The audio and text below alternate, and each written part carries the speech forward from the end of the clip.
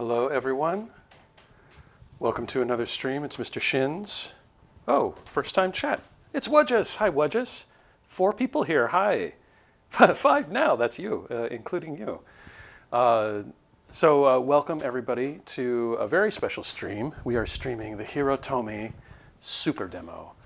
Very excited. I'm very excited that Wudgeous is here. If you don't know, Wudgeous is a programmer, character artist, writer, person of many talents, and developer of this game. And now that I know they're here, I'm super nervous to be playing it. But a little background: I played the previous demo, and I've known that Wudge was working on this for a while now, so I'm really excited to get into it and see what's new, what's changed, where we can go. All right, onward.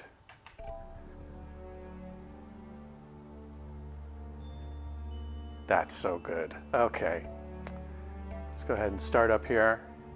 So let me be a little clumsy here. I'm playing with a Steam controller. And just before I get going, I want to make sure and check my levels. Yeah, that looks okay. Everybody can hear the music. Everybody can hear me talking.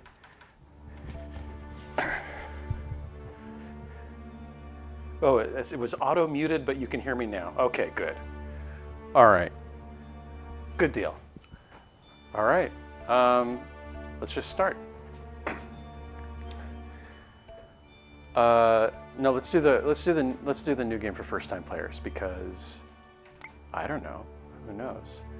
In this game, romance can be pursued by choosing flirt dialogue options. Oh, I like the chibis, the chibi characters. Okay. Wudge says, "I hear music, I hear talking." Good deal. Good deal. However, a poorly timed flirt, also known as a failure flirt, we've all had those, haven't we? Can actually lower character approval. Just like in real life. With this in mind, please select your preferred playstyle. Oh, okay. Casual is success flirt icons will look different from failure flirts. Recommended for players who want an easygoing, clearly labeled story experience. Or heroic, success flirt icons will look identical to failure flirts. Heroic mode is recommended for players who want a more challenging and spoiler-free story experience. Let's see. If it were just me playing this by myself, I would go with heroic. But does anyone in the chat want to, Wudge in particular, do you think we should play casual or heroic? I'm gonna, casual or heroic? Casual, heroic. I'm gonna go heroic, that's my leaning. Wudge says, haha, I'm not gonna give advice on what to choose. Well, fine, okay. In that case, we're doing heroic. Hope everybody's okay with that. Here we go. This option cannot be changed unless you start a new game file. Yes, proceed, we're committing.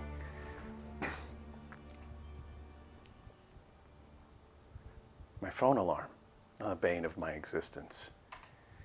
Oh, how I despise thee, my arch nemesis.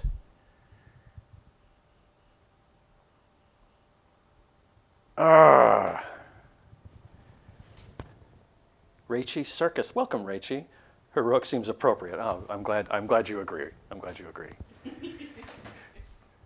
The swan song to my brick of a pillow, which had finally perfectly fit the groove between my head and neck. How shall I vanquish thee, mine enemy? Snooze, wake up. This is me, so we're snoozing. 5 more minutes won't hurt, right? I choose to delay the inevitable. Gathering my comforters, I curl into a ball. Now I can go back to my dream of being a Shakespearean starlet. My dream audience needs me. Oh no, not again. Oh, no, again already? Get out of my head, Wudgeous. That's what I was thinking.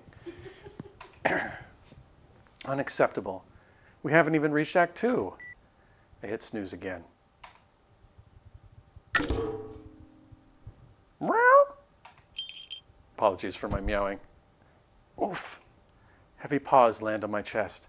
I peel an eye open to stare at the sudden weight's source. Meow. The goodest girl. That person in the background speaking is my lovely wife and partner, Wudgeous. They may not be able to refrain from commentary, but they refuse to grab their own mic. Wudge says never getting out of your or anybody's head. Don't I know it? My cat Katie paces in a circle and stares up at me. God, what time is it? Oh my God, what time is it? I rip off my comforters and scramble to check the time. I only have 10 minutes before the job fair starts. There's barely enough time for a quick review of my resume. Oh, somehow I'd forgotten to write my name entirely. How did that even happen? I have ADHD, that's how. It shouldn't take long to fix, but geez. Okay. What are my options here? I've got... Wudge says, welcome Wudgeous commentary. So you've been given permission. Lavender, she's way too stylish for me. Petunia, sunflower. I could just be a blank slate. Default, I'll just stick with the default for now. Is she pretty? Okay, I can be first name. Well, obviously I'm Mr. Shins, so my first name is Mr. Shins. Ah, not Ahina. Her name will be Mr. Shins. Proceed, yes. Not gonna capitalize, huh? Says Wudge. Sorry. And I can change the protagonist's name and appearance at any time in the options menu. Wonderful. Should I go back and capitalize? Is that a secret thing that you put in the game?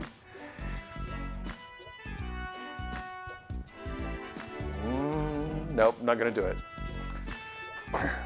All right, I've just got to get dressed and borrow my landlord's printer. I love how expressive, like different the cat meows are. And feed my cat, of course.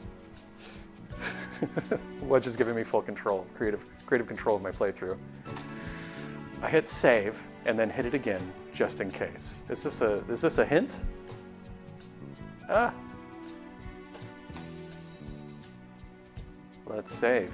Look at that beautiful save screen. Okay, save game. Good, then we'll go back.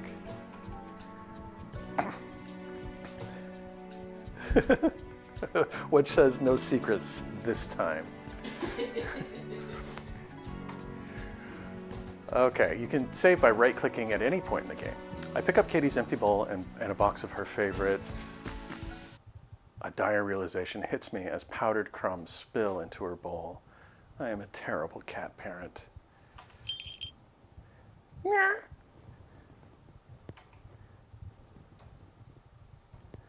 Okay, give her a consoling pat on the head.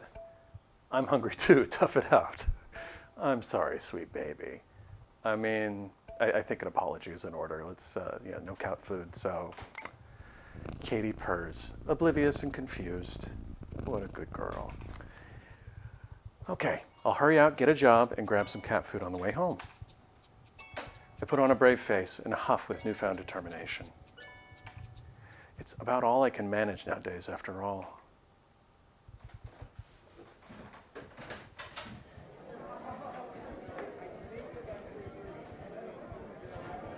It's so crowded.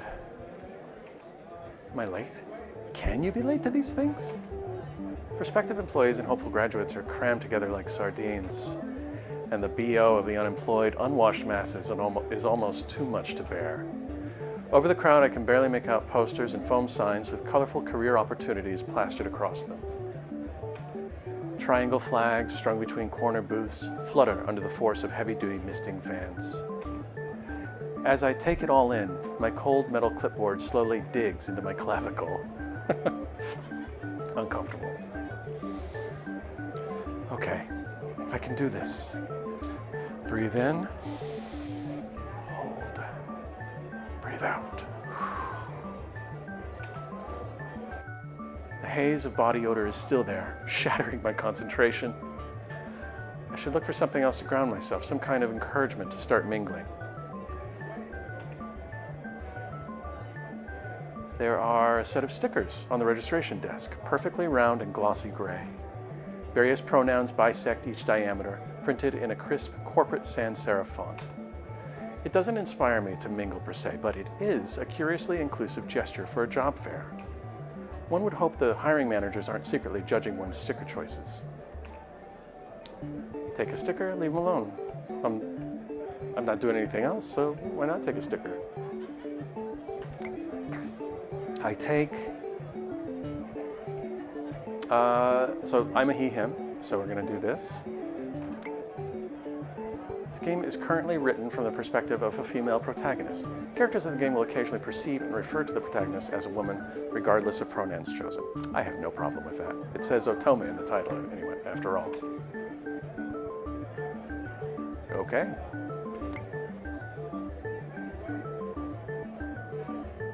The nearby event schedule catches my eye as I smooth out the sticker against my lapel. Looks like I missed a guest speaker from the Department of Valor. That's the government branch that oversees the superhero program, isn't it? That must have been a fun presentation, or a brutally boring one. Next up on the schedule is... Whoa, Mr. Whidden? Of all the names I never thought I'd see again, this one topped the list. Mr. Whidden taught me science in 10th grade. Always hated that guy. Mortifying, he can't see me like this. Thank goodness a familiar face. Maybe he can hook me up. If I was a good student. Ooh, so many options. Let's see. Always hated that guy. I'm a science teacher. Who hates their science teacher? It's always the math teacher that gets hated, right? Or the English teacher, like one of the, well, different experiences. Let's see. Would I be glad to see a teacher that taught me in the 10th grade at a job fair?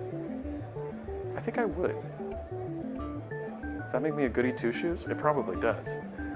Maybe he can hook me up. Let's see. Come to think of it, he could be a wealth of knowledge when he felt like it. Mr. Whidden was hardly outgoing, but if he scored a speech-giving gig at a public event, he must be doing something right. He might have some serious connections here. Even if he doesn't, maybe he needs a lab assistant or something. You miss all the shots that you don't take, so I may as well try talking to him. I could score a career out of it. Fortune favors the bold. If I'm remembering right, Mr. Whidden quit school to host some TED Talks. He hasn't made a new video in years, though. What could have brought him all the way out here? Excuse me. The sharp squeal of a microphone pervades the area. I should hurry if I want to hear this speech. After I say hi, I need to hit as many booths as possible. I've printed over 20 copies of my resume, and I'm definitely going home empty-handed. I just hope I can find a career that matches my skill set. Then again, I can't afford to be picky at this point. A moist hand clamps around my wrist, then slowly slides up my arm. Excuse me. Oh my God, I recoil, and the woman tightens her grip in response. All the while, her wet, wide bug eyes bore into mine. Despite the staring, she takes way too long to notice my discomfort. Her toothy smile is almost apologetic as she hands me a tablet. You can't just waltz by the sign-in desk without signing in. Your name, address, and registration number, please. Why does this job search system need me to fill out 1,000,000 forms? I warily glance between the clammy lady and her tablet, and then take the latter in both hands. You'll get a goodie bag when you're done. It's got, pamphlets, some keychains, some sponsorship toothpaste. Oh, and a cereal bar. My stomach gurgles quietly. As promising as the cereal bar sounds, something about this woman feels off. Her hair is weighed down with oily moisture, and black streaks drip from her eyelids. Did she just get out of a shower or something? I guess I know what it's like to run late, so it's not like I'm in any position to judge. Wait a second. The form's asking for my Valor registration number. Guess I'll have to skip this section. The woman swipes the tablet from my hands. I did it. She scans the screen with a triumphant squeak. It really is you. We finally found you. Did you forget your ID number, Mr. Shins? That's okay. We can just look you up in the system. But it looks like you're not showing up. That was too fast. She didn't even type anything. Hey, Mr. Shins, are you not registered with the Department of Valor? You know this is a DOV-sponsored event, right? A mortified heat spreads to the tips of my ears. Registration for superhuman abilities. I know it's becoming more and more commonplace, but I never imagined it'd bar me from a career fair. This was a mistake. I should just go. This lady's making me uncomfortable anyway. Hey, where are you going? You can't just wander around cardless, mister. Hey, tell you what, we have a booth set up where you can get registered right now. Her sweaty, upturned palm tries to catch my arm again. Back away seems very reasonable to me. Reason with her. Kiss her. Punch her. Let's see. Punching her seems a bit much. I think I'm going to hold off from punching her this time. Kiss her? No, she's no. We're not. That's assault, right? Let's see. Reason with her. I think she's trying to catch my arm. I think I'm going to back away. I think that seems like a reasonable and also kind of automatic response. So we'll back away. I dodge her slimy swipe, but not by much. No, mister, there's no need to be difficult. I take a step back. She takes a step forward. Just come with me. My back hits the sign-in desk. My hands slip against the pamphlets behind me. Don't you want to be part of something amazing? Something bigger than you? Don't you want your life to have meaning? She bears down on me with her arms at my sides, trapping me in place. There's no hope of escape now. What the hell is wrong with her? How is she allowed to assault me like this? I desperately look around for help. Hey, isn't that lady being weird? Thanks, necktie guy. I think they're fighting. Someone starts to intervene, but a horrible feedback sound steals their attention. No one is going to save me. From behind the restless crowd, I hear a sound like a jet engine.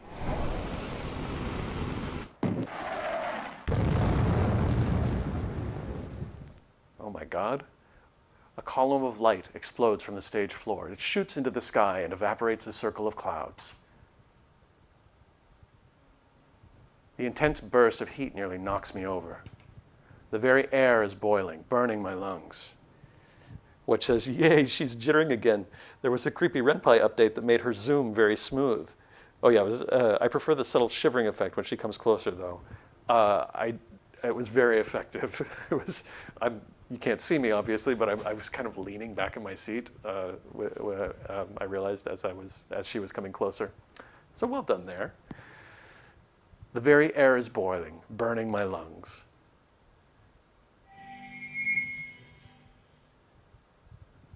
Do I now have everyone's attention?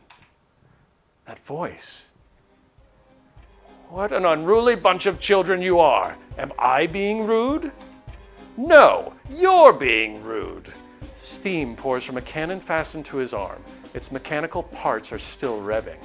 Beneath that diabolical helmet really is my 10th grade teacher, Mr. Whidden.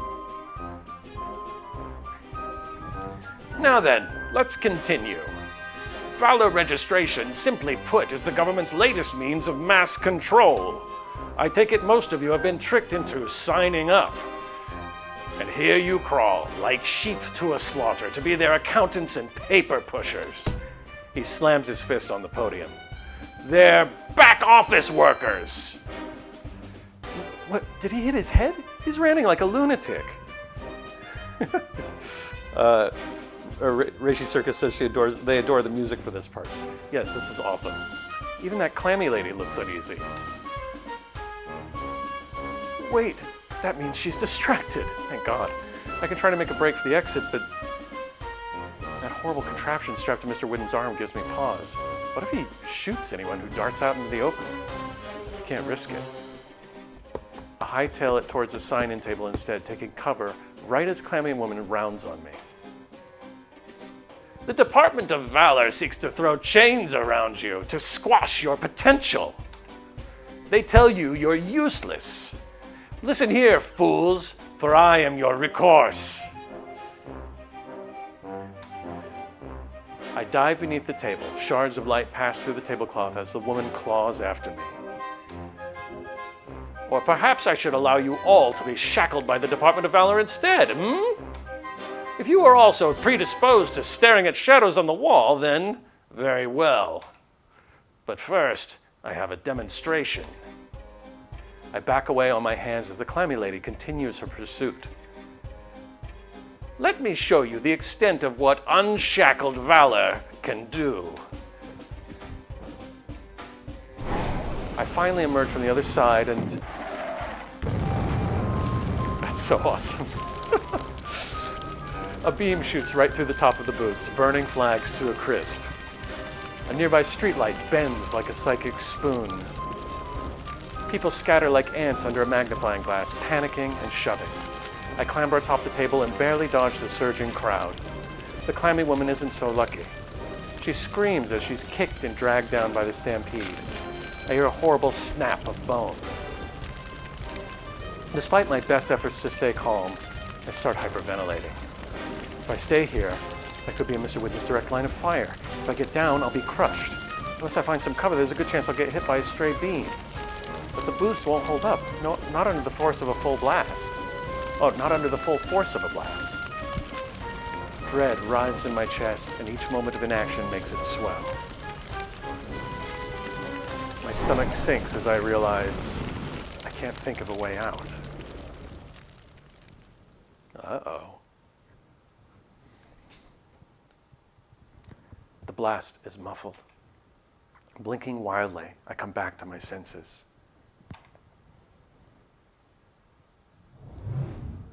A figure took the beam head on.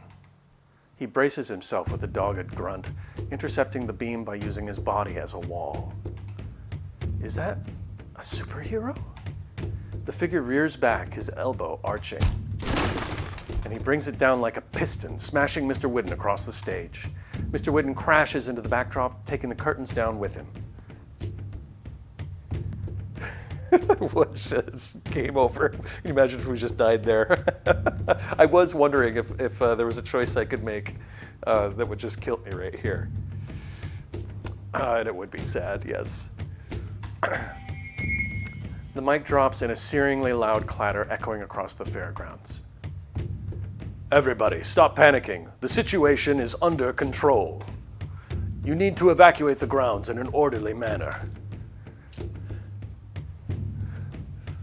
First-time chatters, Stranger should have kissed the moist lady while we had the chance. Indeed.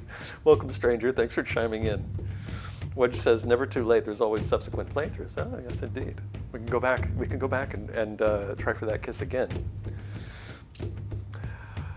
You! With a bloodied snarl, Mr. Wooden aims his tangled, still revving arm right at his attacker. The superhero crosses his wrists, raising the heel of his golden boot to brace himself again. This time, the blast forces him back. The figure skids against the stage floor, losing his balance when he reaches the edge. He crashes into a booth not far from me. The impact showers me with wood chips, and worse, the smell of red, burnt flesh fills my nose. The superhero props himself up with little effort, and it looks like he's smirking.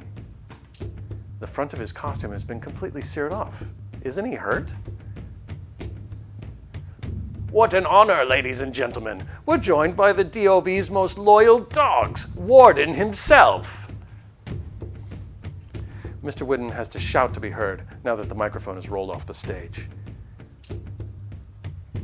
Nothing to say from Warden.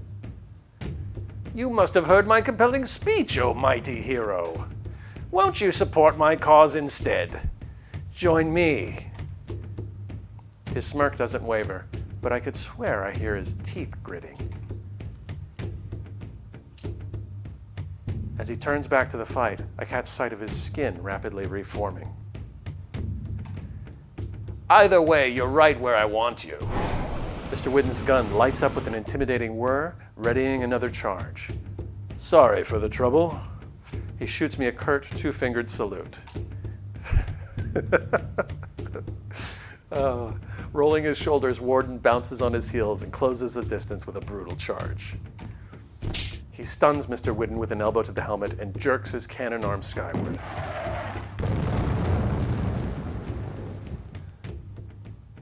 Oh, thank you, Circus. I appreciate it very much.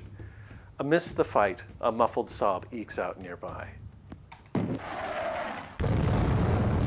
When I duck my head for cover, I see its source. A horrible limb, twisted at a nauseating angle, juts out from under the tablecloth. It's barely attached to the clammy lady from before, who's crawling to safety. With her arm mangled like that, though, she can only get so far. But she isn't the only one who needs help. People are dialing emergency services and shakily calling their loved ones. Others, uninjured, linger at a distance to record the destruction on their phones. A young woman wails hysterically, clutching a leash against her chest. It ends, burnt to a crisp, near a charred blotch on the ground. Oh. I can barely make out a small ashen jacket attached to the leash. Do not pet is printed on the side. Oh, that's the worst. I duck for cover the moment I hear the blast. The response is Pavlovian by this point. When I'm sure I haven't been blown to bits, I peer back at the stage. Warden has Mr. Whidden's wrist twisted behind his back, drawing a pained yelp. Then he seizes the cannon barrel and starts to pull. There's a telltale crack and a sputter of ripping electric wires, and the cannon is wrenched loose. Wudge says, okay, I will give one input here. Oh, you're breaking your rule, Wudge? Because you'll probably get canceled if you don't choose the dog. Really? Okay. All right. I will choose the dog then. Mr. Whidden's arm, raw and bare, is like meat shucked from a crab's claw. But he's still putting up a fight. They continue to struggle on stage, crunching glass underfoot. This is my only chance. If I want to help anybody, I have to act while they're distracted. Help the dog, help Clammy Lady, help neither. I could just stand back and let this all unfold. Well, I'm glad you said something, Wudge. Wudge says people are so passionate about that dog. Okay, because I would. I believe that all life is precious and important. But I probably would help the Clammy Lady, given that she's a human being versus the dog, and I feel like dogs can get away and take care of themselves a little bit better. But I don't want to be canceled. You can try neither. No. I wouldn't do that. Let's help the dog. We'll help the dog. With a hammering heart, I feel my body move on its own. Yeah, besides, Clammy Lady was scary, right? So there's my excuse. I make a mad dash across the fairgrounds, trying my best to take cover as I go. When I reach the crying owner, I find myself at a complete loss for words. I take a deep breath. Stay silent. Sorry. Sorry, your dog died. I'm going to fix this. Let's just not say anything. What should I say? Reishi says, I mean, that dog is a charred mark. It cannot help itself. Oh, that's a good point. That's a good point. Clammy Lady, at least, is alive, like appears to be alive if mangled. Great point. Okay, I feel much better now. I'm just gonna do my thing and stay silent here. What could I possibly say? Sometimes words are best left unspoken. That's right, actions speak louder than words. Let's do this. All I know is that I have to make things right.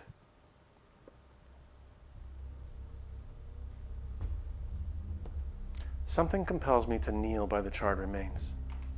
My heart pounds as I raise my hand.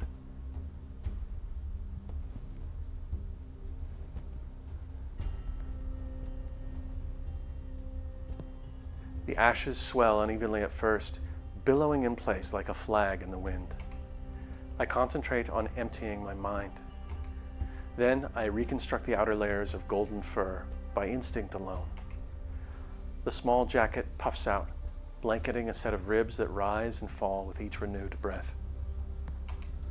I just need to think of it like a jigsaw puzzle, and slowly, carefully put the pieces together. Bones, organs, blood, skin, fur, breath.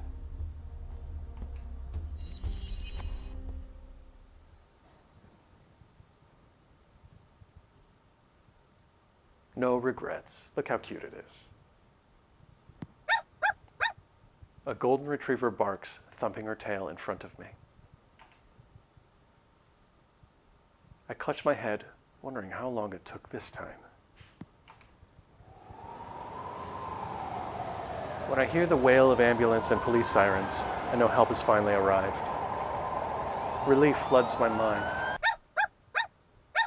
The dog barks again, thumping her tail even harder. She happily starts chewing my shoelaces. I reach out to touch her head, blatantly ignoring the "Do Not Pet" sign on her jacket. I think we've earned it at this point. My arm falls like lead, sending me shoulder first into the ground. I brace myself with my other arm and somehow struggle to my feet before it locks up as well. A familiar dizzying static pumps through my veins. I can't get paralyzed here, not with so many people around. Especially not with the police crawling in. I need to get out of here. Don't go, wait! Taking advantage of the commotion, I blend in with stragglers and manage to escape.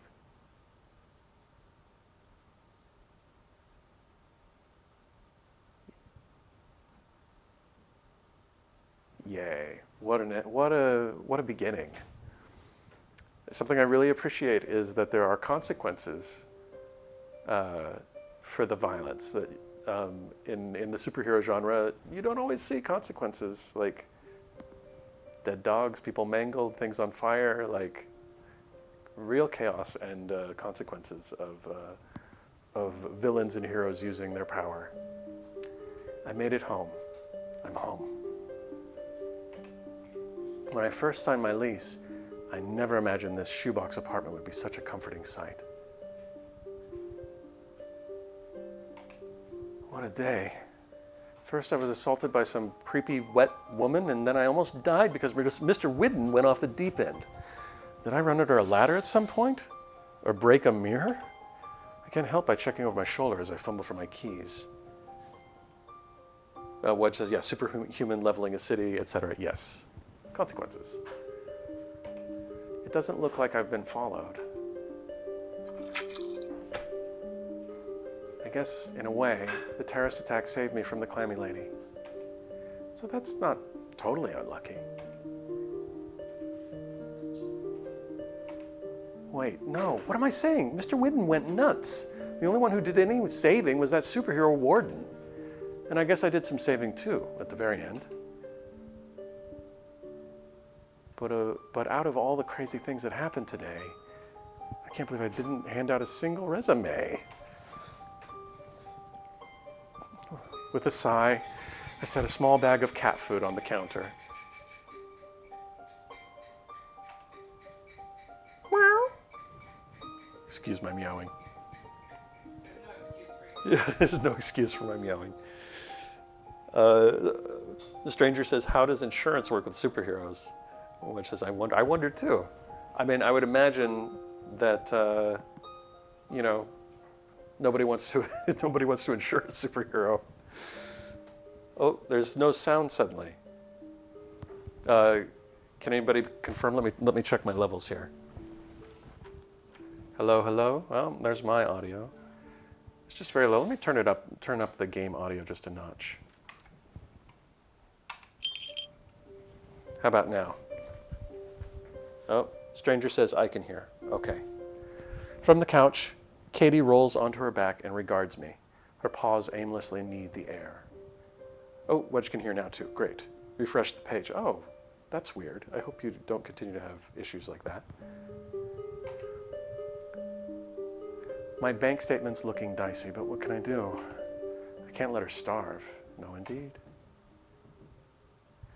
Vent to Katie. Grab her tum-tums. Scold her for sleeping on the couch. Oh, I mean, what good would that do? That's not an option. Call her to come eat. Let's call her to come eat. She's got to be hungry, right? I give her bowl a quick rinse and pour her some food. She hops off the couch in a single bound, then tangles herself in my legs. My stomach rumbles. As each pellet hits the bowl, I realize how long it's been since I've eaten. Rachel says Powerless was a TV show about an insurance company in a world of superheroes, I think. Oh, that sounds very interesting. I'd like to look into that. Powerless. And I'm also realizing that I neglected to get anything for myself. Damn ADHD. It's fine. I'm used to it. I deflate into my couch and give the TV a 1,000-yard stare. Like clockwork, a neighbor's baby starts to cry and scream. I turn on the news to drown out the noise.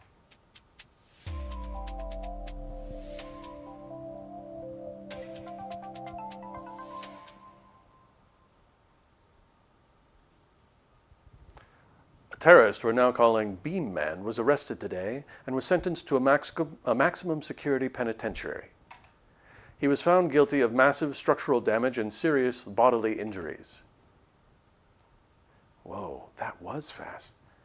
Oh, whoa, that was fast. They found him guilty already? Then again, superhero arrests are usually processed faster than regular ones. Katie bounces onto my lap and kneads with her claws sheathed. Good kitty. I give her an absent-minded scratch behind the ears. The situation quickly de-escalated once Warden arrived on the scene. Nobody was killed thanks to the invincible hero, although some civilians were seriously injured. Holy crap, seriously? I must have reversed the only actual death Mr. Whidden caused.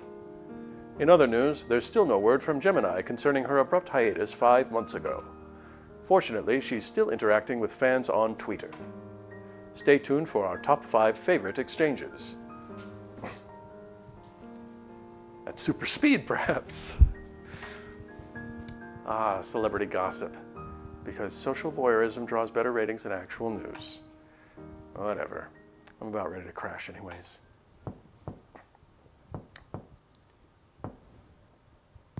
There's a weird knock at my door. I scramble to mute my TV and I turn it off for good measure. It's a weird knock. Who knocks like that? It's too late. They know I'm home. Could I have been followed after all? If the peephole wasn't busted, I could see who was out there. Maybe it's just my landlord. At this hour, though, it can't be him. I should just ignore it.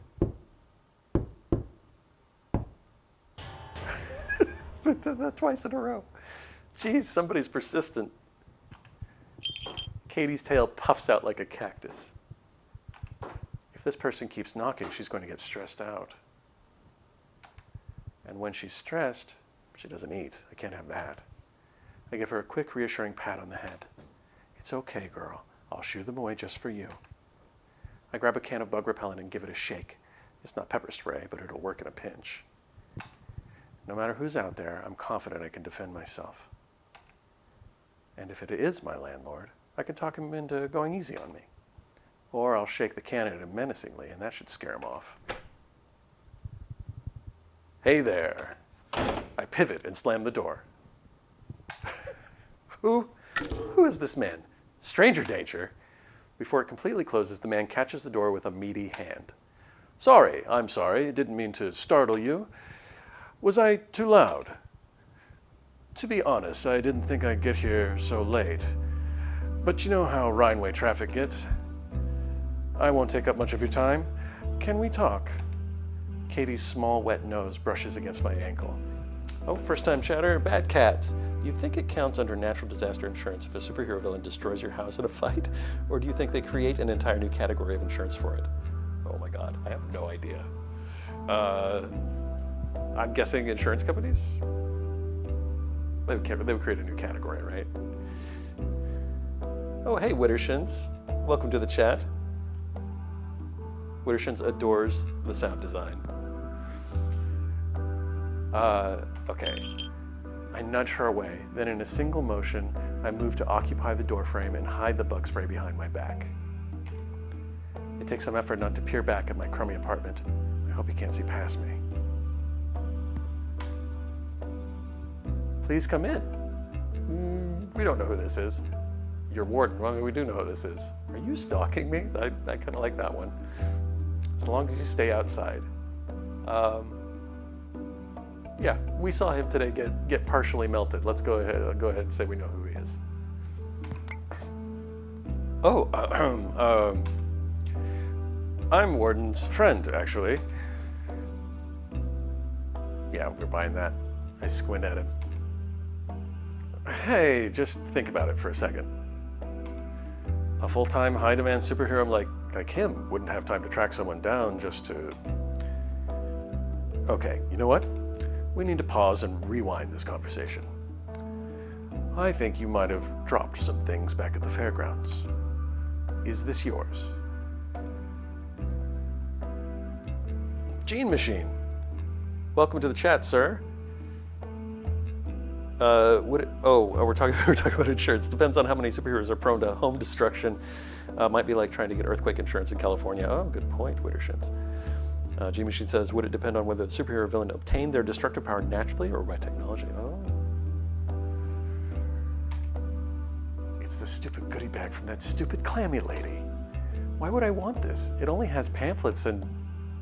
Wait. She promised me some cereal bars. I dig one out with ravenous relief. I'm not going to bed hungry tonight. There's also this. He hands me a clipboard through the door. My resumes are totally destroyed. The first few are stamped with footprints, and the others are ripped to shreds. Huh? There's an index card clipped on top. D. Cross, Department of Valor. Is this supposed to be his secret identity? You're Mr... Oh, my name just confused me. You were right, Wudge. I should have capitalized. You're Mr., aren't you? I noticed you were looking for a job.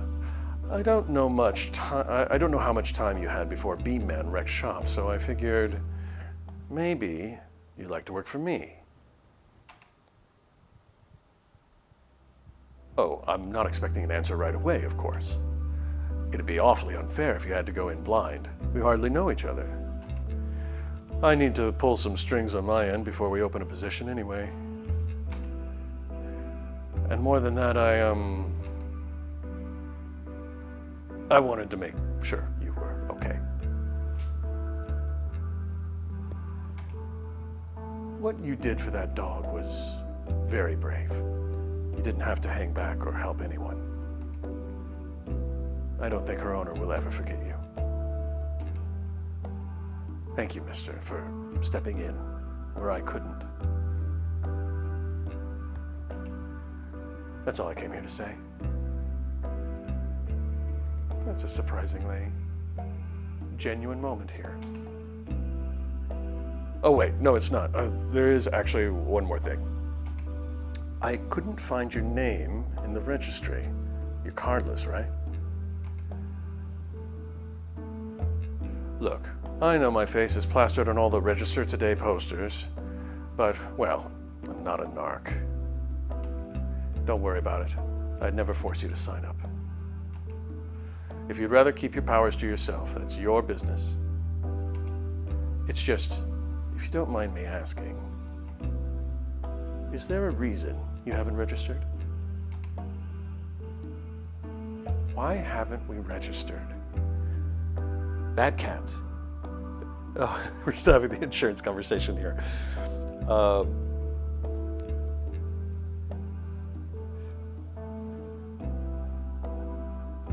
That is the plot of The Incredibles points out Wudge. Yes, it is. Okay, so we didn't register because we never got around to it. I'd rather be in control of my privacy. This is great. Like in our world, can we really be in control of our privacy anyway? I don't know. I was told not to. That's ominous. It scares me. Could be valid. This one is me. This is I just didn't do it. I'm sorry. Yeah, and it's also a little cagey. I think we're gonna go with this one. I guess it doesn't feel like an urgent thing, huh? Most people just get it done along with their driver's license. I can understand how you'd feel unsafe if people found out about your powers. Let me assure you that at the DOV, the privacy and protection of our citizens are our utmost priority. Many of our agency employees actually keep the full extent of our powers a secret. Better to keep people guessing about our superpowers rather than our super weaknesses, right? If you're ever looking for protection, mister, there's something we can offer. Oh, that's something we can offer. I can even teach you to protect yourself, if you're interested. Not that you necessarily need it. You look like you can hold your own. Why, thank you. Oh shoot, he totally sees the bug repellent. I guess there's no use hiding it anymore. Bug spray? Why are you holding bug spray? You think I'm some kind of bug, mister? I was talking about the punching bag in your room. It looks worn, like you use it a lot. Oh, my mistake. I ought to quit rambling and let you enjoy your night, huh? And like I said, I need to go pull some strings and get that position open. My number's on the card, mister. Feel free to text me. I'll respond when I can. A stranger says so many possible bad superhero pickup lines. Let me guess, your superpower is to be super hot. We could go on forever.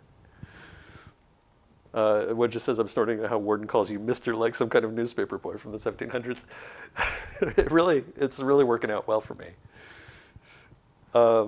G Machine wants to know, since he just joined, is this a sub-story from the Avengers Civil War? It kind of could be. But I honestly, I think it's much better than that, as you will see. Have a good night.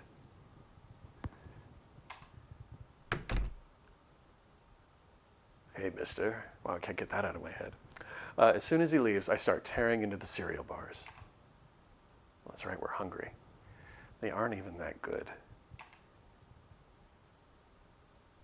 I added that guy's number and his profile picture immediately pops up in my contacts. He's not subtle.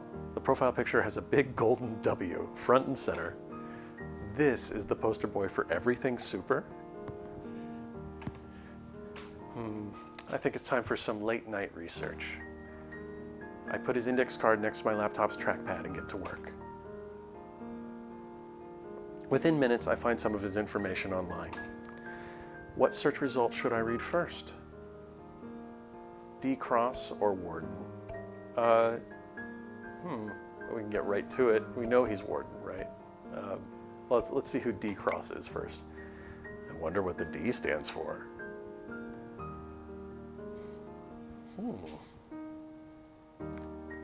Wittershin says, big golden W for the golden Weetweeva.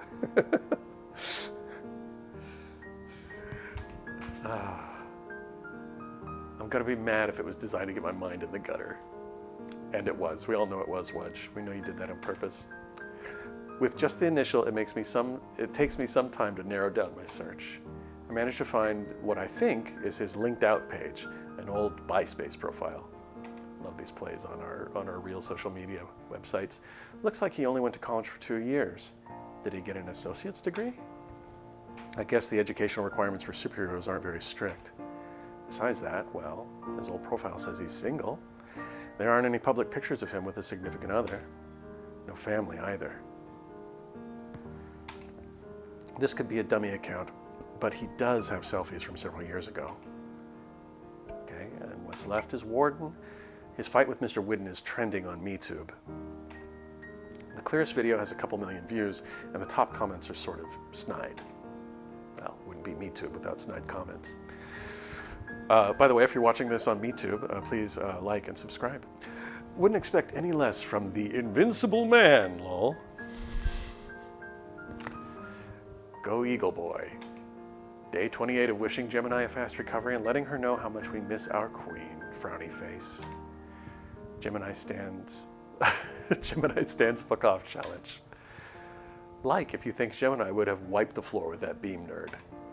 Only upload that wasn't filmed with a frickin' potato. A frickin' protato. I like that. I'm gonna use that. The rest of the comments are even less relevant. I tab over to Warden's wiki page. It's a stub, but it does tell me a few things. His power is invincibility. He debuted as a government hero 6 years ago. He worked under Gemini before her hiatus. They're both blonde. Maybe they're siblings. I can't just go around asking people if people are related, though. Meow. Katie stares at me reproachfully from the bed.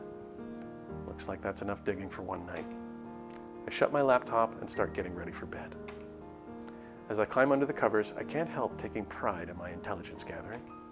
Man, it seriously looks like I just got recruited by a real government-sanctioned superhero. I guess sometimes it pays to open the door for strangers. Wahoo! Wait, no, that's not the takeaway here. I shouldn't make a habit of randomly opening my door for people.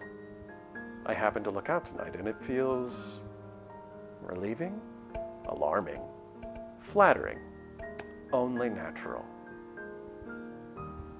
I think I feel relieved to have not been attacked by a mangled wet lady, or clammy lady rather. I had so much to worry about today, and it finally feels like the weight is lifting. I won't have to worry about going hungry anymore, and I can take care of Katie too. I shift onto my side, thanking my lucky stars for the opportunity. Katie curls up beside me and starts purring. It doesn't take me long to fall asleep.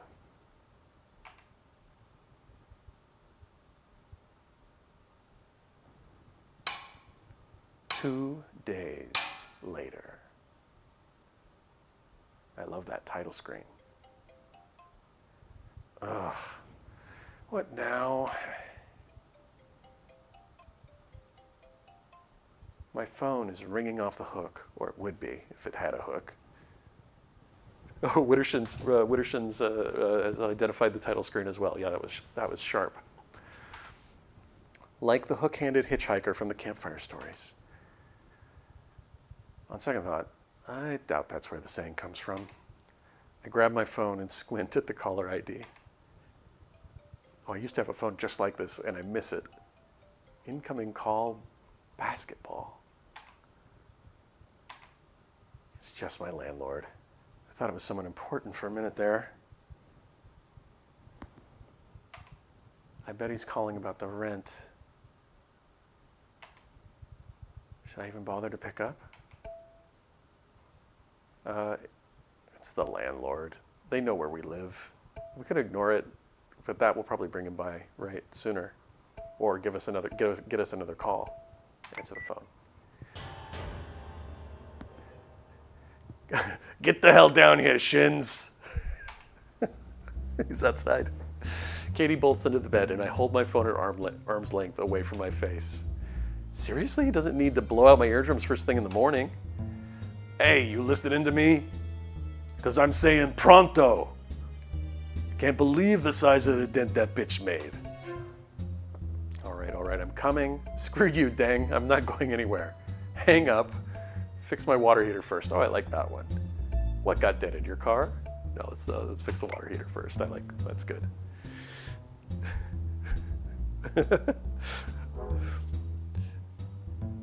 Oh, yeah, the phone had missing keys. Yes, that was a lovely touch.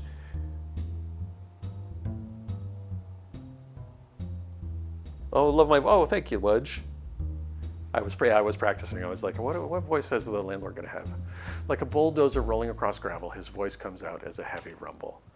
Say that again, you punk. Never mind, sorry. Please? Fix it or I'm calling a state inspector. Oh, I can't select this one? There's a lock on it? You're not brave enough to say that. Okay. Oh, darn. Rect, hey Rect, how's it going?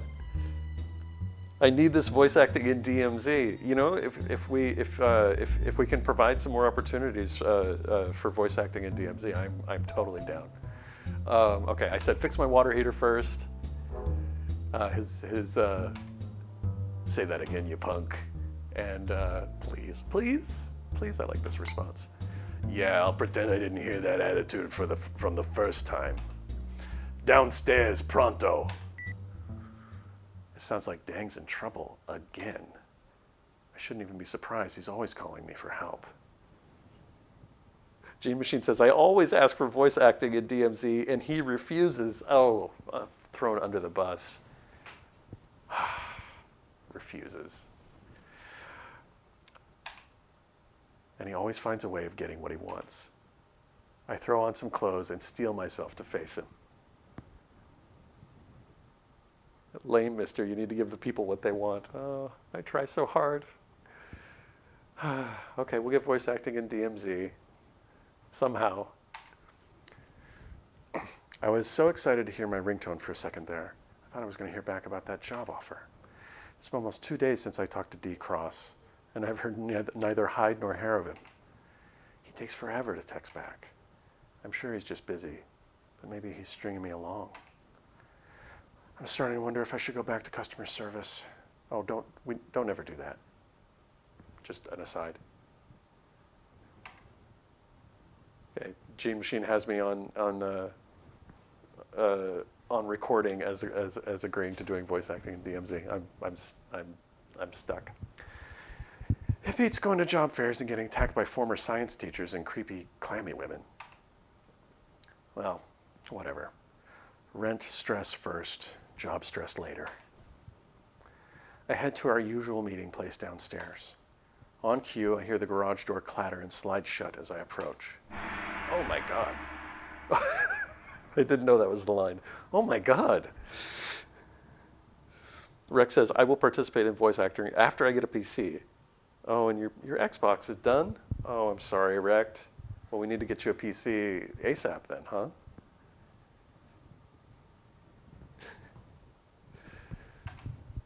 What happened to Dang? What took you so long?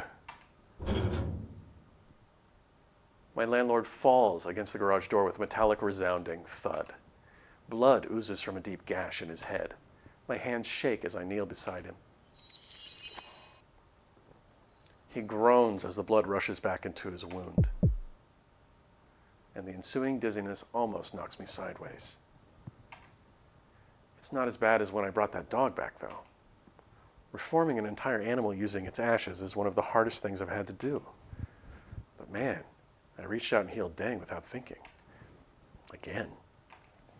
He's never looked this bad before. What kind of trouble did he get himself into this time? This isn't the first time he's expected me to nurse him to health. Far from it. He must have called me down here a dozen times.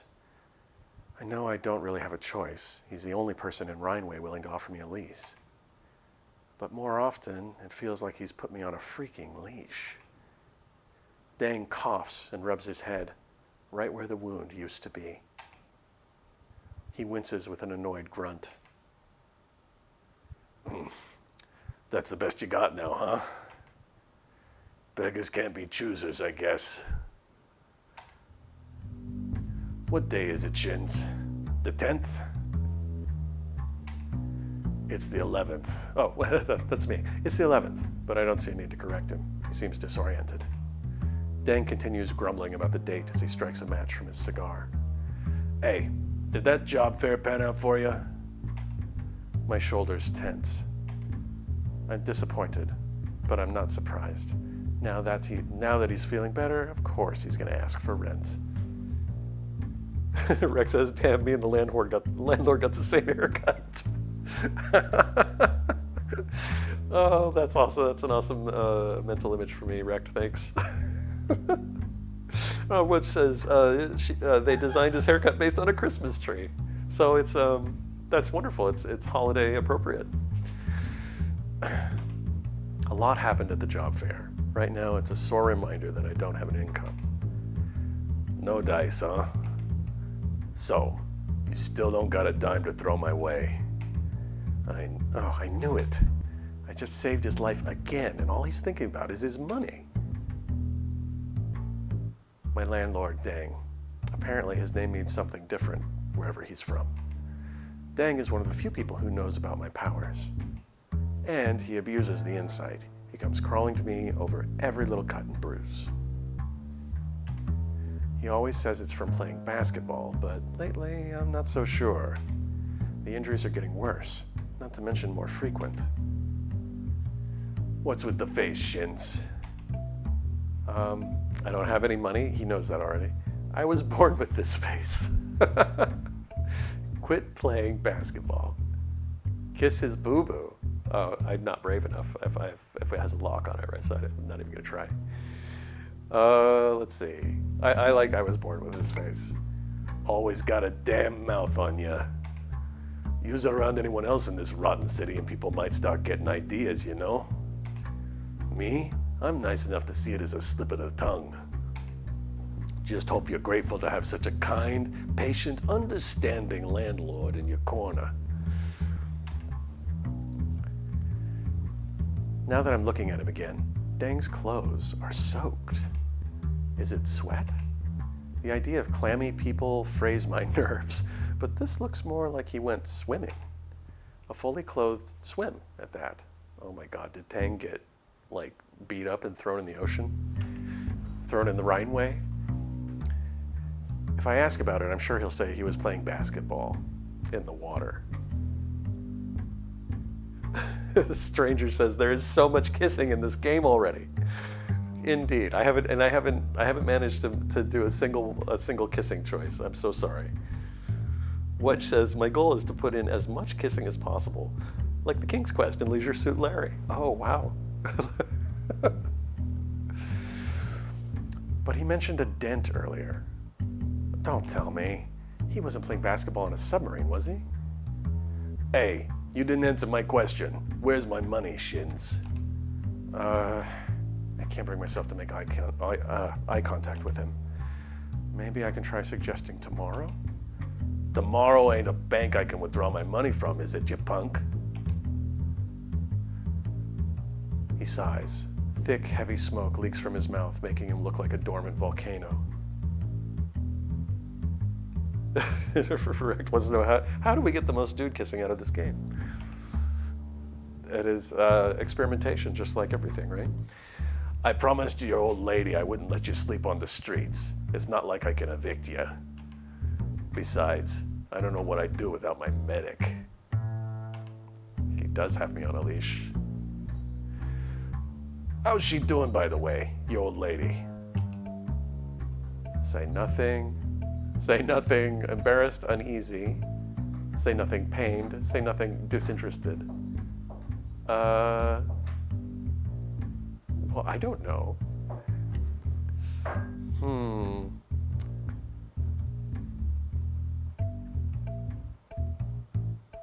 This is let's say let's be disinterested, since it seems like the most neutral choice of these four.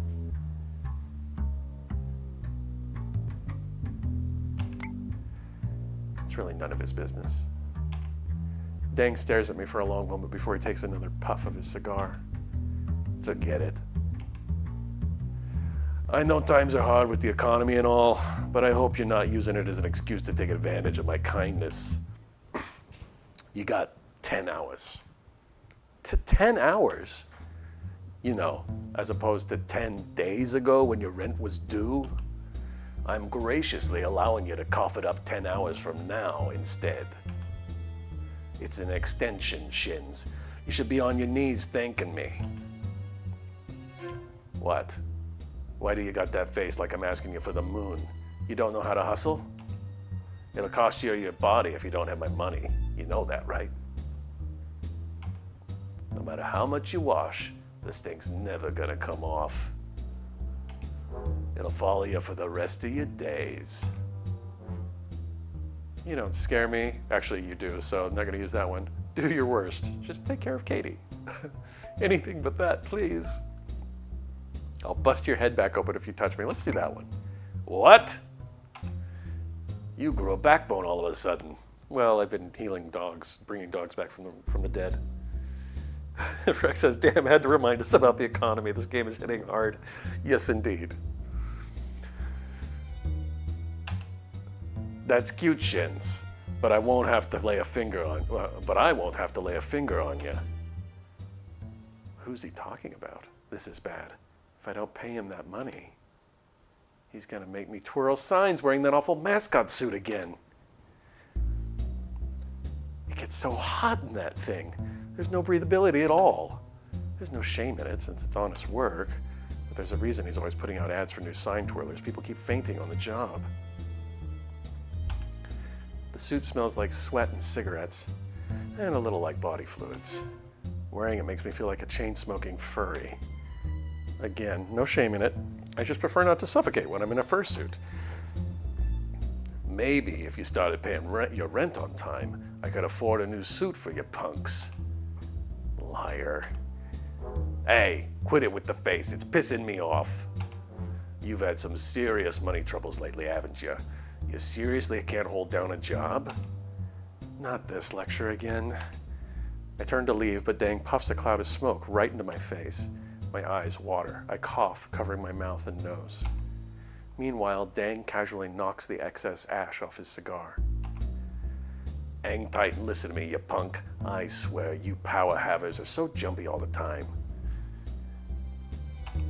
You gotta leave your comfort zone once in a while. Why don't you just get a gig at a hospital or something? You got the chops for it, Shins. I bet you could do a world of good.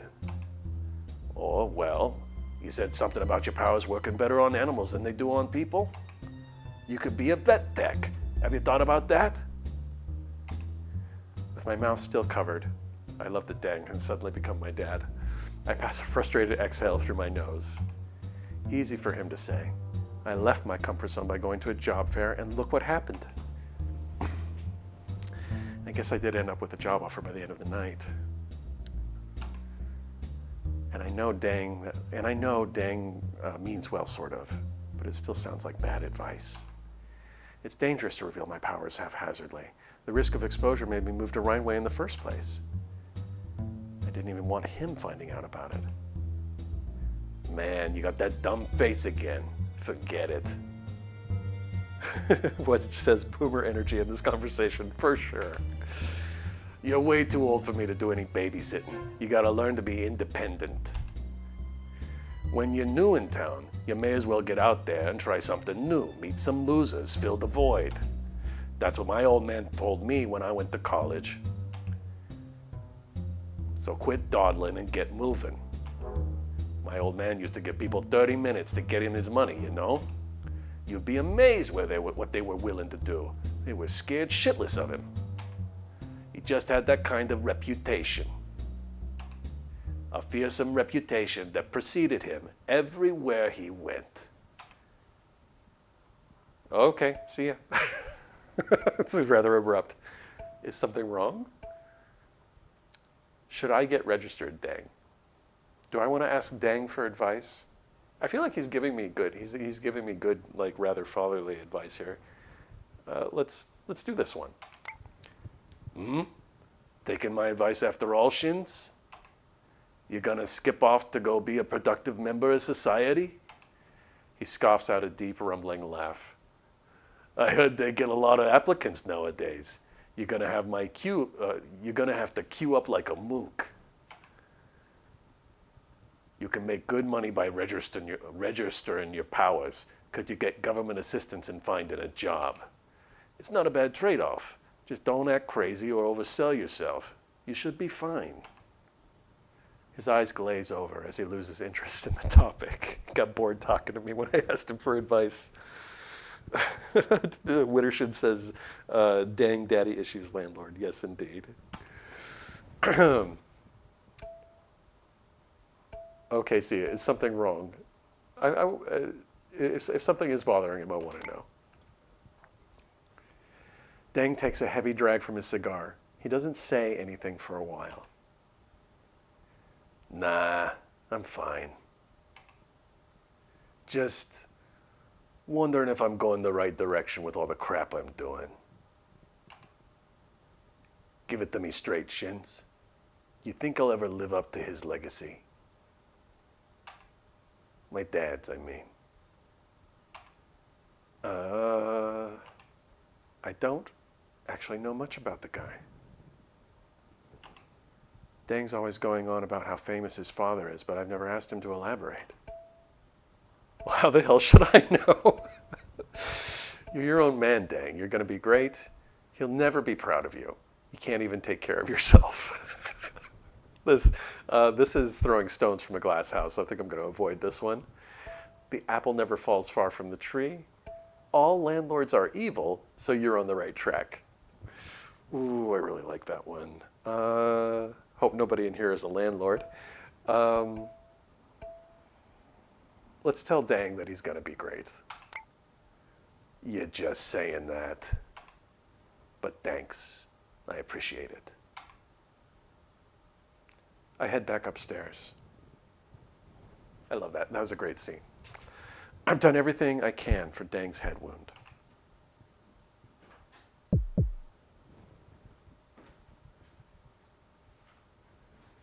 I flex my fingers to get the jitters out, but my hands are still shaking.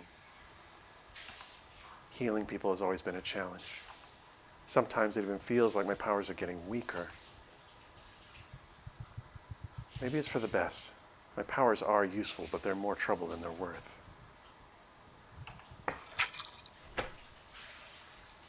I massage my temples, tucking the troubled thoughts away for now. Today, I need to focus on making money. The cat food costs the last of my savings. If this keeps up, I won't last till the end of the week. I stare a hole into my phone screen, willing it to ring. It's been 32 hours and 16 minutes since he left me on read. Should I bite the bullet and double text him? Would that be so wrong? Or would that disqualify me from getting the job? I know it'd be bad to ask for an advance before I'm even employed, but can't I at least ask to start working early? I hate this anticipation, this not knowing limbo that comes with unemployment. A stupid waiting game where you don't even win any stupid prizes. I bite the inside of my cheek with a grimace. Maybe I'll just give him a quick call. If I do this, if I get this job, there's a strong chance I'll finally have to get registered. But there's also a strong chance of keeping a roof over my head and eating regular meals. With this in mind, I don't have much to lose. Even if he rejects me, I'd at least know if I need to hurry and look elsewhere. Right. I need to get my shit together. And not just for my own sake. I brace myself and hit the call button. It's ringing.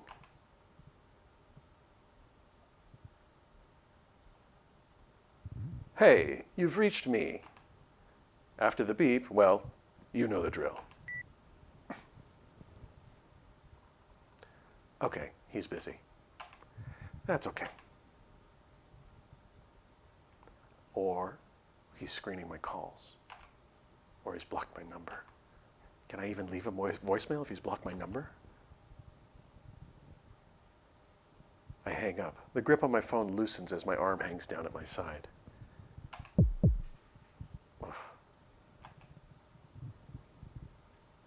It's fine. This is fine. I'm fine. I just need to find a job today. No big deal. Dang won't kick me out. At worst, he'll have me twirling signs on the sidewalk. But I shouldn't have gotten my hopes up, huh? I don't even like using my powers. They still hurt me even if I got the job. Besides, I'm cardless. They'll probably give priority to someone who's properly registered. What was I thinking? I have no business working for the DOV. I don't know what that cross guy saw in me originally, but he must have come to his senses. He figured out that I don't have anything to offer.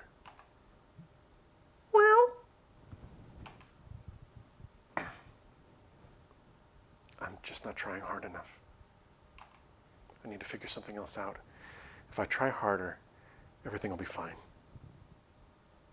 Wudge says Depression Simulator 2023. I'm feeling it too. But when I feel like I've tried everything, what else is there to do? Damn it. Maybe I'm the problem. Maybe I'm just not.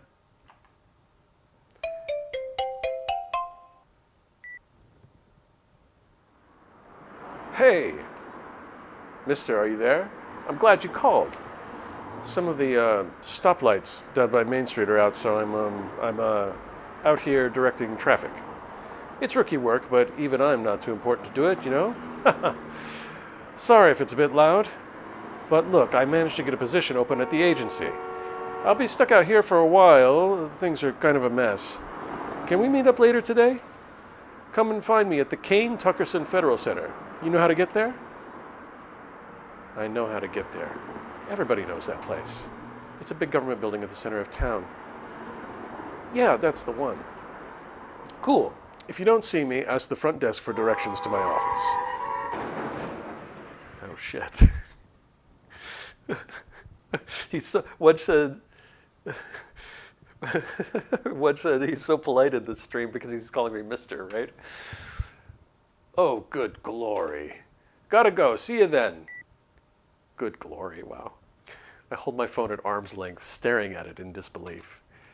That sounded kind of bad. I hope he's okay.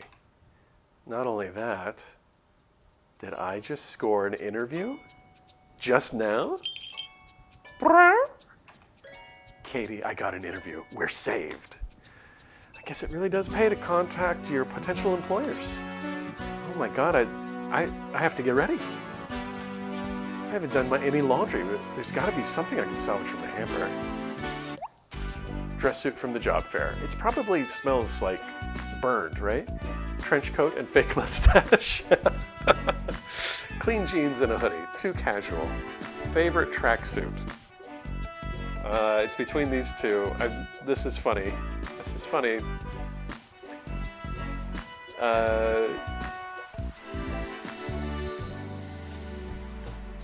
I mean, it's a superhero job. A tracksuit kind of seems appropriate. G Machine says, let's groove to this music for a few minutes. Okay.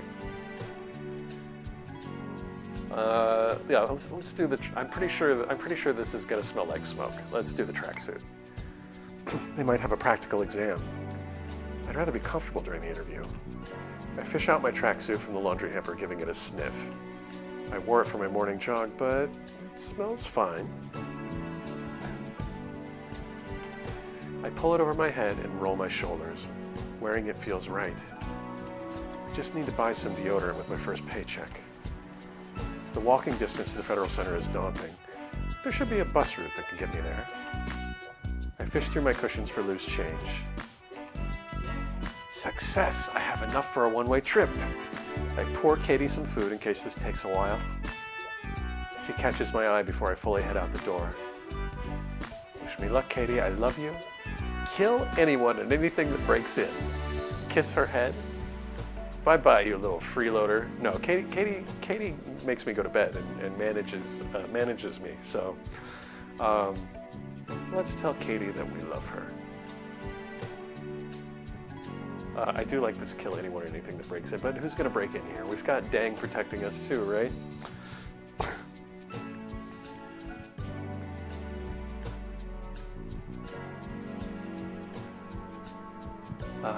Yeah. She slow blinks at me, which is cat language for I love you too.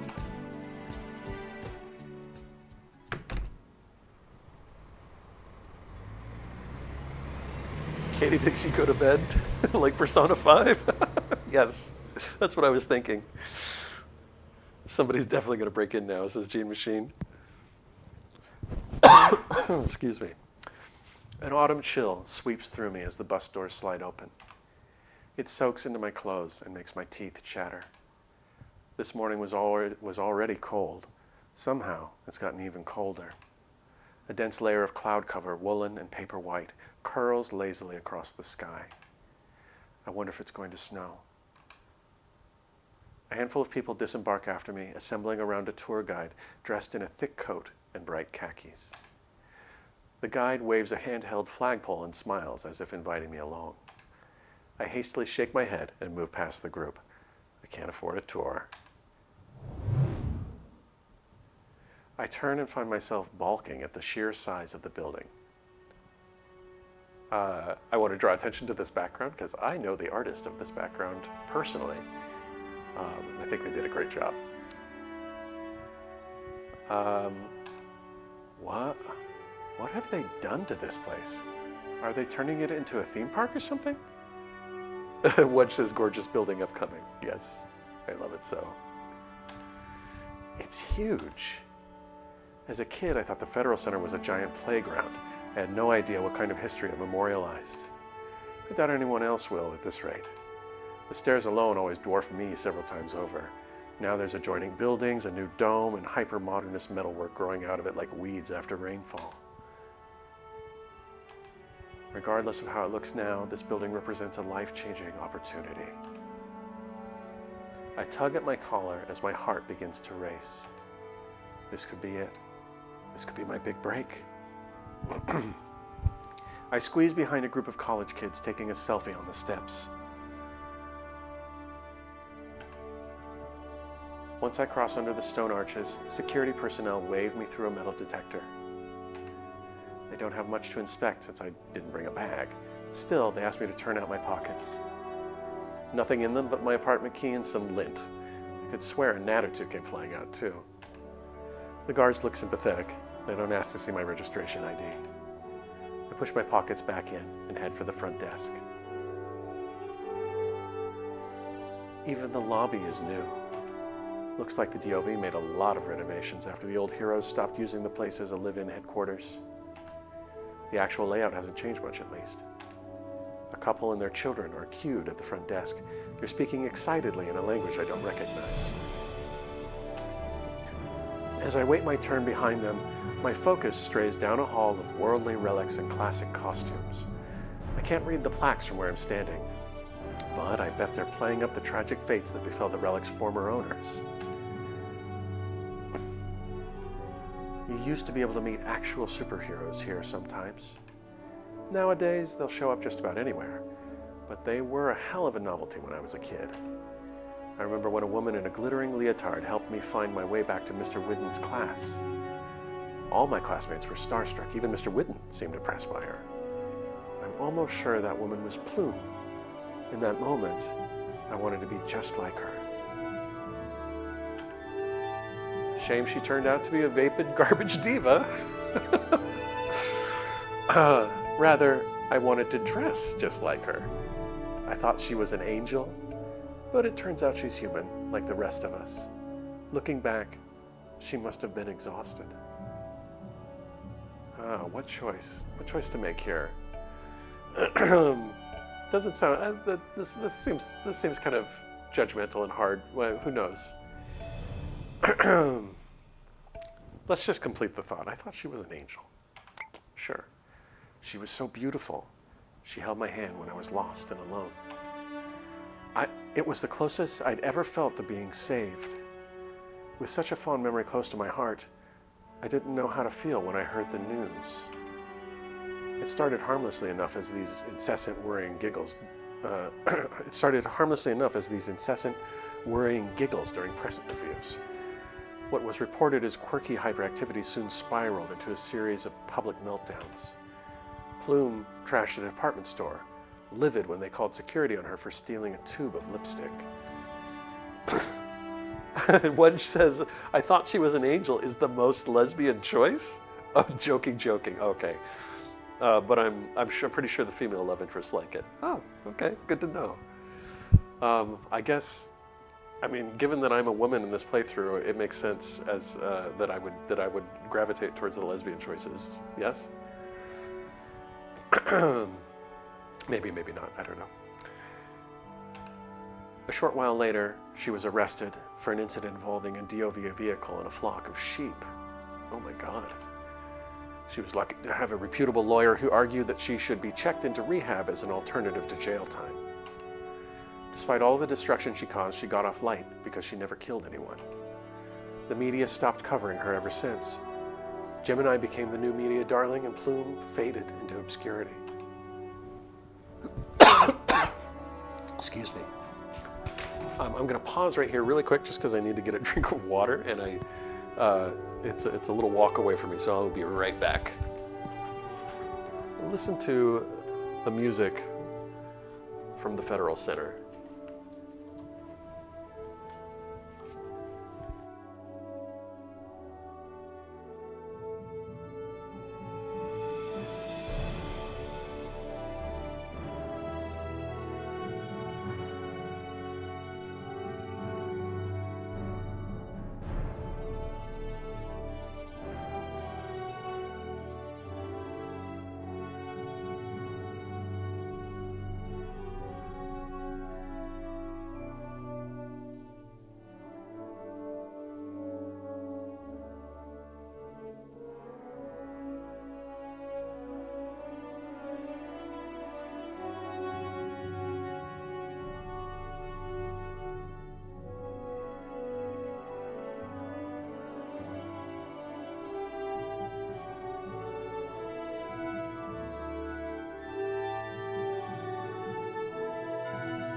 Okay, I'm back. Sorry about that.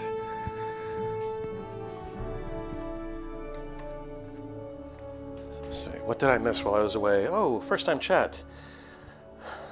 Laylux, I hope I'm saying your name right. Says, I'm glad I caught the live stream. Mr. Shins, you've got a good storyteller voice, very soothing. Thank you so much. That is very nice of you to say.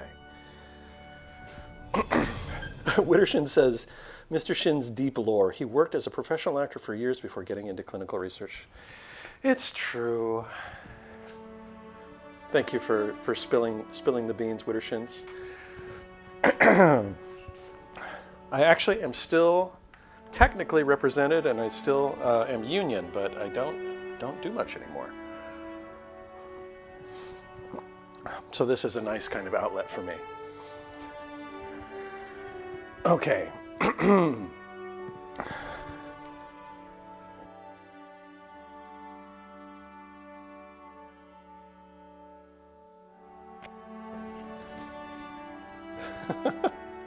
I said it right. Good deal. Laylux. Okay, I'll remember that. Hello, hello. Love the game. Yeah, the game is great, isn't it? Big thanks to Wudge for letting us share it like this. It's super cool. I don't know if I mentioned it earlier, but at the end of this, Wudge is going to join me on Discord. We're going to stay on stream here, of course, but and I was going to ask them some questions about the game and do a little interview. So if you guys want to hang around after we get through the end, we'll be able to talk with Wudge and hear their lovely voice. So hold on for that.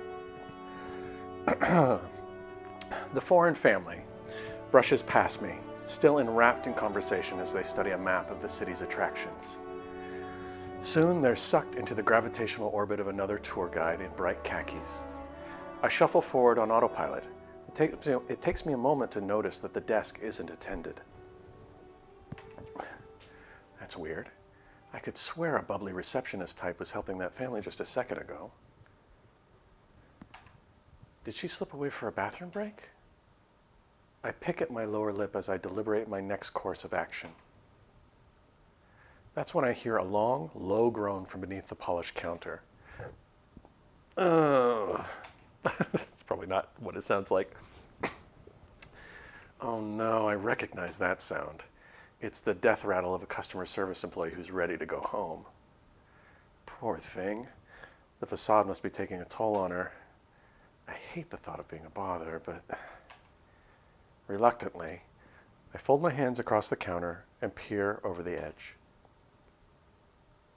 As expected, she looks miserable.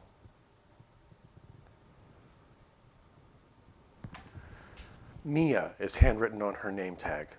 According to a sticker on her desk, I should ask her about self-guided audio tours. I need to get her attention somehow.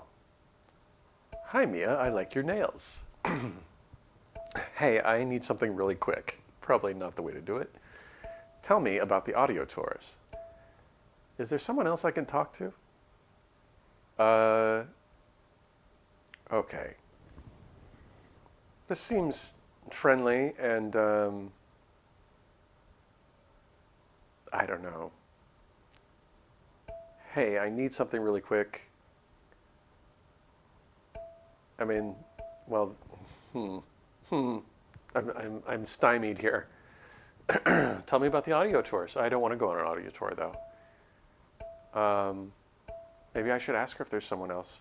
But there's probably not somebody else.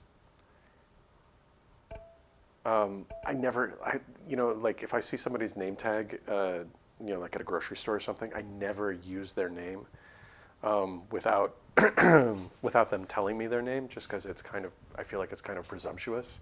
So I'm going to say no to this one. Let's do I need something really quick. It's pretty direct. Her mascaraed eyes flutter open. And then they narrow into vicious little slits at the sight of me. It's you. Whoa, what did I do? And what is that supposed to mean, it's you? I've never met this girl before. I can't. She scoffs and mutters something under her breath. This is probably my cue to tell her why I'm here, but she seems to be ignoring me. What's with this silent treatment? Doesn't she work here? She didn't seem to have any problem helping that last family, but now she's fiddling with a pen and her other hand is tucked defensively under her chest. She may as well be chewing gum and flipping through a magazine to complete the apathetic clerk look. I glance at my phone, wondering if I should just call the cross guy again. But considering how long it took to reach him last time, I should try my luck here first. I'm not getting paid to stall. Do you like working here? No, we don't ask customer service people that. I'm here for Warden. It's an emergency. A little bit of a lie, a little fib. I have an interview scheduled with Cross. You're the most beautiful woman I've ever seen. Should we flirt with Mia? Seems like bad timing. People probably, in customer service, she probably is getting flirted with all the time, right? It's just what happens to women. Let's do this one. I feel like it's, again, the most direct and the most honest. I'm playing it pretty straight. She turns away and wordlessly pretends to look something up in her computer. Too bad. He stepped out. Sorry. Okay, no. I've watched enough police procedurals to spot fake mouse clicks when I see it. She doesn't even look sorry. It doesn't make sense. If he stepped out, he would have called to reschedule. Right? Okay, is Warden here then? Cut the crap, I know he's here. So if he's not available, are you single? I'm not trying to cause trouble, I just don't want to make him wait. She might have been instructed to tell me that he's not here. Wittershin says, I received a lot of phone numbers in the tip jar back in the day. Can vouch that it isn't a favorite approach. All right, confirmation. Did Thanos leave his number? It's like Captain America, right? Okay, what about Warden? Is Captain America here? No. Blunt. That response was really blunt. She didn't even pretend to look it up this time. Does she know that Warden and Cross are the same guy, or is she just stonewalling me no matter what I say? I realize with increasing certainty that, for whatever reason, she doesn't want me to get to my interview on time. Even if I shoot Cross a message, who knows when he'll see it? At this point, I'm not sure getting directions is going to cut it. I need this job. But if she won't tell me where to go, what should I do?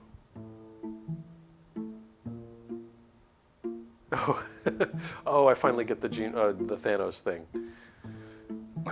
Too salty, didn't recognize Thanos. Mia, please, I really need this. You know what? You suck. I start to cry. I call Cross. I'll call Cross until he picks up.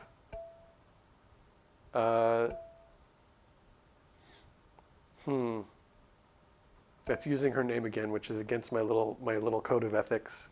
I'm gonna call Cross. You'll what? Whoa! I didn't mean to say that out loud, but what the heck? I made Mia break her favorite pen. Oh no. The splinter remains of a pen crumples out of Mia's hand, and even she looks surprised at the sight of it. Hey, you know what? Listen, don't do that, okay? You shouldn't bother him. Why don't you trade in your phone for a guided audio tour instead? Hand it over.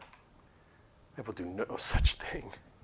I got my first achievement, yay! What is going on with this girl? Her attitude did a complete 180. You know what this stinks of? This stinks of maybe she wanted the position and she was going to interview for it, and now but now I'm interviewing for it and I'm her competition. Maybe that's it. I have the worst luck with front desk people lately.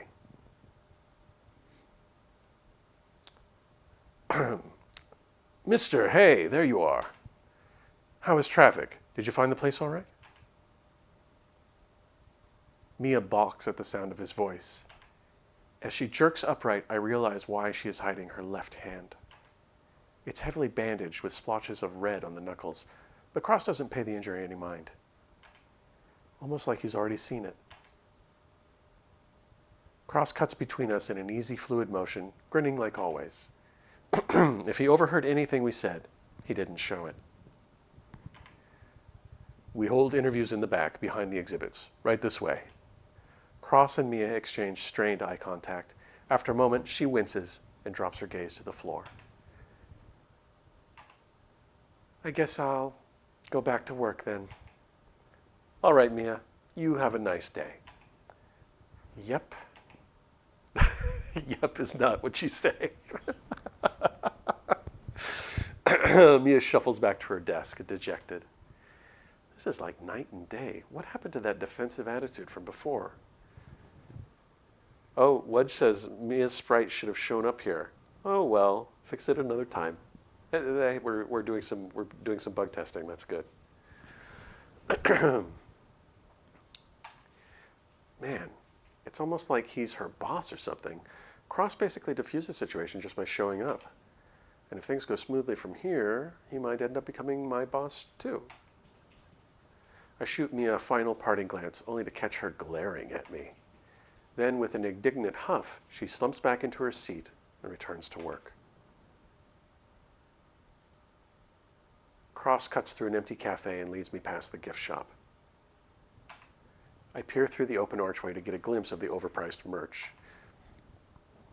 It was in jest at first, until I'm nearly overcome with the desire to buy a mini replica of Paragon's iconic hero chair. Then I remember that I have rent, and Katie, and Katie's food. One iconic miniature chair, or 6 months of cat food. Decisions. Mister, I actually... Hey, Jules, look! The booming call comes from a thick-set man with receding hair. He gestures animatedly at us and closes the distance in a hurried waddle.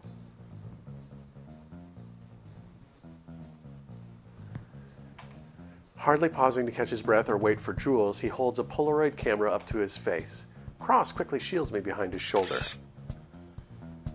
The man snatches the photo out of his camera and flaps it to and fro, turning toward a young woman with sunglasses on her scalp.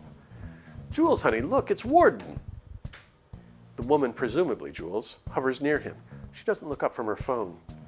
If I were better friends with Cross, I'd make a bet on whether she's his daughter or his wife.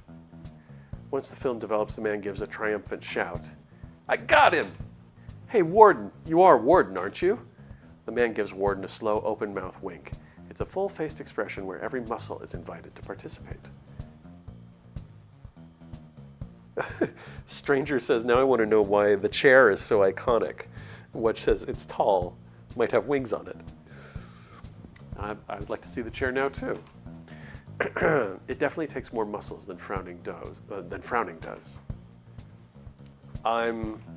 Cross glances at me, deflating. I'm his friend, yeah. Listen to that, honey. He said the thing. He said the friend line. Hey, can my wife and I get a photo with you, Mr. Friend? It's his wife. Actually, who's this other friend of yours? I didn't get a clear shot of her. Is she a new agent? The man holds up his camera again, pointing it at me. This time, Cross grabs the lens. The flash goes off under his hand. Hey, what the hell? Him. You don't get a clear shot of him. Oh, defending my pronouns. And there's no flash photography in the facility. You'll want to turn it off or check your camera bag. In the distance, the tour group from the bus stop are huddled together and whispering. They're working up the courage to approach us. I catch Cross's sleeve and tug for him to get moving. Cross follows my gaze right as the group begins to shamble towards us. They're holding up their phones. He grimaces before taking my arm and hurrying us along.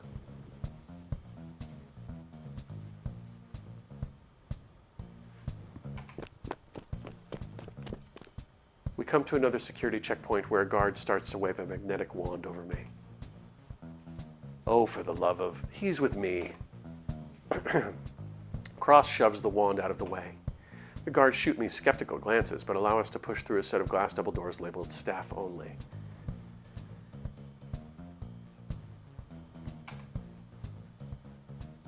The tour group chatters and groans behind us. They try to press against the glass, but the guards handily hold them off. Wittershin says, a stranger says, well, that won me over. Wittershin says, haven't seen that before. Warden now tied with Jade in my affections.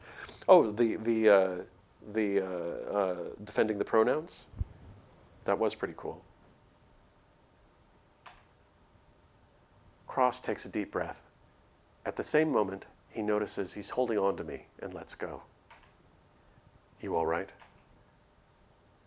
As I was saying, I actually wanted to meet you out front, mister, but I had to fill out an incident report. Did you and Mia have some kind of misunderstanding back there? I had it under control. No, I did not. Yeah, I wish I made a better impression on her. I never want to see her again.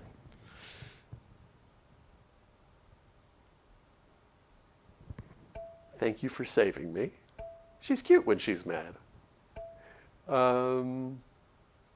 This is kind of funny, but it's super unprofessional. And I'm trying to get a job here.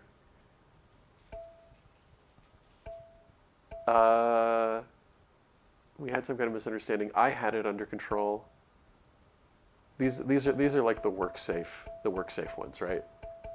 This is not work safe at all. And this is for HR. So let's see. Let's say I wish I made a better impression on her.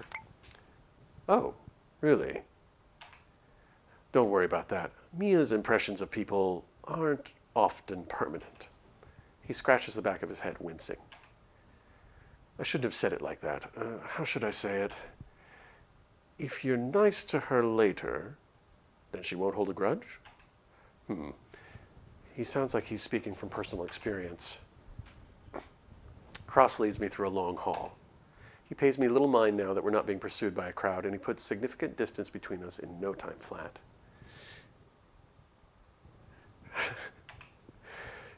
He's fast for a big guy, and his posture is incredible. Can I carry myself like that? I set my shoulders back and try to match his large stride. In a weird way, it does make me feel more confident. Until I nearly crash into him. Cross stopped at a corner to mess with a silver keypad lock. He grins over his shoulder at me in a way that looks suspiciously knowing, like he's caught a kid trying on his shoes. The hall seems to end in a corner, but on closer inspection, there's a door camouflaged into the wallpaper.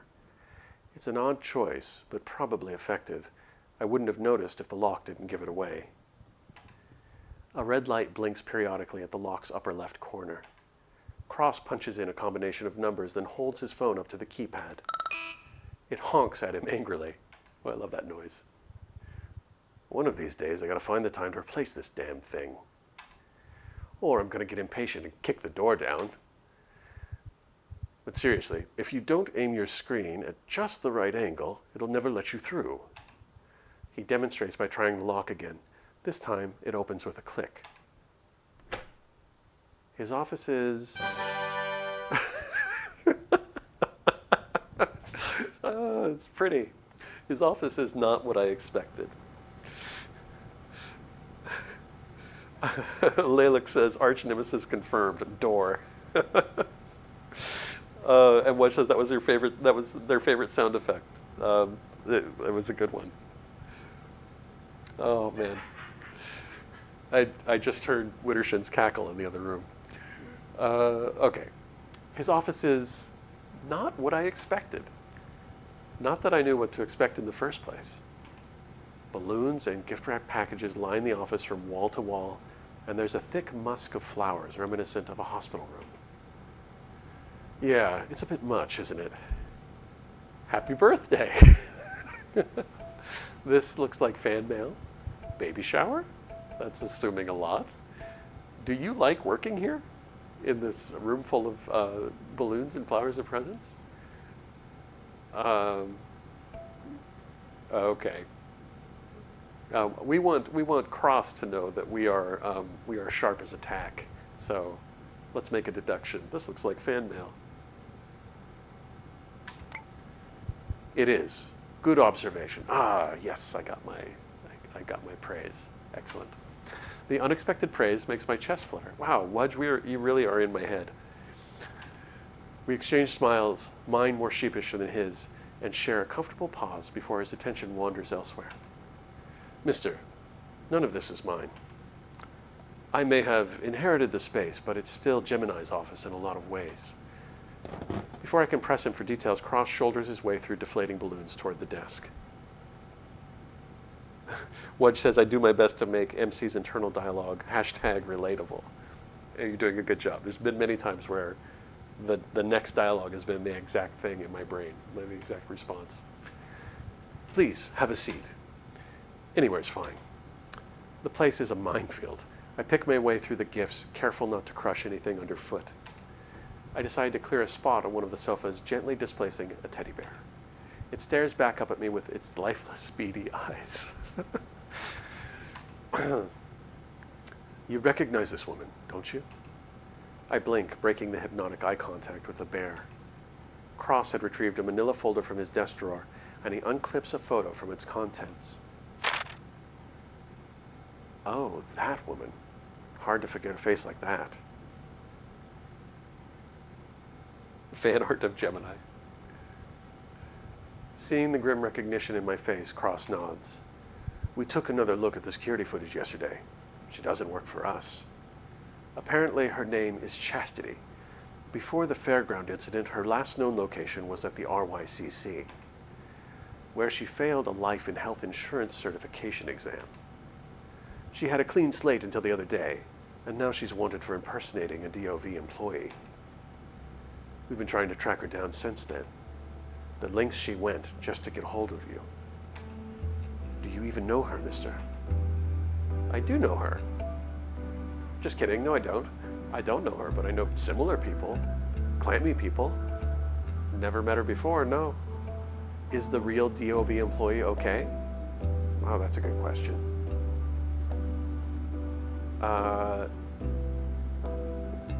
Is that assuming that she took the place of somebody else? I'll just answer the question. Oh, and Wudge says, oh, number one cat girl superhero. She could have insured all those people at the job fair. We've never met her before. I thought not. I don't know if Chastity was indiscriminately targeting people who weren't registered, who could easily be taken off the radar, or if she thought you were special somehow. He regards me thoughtfully. I guess she won't be the last. He shuts the folder. I've always been a straight shooter, mister. Better to be on the level without pulling any punches. So for the interview, let's talk to each other like human beings. I'll start with my situation. Then you can tell me yours, and we'll meet somewhere in the middle. Sound good? You already guessed it. I'm the guy who goes by Warden. Currently, He checks his phone. My rank went up a bit. Looks like I'm the 66th most popular hero in the nation. He doesn't seem thrilled. From what I understand, 66 is fairly low. Wudge says he likes you. He doesn't say, I guess she won't be the last, if he doesn't like you. Oh, really? Man. Okay, good to know. What did I do to make Warden like me? I assume Warden was popular, but it sounds like the renown doesn't carry the same weight as public approval. I'm surprised to see an actual registered hero checking a popularity chart. I thought it was just a dumb poll for the fans. Don't you have the DOV app on your phone, mister? He turns his phone around so I can see the screen. A sparkling GIF of Gemini. Wow, the two G's got me.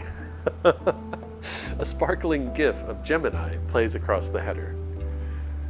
And for all of you who think it's pronounced GIF, I'm sorry, you're wrong. Top heroes get more financial aid. The government calls it incentive.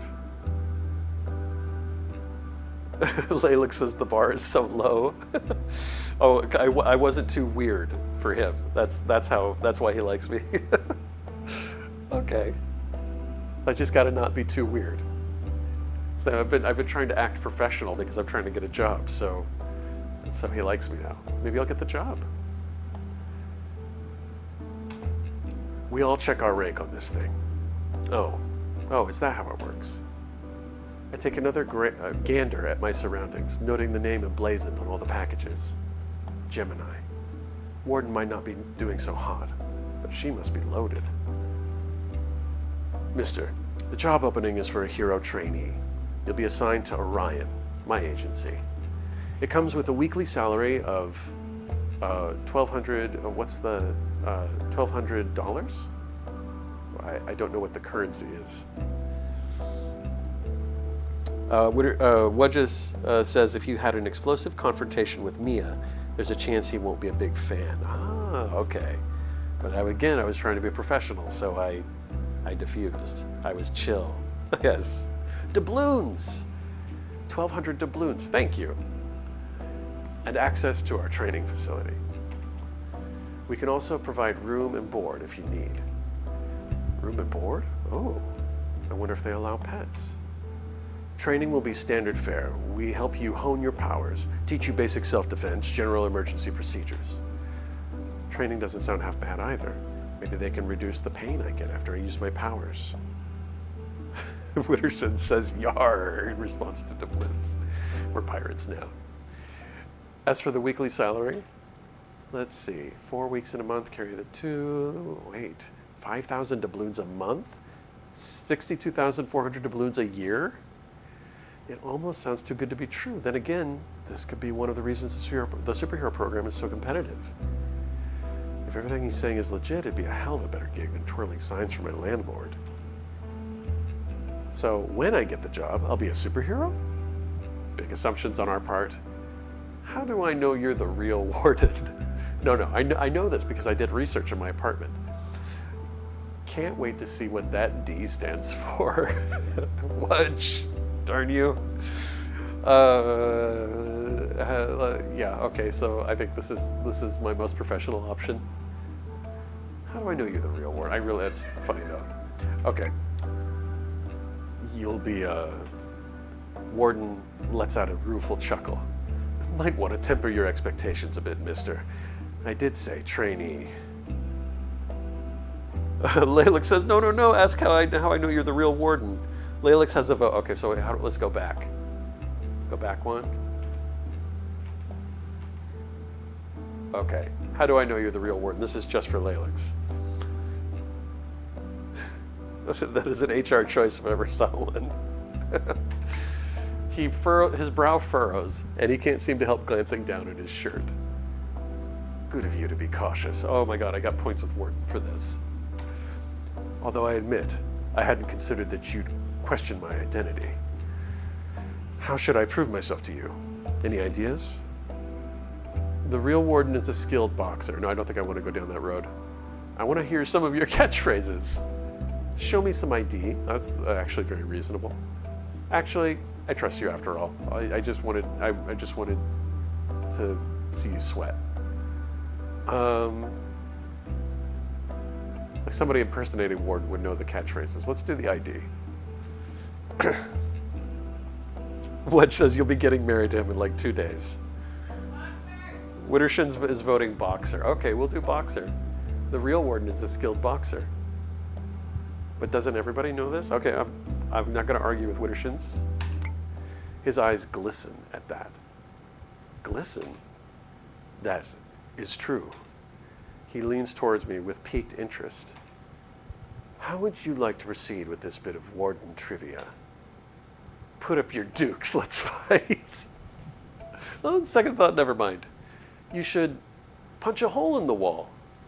But I mean, that doesn't prove that he's a good boxer. That just proves that he can punch a hole in the wall. Let's fight. Let's do it. This is the only option if we back out. Wudge says, back out now to lose a phenomenal number of points. No, boxing match it is. You sure about that? Warden rights himself, cracking his neck. I stand up as well, meeting his challenge with a bold look of my own. I am committed to this. He's well built, almost larger than life. Yeah, I can take you. No, I take it back. I take it back. I take it back. No, we're committed. We're committed. That's what I'm talking about.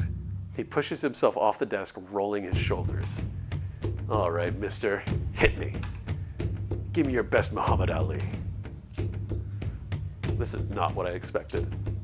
He thumps his chest, bending eagerly into a defensive stance. You know, I'm really glad that I chose to wear the sweatsuit.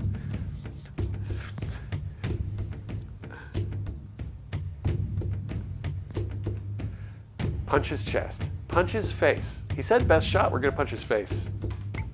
Warden blocks with his wrist and then catches my hand, giving it a firm squeeze. Smart choice. You're more likely to knock out an opponent if you get him in the jaw. His grip is like a vice. Hear Wittershins laughing in the background here. The unhinged grin, Lalix, yes. Hand holding, so romantic. Oh, I missed that last bit. Hold on. His grip is like a vice. I can't get loose.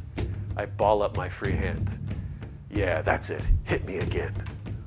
I wrench myself free and swing at him, only for Warden to sway out of the way. He's grinning like a madman. I keep an eye on my footwork in the crowded office, resolving to knock that cocky expression off his face. Wittershins says they're engaged now. Not bad, mister. One more. Come at me. Crack me in the face. Warden goads me into throwing a right hook, offering impassioned encouragement with each deflection. When his heel catches the leg of his desk, making him falter, I know this is my only chance to hit him with surprise timing, sweep his feet from under him. Well, that's not boxing though, right? Throw him against his desk. Oh, it's locked, I can't do that. Knee him between the legs. Also, no. We're gonna do the surprise timing. G Machine says sweep. But I don't know, I can't ignore votes from the chat. Wudge says call on Gemini to officiate the wedding. Okay, we're gonna sweep. We're gonna cheat. We're gonna cheat. Maybe I was too ambitious. Warden is faster than me. He catches my leg mid-kick, using the momentum to send me reeling. Before I can fall on my ass, he seizes me by the waist and holds me flush against his side. The cocky grin never leaves his face. Good effort. I push off of him, and he lets me go without a fuss. Thanks, Gene Machine. You got us some more points. Not sure if that confirmed my identity, but it sure helped me learn a lot about you. He kicks the desk back into place. It had gotten moved during our fight. I'd say this forgoes the need for any interview questions. This is the best damn job interview I've ever had. I'd say this forgoes the need for any interview questions. You got moxie, mister. That's all I need to know. G Machine says sweeping isn't a kick, and therefore can you sweep in boxing? I don't think that. I don't think that's the rule. I think I think you get called. Laylik said the desk option is chef's kiss. Warden versus professional. You can in Muay Thai. I didn't know. Wudge says he will agree with you about it being the best job interview if you have that unlocked choice.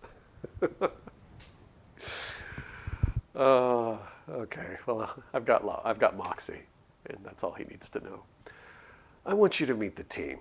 One moment. Warden begins to type something on his phone. I'm not sure what he's doing. Letting them know we're on our way, maybe? I drum my fingers on my knees, trying to curb my anxiety. Mister, you might notice the room shaking around a bit. Don't freak out, okay? Wudge says, Mai Tai. As in the drink, right? The drink and the martial art, they're the same thing.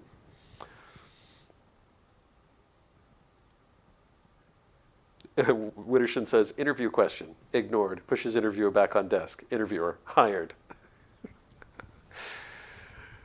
Okay, we're not going to freak out if the room starts shaking. We're going down to the basement level. You should actually have a seat. I don't want you to lose your footing. What does he mean, going down? I sit back down on the sofa, perplexed. All settled? Good.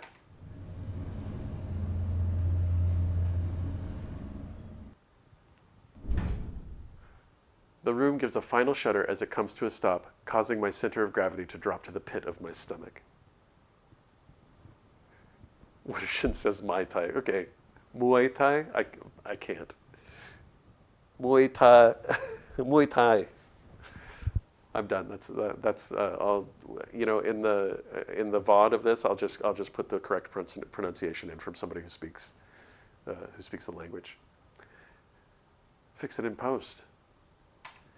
We went down. We went down? Wait a minute. Were we in an elevator shaft this whole time?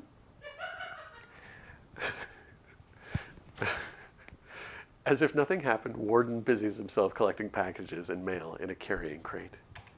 He balances the crate under one arm and hauls more loot over his other shoulder. Can you get the door for me, mister? I follow his gaze as he nods towards the entrance.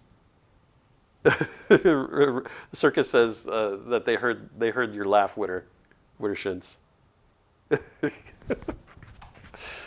Okay. When we first came in, the door was connected to that Federal Center hallway. But now... Wudge says, can you get the door for me, mister? Uncertain, I brace myself as I turn the doorknob. Instead of the hallway from before, I'm faced with the mouth of a concrete tunnel. Thanks. Warden brushes past me through the doorway. This time, he waits for me to catch up.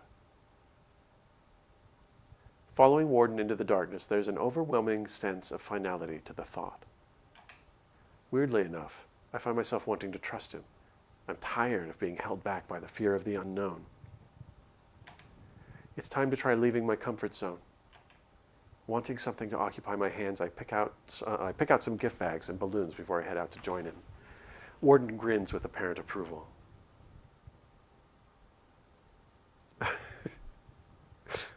What says, imagine you go in and it's a saw trap. Oh shit, not again. That'd be some interview. The air is stale in the tunnel. HEROTOME. To my left, a guardrail blocks off a black asphalt road bisected by double yellow lines. The ceiling curves overhead, lined with a steady interval of flickering electric panels. Orange light dances across the glossy latex of the balloons dragging behind us. I suddenly worry that they could be swept from my hands and burst against the electric panels. My grip tightens around the strings. This is the Saturnid underpass work. We use it to get around without hitting traffic. Saturnid, am I saying that right?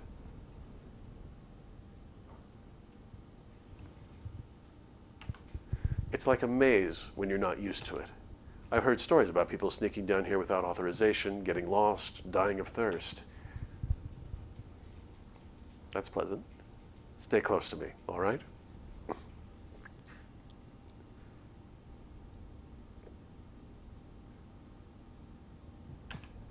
The agency isn't far, but there are a lot of branching paths.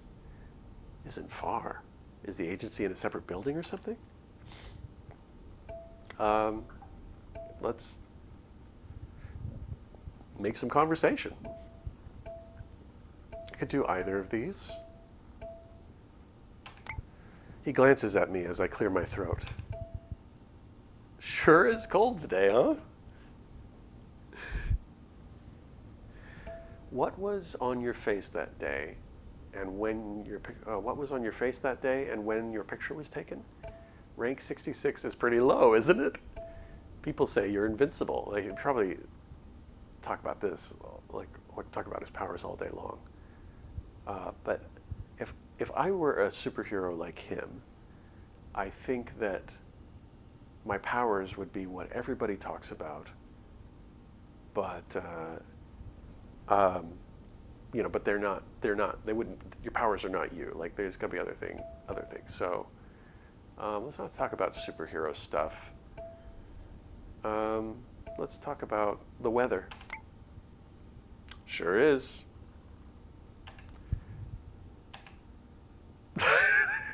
Okay, this first game, but dang it, I suck at small talk. Oh my god, I really do suck at small talk. Called out by HEROTOME. Okay, let's try again. Warden's friend, huh? Can you fly?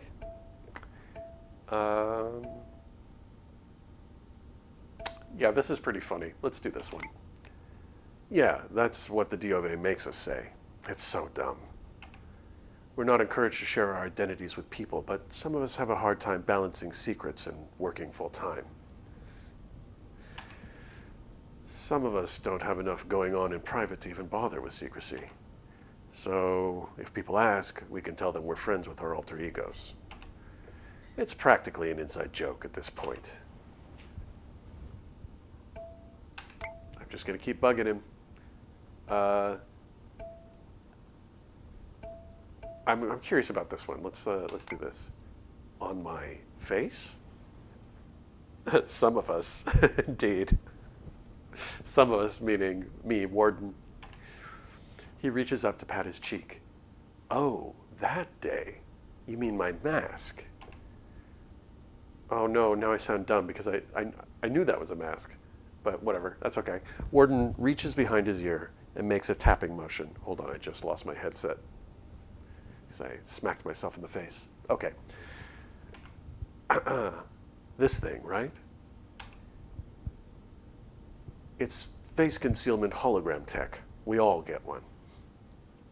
He would never judge you for being dumb, says Wudge. Well, that's nice. I can turn it on manually, but it also triggers when people take photos of me. It makes candid shots and paparazzi photos ops a bit more bearable. That is, unless people recognize your hair or what you're wearing, or the context you're in. Or if you forget to zip up your jacket and you're wearing a loud blue bodysuit underneath.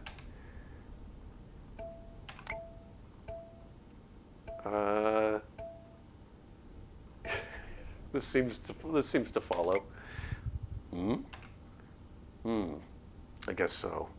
Anyone under rank 25 sort of blends together as mediocre. But there's thousands of heroes on the registry. Breaking into the top 100 isn't half bad. You want to ask Griffin more about that, though.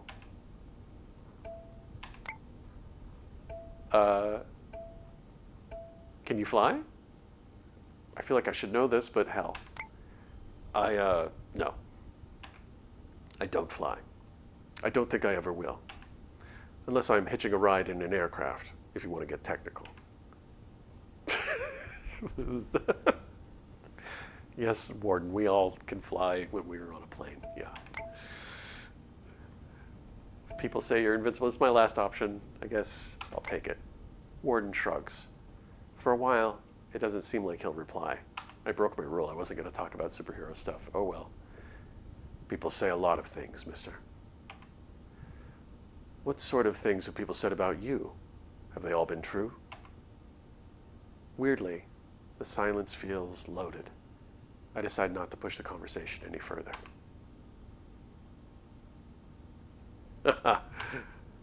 I glance at Warden, who clears his throat and tries to cover his mouth. Sorry, I didn't mean to laugh. I just don't remember the last time someone's asked me so many questions. It's not a bad thing. I'm glad you're the curious sort.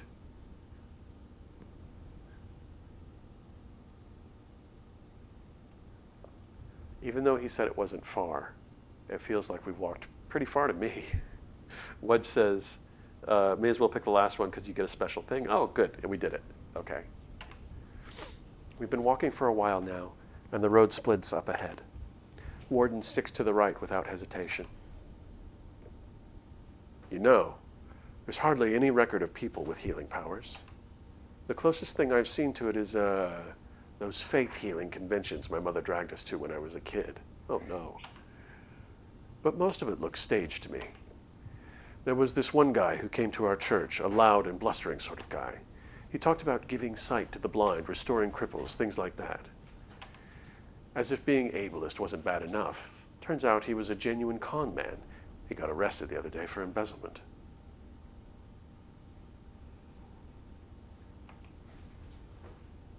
It's a sad story.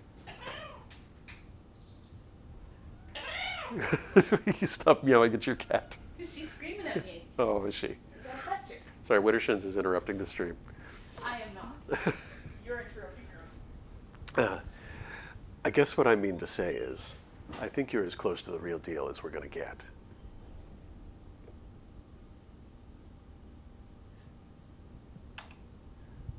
Outside of practicing actual medicine, healing is an incredibly rare ability. I wonder if you can do what that guy claimed he could do. Can you? Can I reverse disabilities? I've never tried, per se. But I found that oftentimes, no healing is better than partial healing. I once healed a scar into an open, bleeding wound, which then proceeded to scab and scar all over again. Are you guys saying that I'm perfect for Warden? Oh my God. He is my type, I think. We're like the same damn person.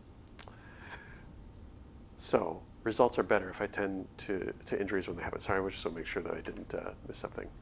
Oh, it caused the person a great deal of pain.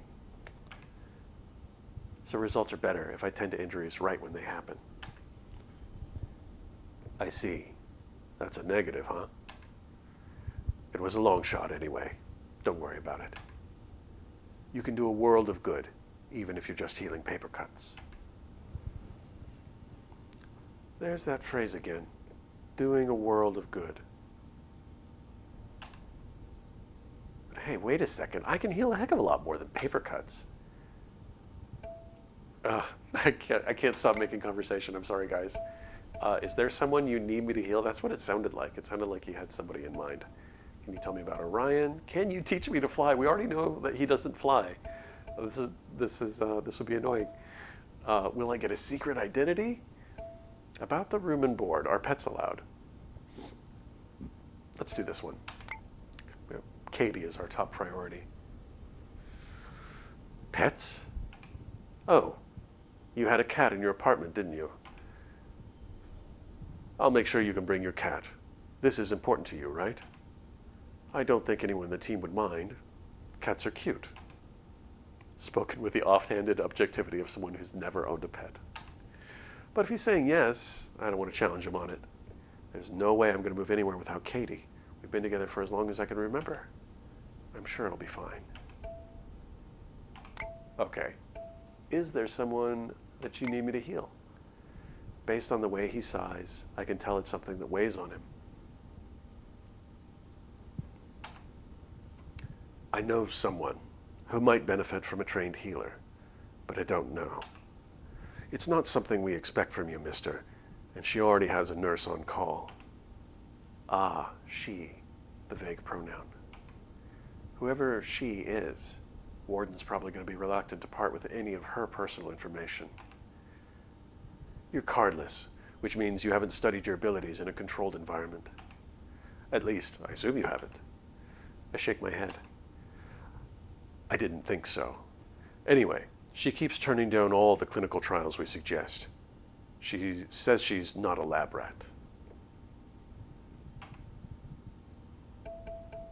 Does she even want to be healed?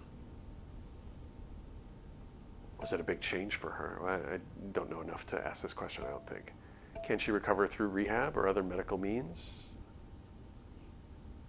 Using my powers is no different from treating her like a lab rat. But is that true? I feel like, as somebody who actually works in clinical research, I feel like there's a distinct difference between using superpowers and experimenting with medications or therapies. But I could be wrong, because I don't know a lot about superpowers either.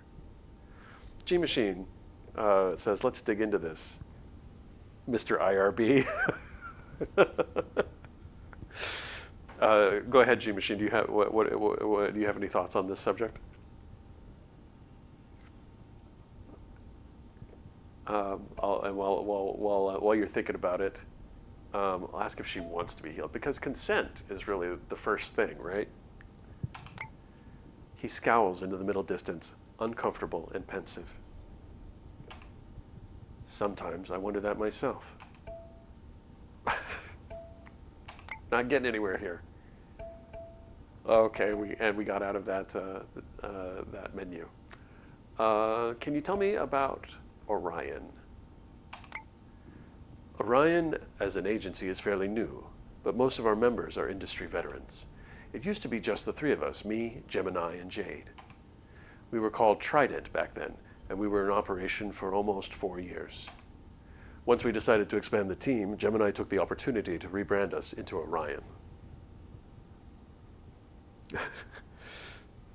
Jimmy said, so no enthusiastic consent. Yeah, without that enthusiastic consent, I'm afraid I'm going to be reluctant to heal this person, whoever they are.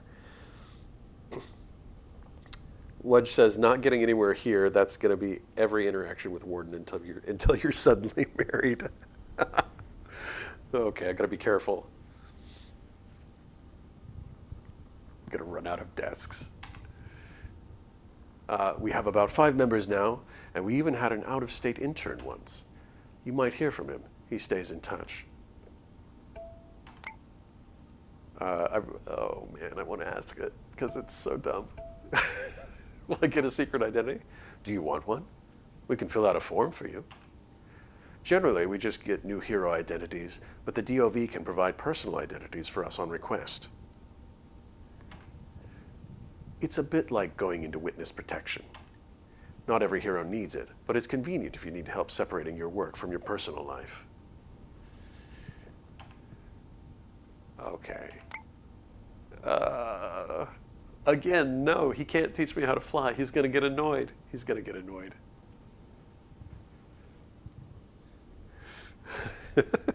Wudge says desk fund. Why Orion? Does it have anything to do with the 3 stars on the belt? Gene Machine is reminded of One Punch Man. He won't get annoyed. So the developer is saying he won't get annoyed. But this is annoying. This is an annoying question. I'm not going to ask it. Let's go ahead and walk on in silence. Okay. I smack my lips quietly, finding my throat has finally gone dry. I added a word there.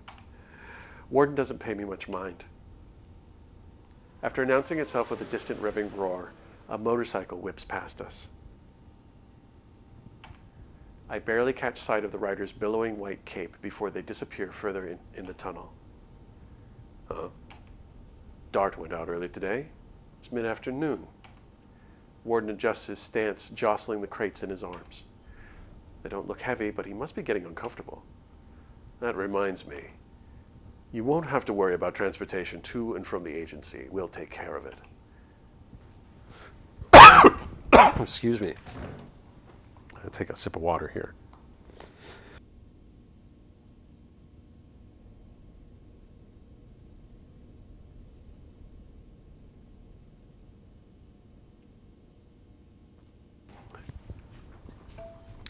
Okay, so we don't have to worry about transportation. That's nice. Let's see. Should I continue to make conversation after this? Okay. What do you mean we'll take care of it? You'll provide it? Who was that? That jacket looks good on you, and so would I. Why is Gemini on hiatus? 2 forward, this is still a job, right? Why is Gemini on hiatus? Nobody knows that, and we're not supposed to know, right?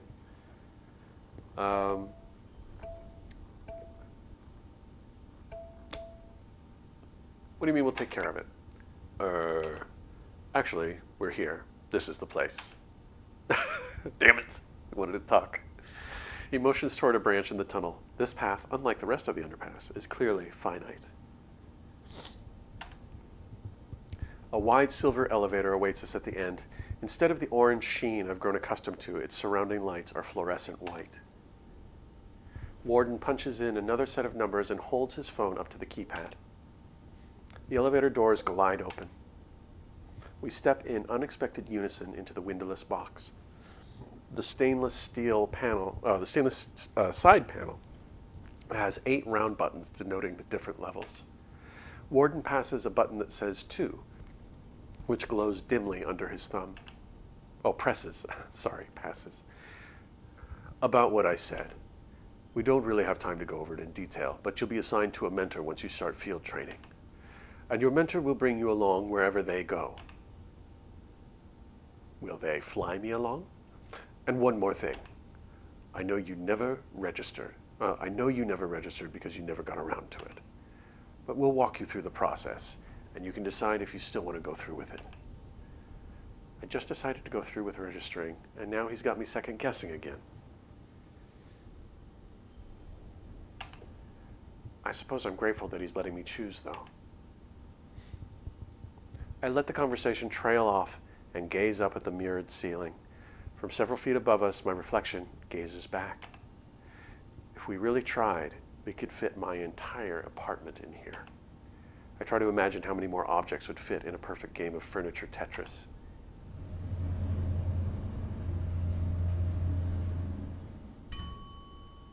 Wittershins wonders who that mentor could possibly be. A sharp, sweet aroma stings my nose as we arrive. I swear I recognize the scent, but I can't put my finger on it. Oh, this place is awesome. I squint at the sudden flood of daylight. A waterfront cityscape spans across 2-story panoramic windows. It looks laughably small out there, like a playset on the horizon. We must be right on the edge of Diamond Way. It puts the view from my apartment to shame. I always thought of living rooms like intersections, a transitory point connected to more important destinations like kitchens and bathrooms. But this is more like a lavish rest stop on a highway. I feel like I'm supposed to stay and soak it all in. Wudge says the music should have faded in. That's weird, oh well. Fix it in post. It sure looks lived in, balancing at the crux between order and chaos. There are large cushioned armchairs decorated with scattered belongings and throw pillows. Watery cup rings stain the coffee table. A massive flat-screen television, unattended, displays the weather.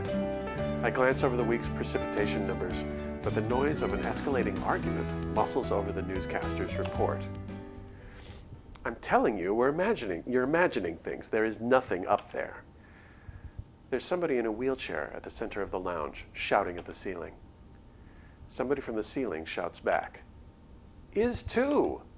I follow the first person's gaze upward and catch the sight of a long, tangled train of shocking green hair. The hair is attached to the head of a willowy figure. I think I recognize her. That's Jade Wilds. She's that national crisis hero who handles debris removal and emergency evacuations. Her public appearances are rare. Her fans call her a hot cryptid. Looking at her now, I can see why. Jade is levitating several feet off the ground, crawling across the lattice ceiling like a spider. Everybody's freaking out. Jade! Griffin! Jade and Griffin! She's also wearing floral pajamas. Neither of the shouting people have noticed us. Their argument seems to have masked our arrival. Okay, hypothetically, even if this was something up, even if there was something up there, you could literally telekinetically force it out in like a second, right? A second, Jade. A world record-breaking second. Oh, a second, Jade. A world record-breaking second. But God forbid you use your powers for anything besides hands-free teeth brushing. I just don't want to traumatize the poor thing. Jeez. I'm aware. What I'm saying is that you look ridiculous and very creepy up there. Griffin. The person in the wheelchair finally spots us when Warden coughs politely. And you know what else? Warden's gonna walk in with the new recruit any minute now. Please, he won't be here for another hour at least. You want to bet on it, Jade? $20. Hey, come on, don't do that to her. Jade jerks with surprise. She twists around midair and stares down at us with eyes the size of saucers. Spoil sport. Spoil sport? You're the one trying to hustle your friend. The person in the wheelchair shrugs without remorse. Jade lands slowly, toes first, until the pads of her feet flatten on the floor. She rakes her fingers through her hair, catching at the knots. And she keeps glancing over her shoulder like she's ready to bolt. There was a bird in the ceiling. I'm pretty sure it's a pigeon. Oh, they got me. On cue, I hear faint, trilling coos overhead. Jade gasps at the noise and levels an accusatory glare at Griffin. See? I told you. Yeah, okay. I'm not the one flying around thinking I can coax it onto my finger like a storybook princess. I was not. Jade cuts herself off, grumbling and raking her hair more furiously. My wallet's in my room. I'll be right back. A few moments later, I hear the distant sound of a slamming door. She's gonna brush her hair. She'll be right back. I told her you guys would be here any minute now, but she wouldn't listen to me. Right. Mister, this is Griffin. She's our he today. He meaning me. I'm your remote support agent and executive secretary. Griffin extends a hand towards me. Your guy in the chair, if you will. Shake hands. He cups the underside of my palm as we exchange a firm handshake. Beside me, Warden repeats he today under his breath, as if committing it to memory. Griffin glances between us, then settles on the crate in Warden's arms with a look of pointed exasperation. And you're here to make me sort through more fan mail? If you don't mind. The office is a mess.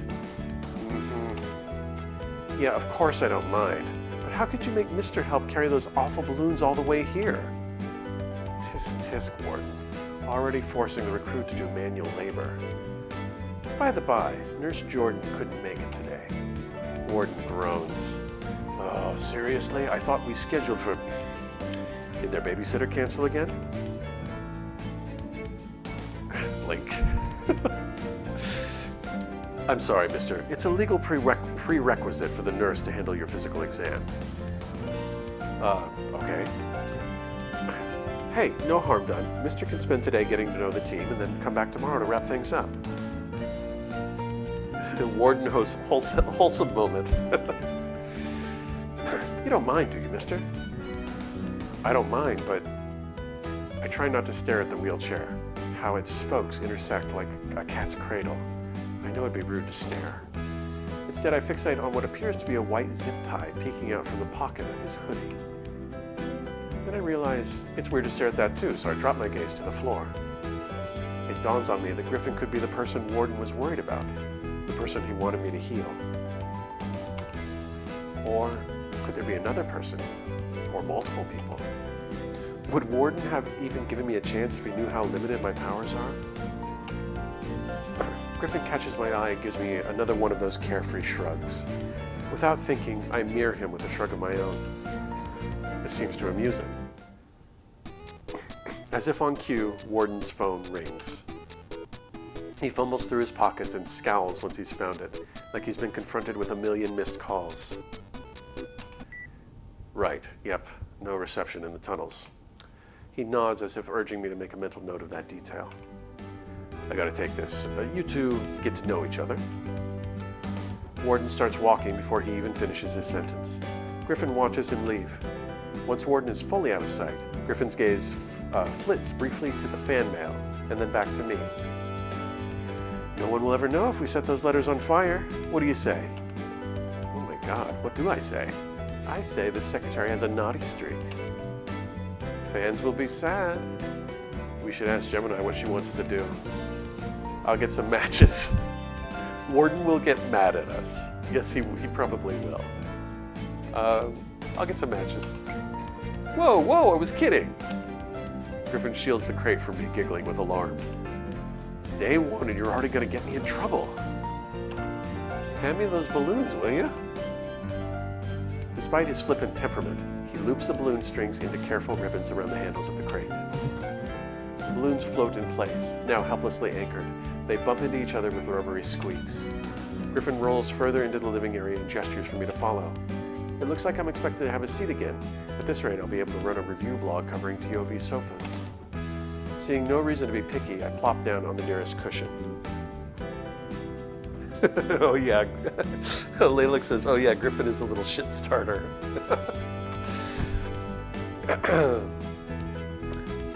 It's heavenly. It sinks under my weight like a souffle. Is this memory foam? So, the infamous Mr. We meet at last. I'll have you know, Warden would not stop talking about you. Really? What did he say? You love to exaggerate, I can tell. Ew, I hope he stops. My reputation precedes me. I doubt that. I'm curious what he said. What did he say? Wouldn't you like to know? Griffin's grin is instant, wide, and beguiling. He doesn't keep me in suspense for long. He said you're very brave, for one. He said you seem like someone who would do the right thing when push comes to shove. He also said you have a punching bag strung up in your apartment, and he was very impressed with that, let me tell you. And that's about all he said. I'll admit Warden didn't exactly share a fully formed impression. He'd only met you, twice? Once during the job fair and another time at your apartment, right? Hardly enough time to get to know somebody. But his good opinion is rare, and in rarity we correlate value. That's how I'm choosing to understand it, at least. Griffin pauses to observe me, as if taking me in for the first time. He pays particular attention to my shoes. Wittershin says, push comes to shoving me against the desk. Oh my God. Wudge says, "Oh, thank God, the alt song kicked in." Oh, was the music annoying you, Wudge? I was about to get mad if it didn't trigger. Okay. Would have broken a desk of my own. Oh no, don't do that. The shift is nice, though. Yes, indeed. Okay, so he pays particular attention to my shoes. It takes some effort not to scuff them together. You look a lot like how I pictured you. And you also look like you didn't grow up in Rhineway. How can he tell that? Did you? I didn't, but I know the area. What do you want, a cookie? Assassin. And you look like a total snack. I'm gonna avoid that one. Sorry all. Oh, what says, no, it was just hard to code. Okay. How can you tell I grew up in Rhineway? Griffin gives me another amiable shrug. I couldn't. I just figured if you were local, I would have crossed paths with you already. I have a knack for names and faces. So he was bluffing? He just randomly guessed that I'm not from here? It was a good guess in any case. It's important to know the layout of the city when you're out in the field. You'll be working closely with a mentor at first, and you'll have someone on remote support. That's me, hello. But knowing your way around can be pivotal in making split-second decisions. Did Warden tell you about that, working with a mentor? I think he did mention it. He was saying something about mentors when I asked about transportation. You don't look too surprised. I'm guessing he mentioned it, but didn't have time to go over it in detail. I also bet he only asked you a question or two and then said, "You got the job."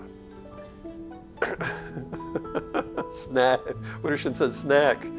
It's okay, we know your heart belongs to Warden. Yeah, Yeah, I'm totally on the Warden train here. Griffin drops his voice by a few decibels during his impersonation. Oh, whoops, I missed doing that. The sound comes out goofy, but he does an uncannily familiar salute. Well, Warden didn't actually ask me any interview questions after we sparred in his office.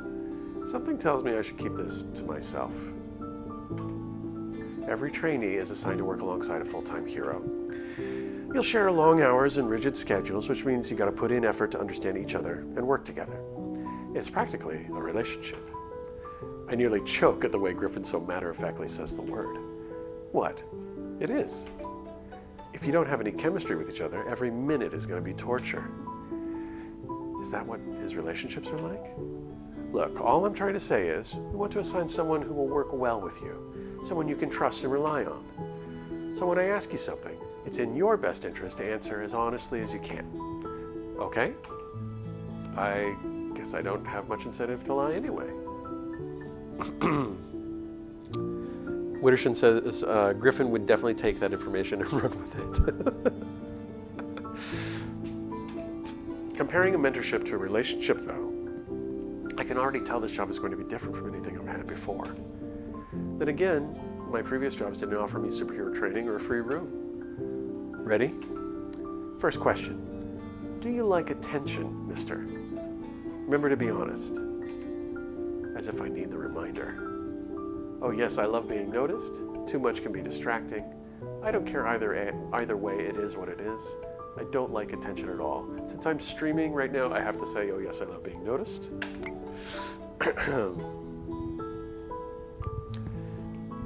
Me too. That doesn't surprise you, does it? We don't always get the attention we want, but that's okay. We find ways to make do. There's an art to being seen, mister. As with all art, it can be practiced and controlled to a degree. You can practice authenticity, get people to fall in love with the real you, or you can build a character to take your place in public perception. To be perceived, mister, can be a vulnerable and deeply rewarding experience. It's a natural human need, you know, to connect and belong. Some of us need it more than others do, and it's nothing to be ashamed of. I encourage you to keep that in mind.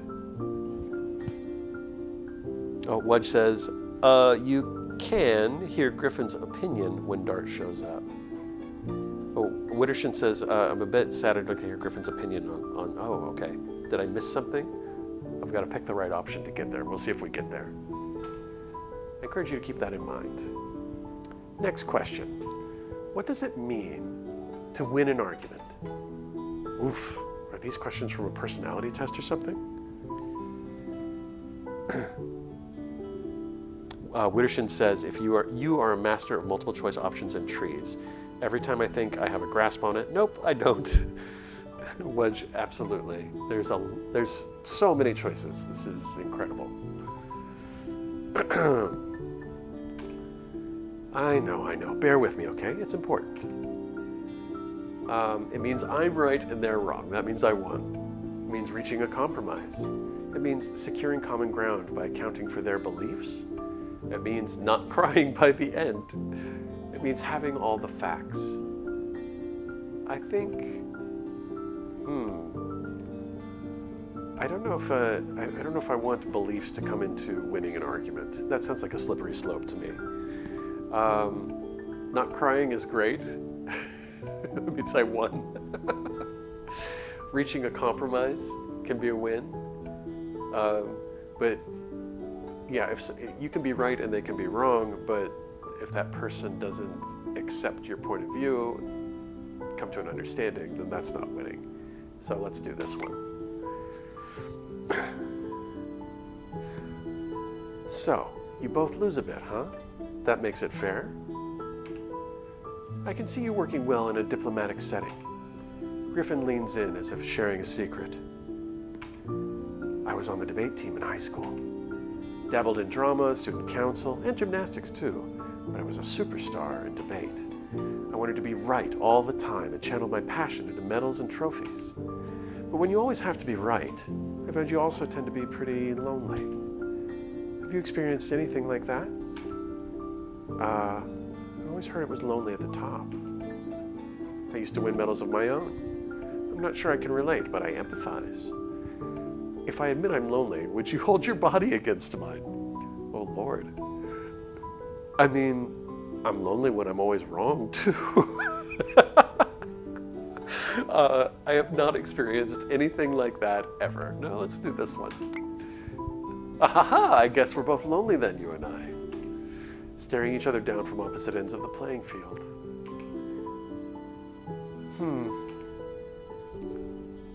What kind of person do you look for in a relationship? What? Is Griffin coming on to me? Finally! Give him an incredulous look. Counter by asking what his type is. Don't overthink it, just answer the question. Someone who will take care of me. Someone who will grow and learn by my side. Someone who pushes me to my fullest potential. Probably this one. Really? Do you prefer younger partners, mister? Yes. No, wait. If you want someone who grows with you, they'd be around your age, right?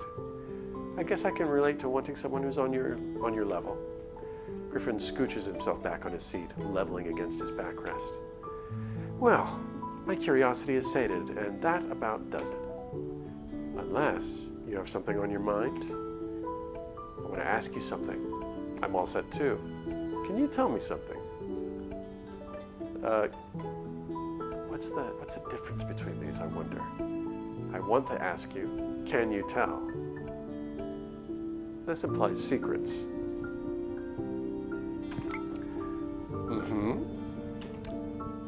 You look familiar.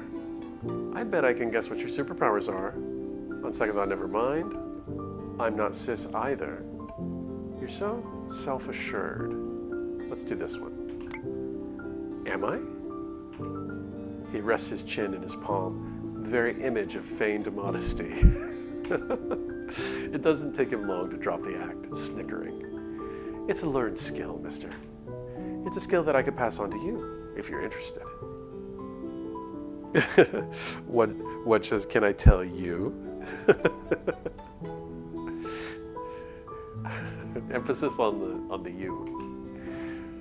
What do you think? Want to tack on some after-hours tutoring to your schedule? You're going to schedule me in confidence? Hide a blush behind my hand. Maybe not. Do I get paid overtime? Great question. I'm not sure I'd be any good at it, but I'd like to try. This after-hours confidence stuff seems a little suspect. I don't know if it is what we say it is. Do I get paid overtime? Gotta know. Isn't the pleasure of my company payment enough? Honestly, you should be the one paying me. Most people would kill to enroll in my masterclass. Wow, he didn't miss a beat with that clapback. I'm left trying to picture why he doesn't offer such supposedly lucrative public lessons. Mister. Oh, yes? Griffin stares at me with what might be affection or amusement, considering how easily I got distracted. Of course I'll pay you overtime. I'm not a monster. I just would prefer if you were sincerely interested. It's not a requirement to succeed, just an option. I'm here to support you, okay? Okay. Now I want to ask you something. I'm an open book. Guy in the chair, you and Jade. Can we talk about your disability? I feel like it's rude to ask. Can I ask about your pronouns? Oh, I do want to know this because he's a he today, but he might be a she other days. So how and when do those change? Are you very curious? It was nice talking about other things first. I appreciate you seeing me as a person rather than a puzzle. I use he and she interchangeably. He today, like I said before. I'll be sure to let you know if and when that changes. As for colloquial terms of address, bestie, bro, buddy, girl, and your majesty are all perfectly acceptable at all times.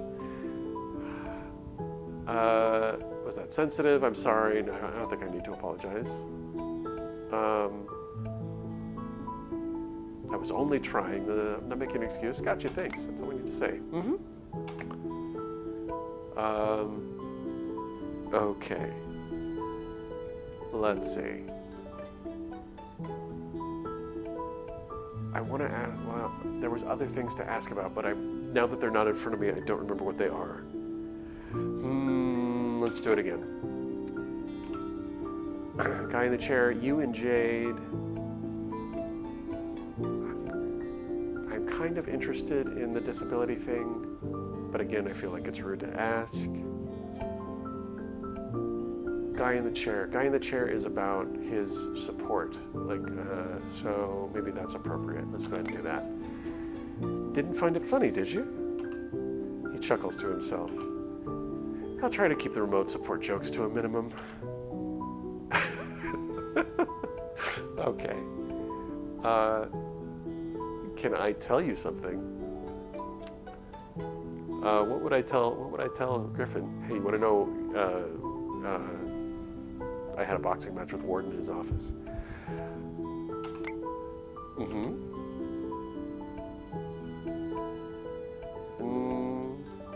But he does look familiar because I played the demo before. I'm gonna back out. Okay, I'm all set. All right, that does it then. And right on cue, Griffin tilts to look over my shoulder, prompting me to follow his gaze. A figure in full black biker gear lumbers into the lobby, dragging in heady fumes of motor oil. I recognize the white cape draped over his shoulder, which ripples behind him like the sail of a ship. Earlier in the tunnels, I think Warden called him Dart? Dart cocks his head at the sight of me, helmet and all. I feel like I'm being appraised, but it's hard to tell with his eyes shrouded behind a reflective visor. Griffin, who's this? It's the new hire, bud. Did you get my text? No phone service in the garage. Griffin purses his lips with a skeptical hum, but he recovers quickly to make introductions. Mister, this is Smokescreen. Smokescreen, mister. Smokescreen, what a name. I consider the possibility that he's puffing away at a cigar under there. Hopefully he's less like my landlord than I suspect. Dart, or Smokescreen, gives an affirmative grunt. He moves to push past us, but Griffin catches his arm. Oh, I missed that. Oh, Griffin catches him by the arm, pulling the wheelchair into a balletic quarter arc. Cool your jets.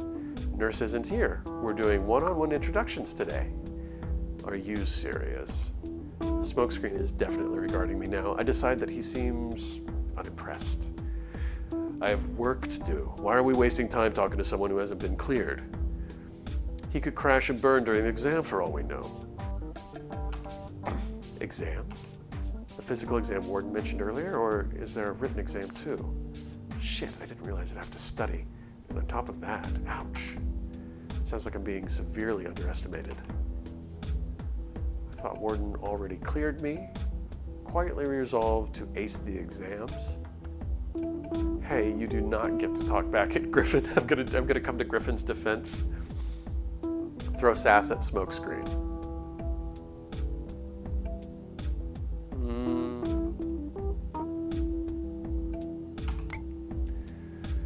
I'm gonna beat whatever your score was. At least I don't have a dumb name like Dart. Oh, snub me harder, Broody Daddy. Oh, I can't do that one. Okay. I'm strong enough to take Warden in a fight. I think we learned that this is not true.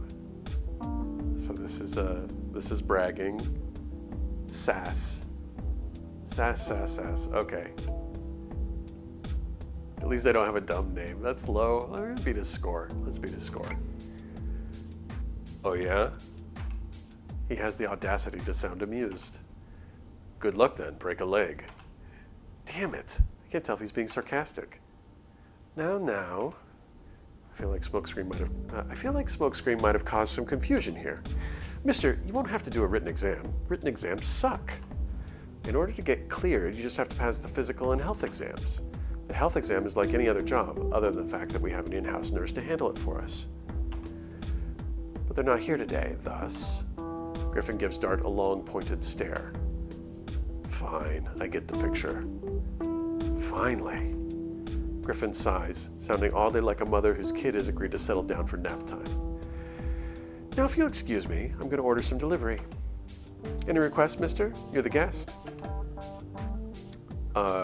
Let's see, what keeps well that I can take extra home? Sushi doesn't usually keep very well. Tacos, too messy. Salad doesn't keep, no, we're getting pizza. Pizza I can get extra, I can take it home, I can store it in the fridge. Of course we can. Been a while since we had a pizza party. With that, Griffin wheels himself into the elevator. He pivots to give me a thumbs up right as the doors close. Smokescreen, meanwhile, slumps into an adjacent recliner and kicks his heels across the armrest. He clicks a ballpoint pen and starts scribbling in a small notebook. He's not taking his helmet or his boots off. Out of habit, I try to get a read on him. All I can really see of him are peaks of dark brown skin where his gloves don't quite meet his sleeves. Especially his right arm, because for some reason his sleeves are different lengths. Cough to get his attention. Gotta take off your shoes, or were you raised in a barn? What are you writing? Nice to meet you. Wait quietly. Seems busy.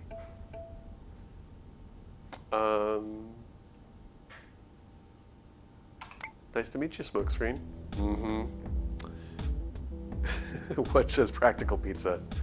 I'm nothing if not practical. Give me a minute. I'm in the middle of an investigation. Got a lot of info to keep track of. No hard feelings. He returns to his writing. None taken. Lie. I'm taken with you. Just nod. Some taken. None taken. None taken. He was polite, if blunt. He elects not to respond. I fold my arms and lean back, waiting for him to wrap up his notes. The silence is a stark departure from Griffin's carbonated stream of conversation. For one, Griffin was friendlier. Griffin was full of energy and easy reassurances that I already belonged here. Or he was urging me to think I already belonged, at least. I can only gather a grave disinterest from Smokescreen, as if he had 12 other places he'd rather be.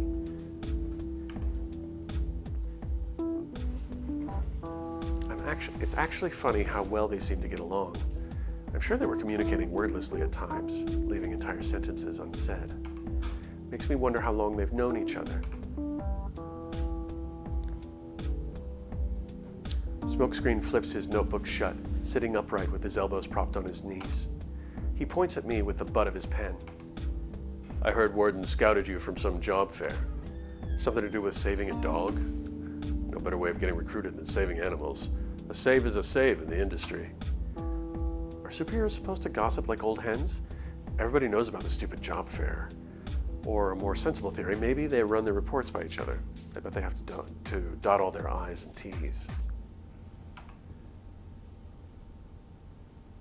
I'm used to the silence by this point, and was about to zone out when I noticed that Smokescreen seems to be staring at me. What does he want? Is there something on my face?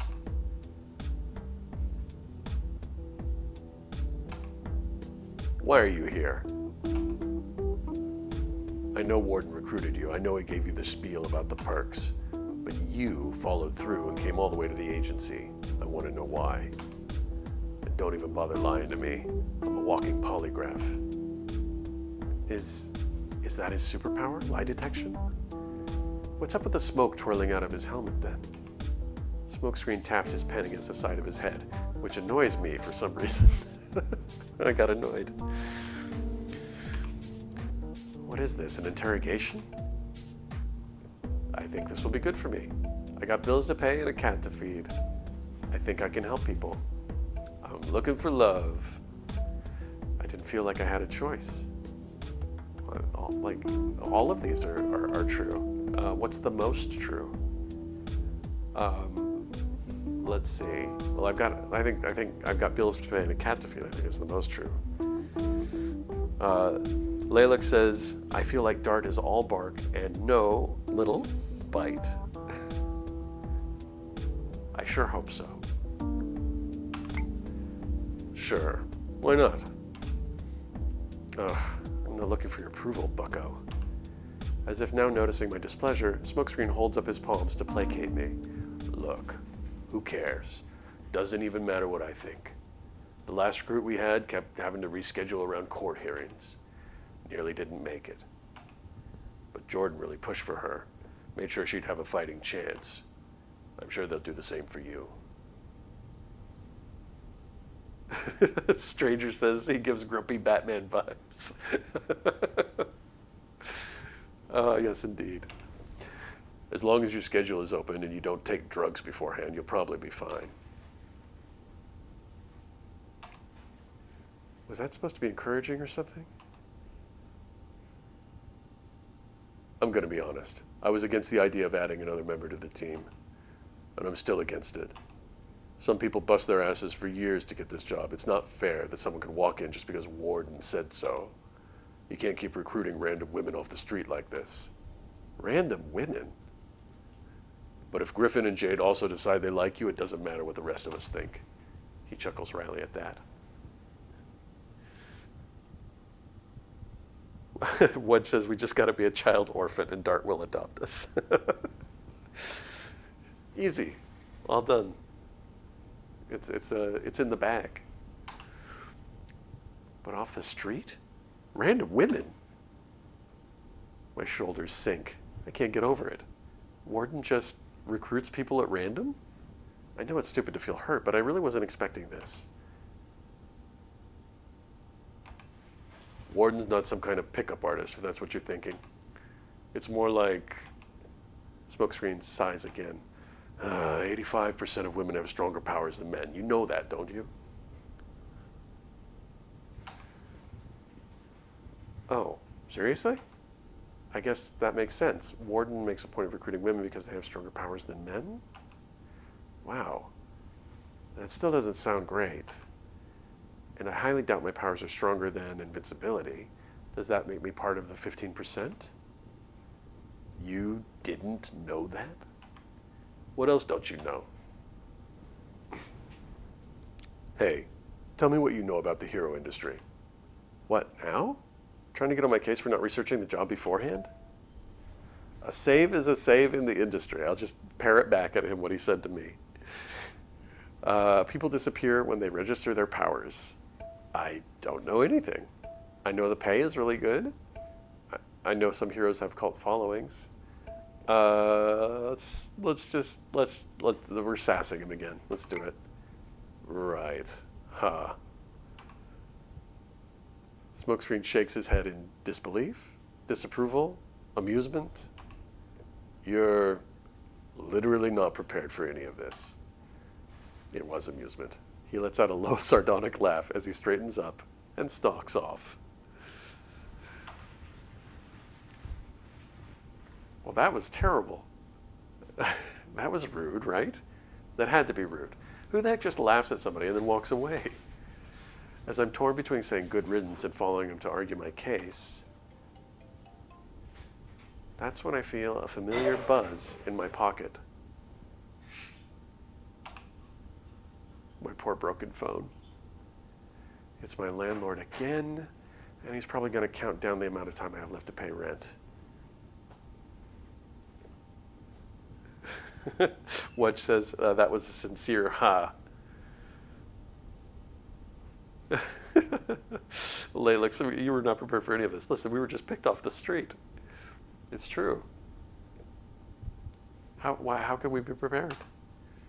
I type out and send a snarky message, but it doesn't go through. Weird. If the connection is bad, how did I receive his call in the first place? Just to check, I tab over to an article covering the job fair incident, which I had started reading on the bus. It's taking forever to load. I'm not in the tunnels anymore. Shouldn't I have a connection now that I'm above ground? Someone dips their fingers against my backrest, sliding them across the fabric as they maneuver to my side. Strands of lush green hair, now combed straight and smooth, feather across my shoulder. What is that? What are you looking at? Gah! My survival instinct kicks in and I shut off my phone screen. Oh, sorry. I'm gaping, still recovering from the scare, and I exchange a long, baffled look with the hot cryptid in the flesh. Wudge says, I'm realizing that people might like Jade because Dart was so mean, and she's nice to you immediately after. Aftercare. I like Jade because she has green hair, and it touched my shoulder. She indulges me with a stiff smile. It was your phone. I didn't recognize the model. Did you just call my phone old? Well, excuse me for not having the latest model, but this thing is saving me 300 doubloons a month on my phone bill. Who cares if its spiderweb cracked to bits and can't download any apps? No longer wanting to be eye level with her waist, which is as flat and narrow as a crevice, I stand up to face her. Tall, skinny, and pale. Even with hair that defies conformity and occasionally gravity, Jade Wilds checks all the boxes of societal beauty standards. There really is something about her that's almost ephemeral? Ethereal? Ethereal? I don't know the right word to describe it. She doesn't look as snug as she did in the pajamas, but this put-together version of her lines up with the glimpses I've seen on social media. Even when I barely paid attention to the buzz, I could tell that Gemini always maintained an air of pristine joy in her photos and interviews. By contrast, Jade often looked like her mind was set elsewhere. Awkward, candid smiles over her shoulder at best, and a hard, distracted look in her eyes at worst. Though this celebrity cryptid before me, despite absent-mindedly raking her hand through her hair, favors me with her undivided attention. I'm so nervous. I can't decide if I want to be her or be beneath her. Honestly, though, I'm still hung up on Smokescreen. She's not that hot. I refuse to judge her based on her looks. Wittershin says that the green hair is a valid consideration. It's difficult to upkeep. Sunset red eyes. Didn't have trouble with red, but green and blue always seem to fade fast. Red hair, not red eyes. Okay. What do we say here? I am nervous. I'm nervous. Let's be nervous. I don't remember the last time I met somebody famous. Have I met a celebrity before? Does Warden count? I guess I met Plume, but I was a kid back then. I wipe my palms on my lap, hoping Jay doesn't notice. She leans a little closer to me. Did she just look at me wipe my palms on my lap? She leans a little closer to me, still eyeing my phone. I recognize a waft of that scent from when the elevator doors opened, now stronger. It's aloe, I realize. Aloe and lemongrass, with an undertone of fresh moisture that makes me picture a shampoo bottle. She must use a lot of product. No wonder the entire agency smells like her. More importantly, if I lean a little to the side, she'd be at a hair's breadth distance again. I love your work, by the way. I'm a huge fan. Carefully lean closer to her. Dead-eyed stare into the middle distance. This is me in real life. Could you give me some space, please?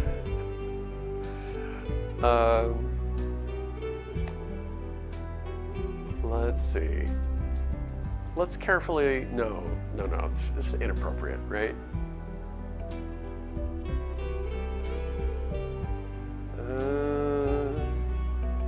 Telling somebody you're a fan at work is probably not the way to go.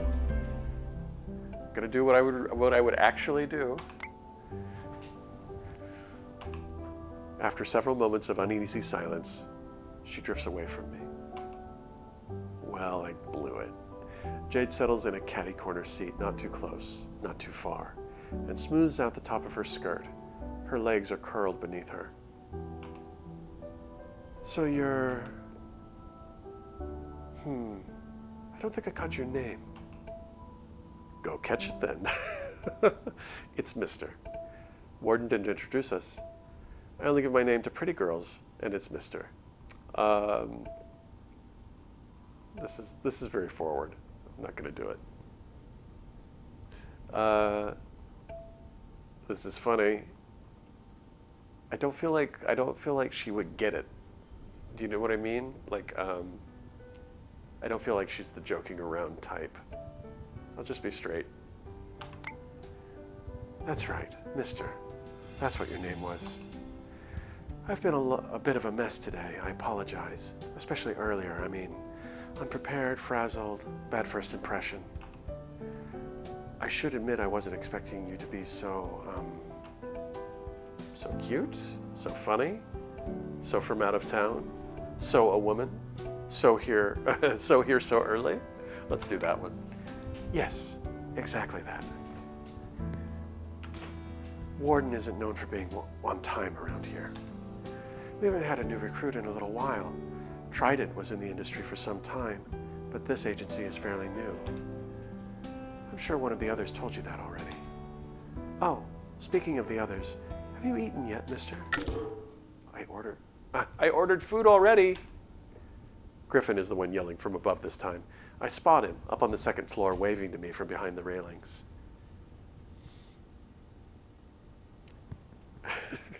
Wittershins says it's rude. Which one was rude, Wittershins? He's mouthing the words, "Don't mind me." Griffin, what the hell? I thought I owed you $20. Oh, yes you do. Uh-oh. Guess you'll have to pay me back with interest. What? With interest? Jade groans into her hands. I guess I should be grateful that Griffin likes to pick up the check. But if he ever tries to make a bet with you, mister, you should say no. You just saw firsthand what happened to me. So, I read somewhere that it's less awkward. To make conversation if you're doing an activity together, like sharing a meal. That's what I was thinking when I asked if you'd eaten yet. I nibble the inside of my cheek, feeling an unexpected twinge of empathy for this celebrity. So yeah, she has reading about what's she reading that is giving advice about how to have conversations with people. I don't know if Jade always feels awkward with new people or if I'm just weird somehow, but I think I understand what she means. Time flies when you can keep your hands busy.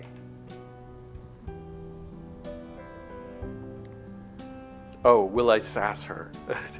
No, she doesn't seem sassable, not yet anyway. That's just my take. I gaze back up at the second floor. Griffin isn't there anymore. However, an anxious string of coos reminds me that I'm not Orion's only visitor today. Darn it, that poor thing. Another failure on my part. I wanted to catch it before you got here, but it freaked out when I flew after it. I wasn't even trying to be scary this time. This time? I'm worried that it's going to get stressed when more people start coming in and making noise. Maybe I had the wrong approach. Mister, have you ever caught a bird before? Well, now we're doing an activity together. I mean, even if you haven't, can you help me catch this one? You should just use your powers to catch it. I can do it. Get me a ladder. Can we lure it out with some bird treats? I don't want any part of this, no way. I'll look up how to safely rescue a trapped bird. What am I...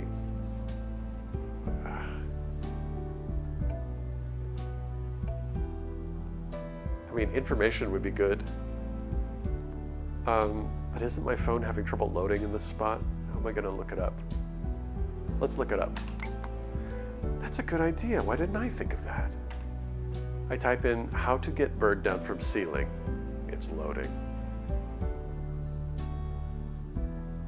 Oh, Wittershins says the will you was in response to you announcing you were going to be straight with her. I'm going to try. It's still loading. Oh, mister, the agency has a firewall. You're having trouble getting a signal, right? We have to authorize you first, and we can't do that before you're employed with us. Sorry. Here, we'll use my phone to look it up. Okay, looks like what we need is patience. And apparently, having a sense of humor would be helpful too. Moving on. Oh, Jade made a joke. Step 1, it says to count to 10 and to calm down. Should we do that?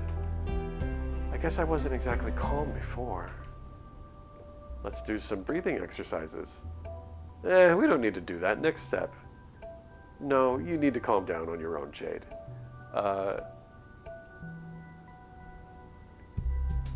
Should we follow the directions? Let's do some breathing exercises. Hell, why not? Oh, did you have one in mind? Breathe through the diaphragm. Count backwards from 10. I think we're calm enough. Let's do the diaphragm. Take her hands and sit together. It's forward. We're at work. So, deep breaths. Okay. Inhale. Whew. Exhale. Hey, you better have been breathing with me. You didn't just trick me into breathing by myself, did you? Okay. Yeah, let's do the count backwards from 10. Aha, like a rocket ship launch. Okay. Jade clears her throat, wiggling her shoulders slightly. As she exhales, her voice comes out in breathy murmurs. 9, 8, 7. She pauses to glance at me, looking embarrassed and uncertain. I nod for her to keep going. 4, 3, 2, 1.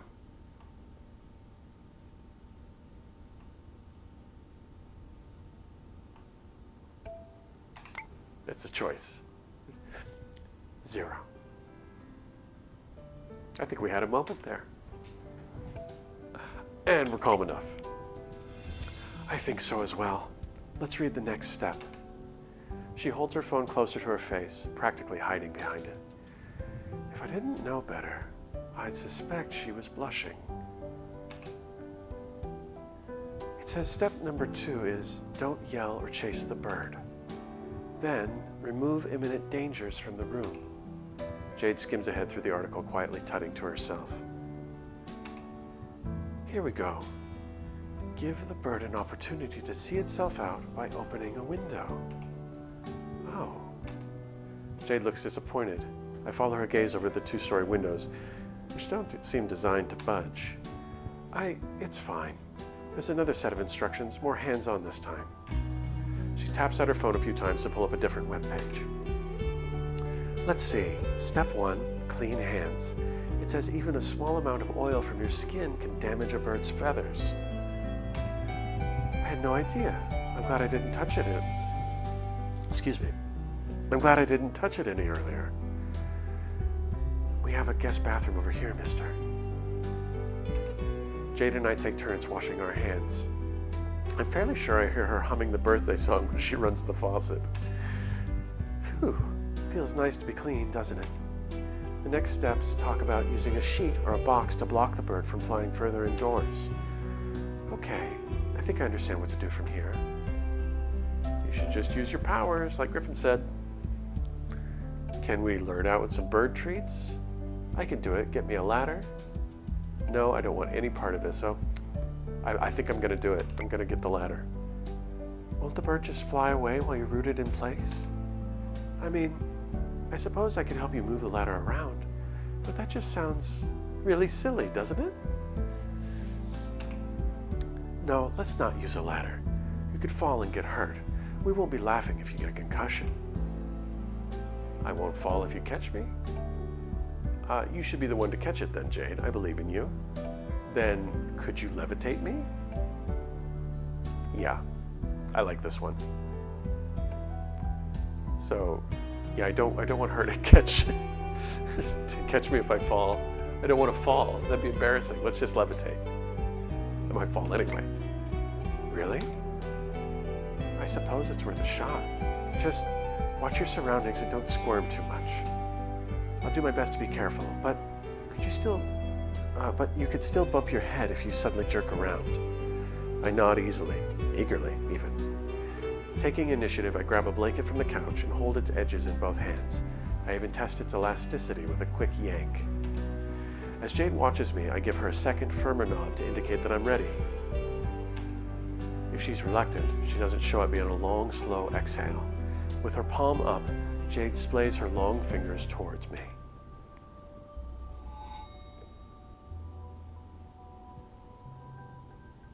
When her eyes glow, an invisible force cinches around my waist like a corset. Breathing deeply, it feels like my stomach is pressing against a wall. It's not too tight, is it? It's not. I adjust my hold on the blanket, freeing my hand enough to give her a thumbs up. Jade shoots me a wan smile. She gently tilts her wrist upward. The force encircling my waist bumps against my underarms and lifts my toes off the floor.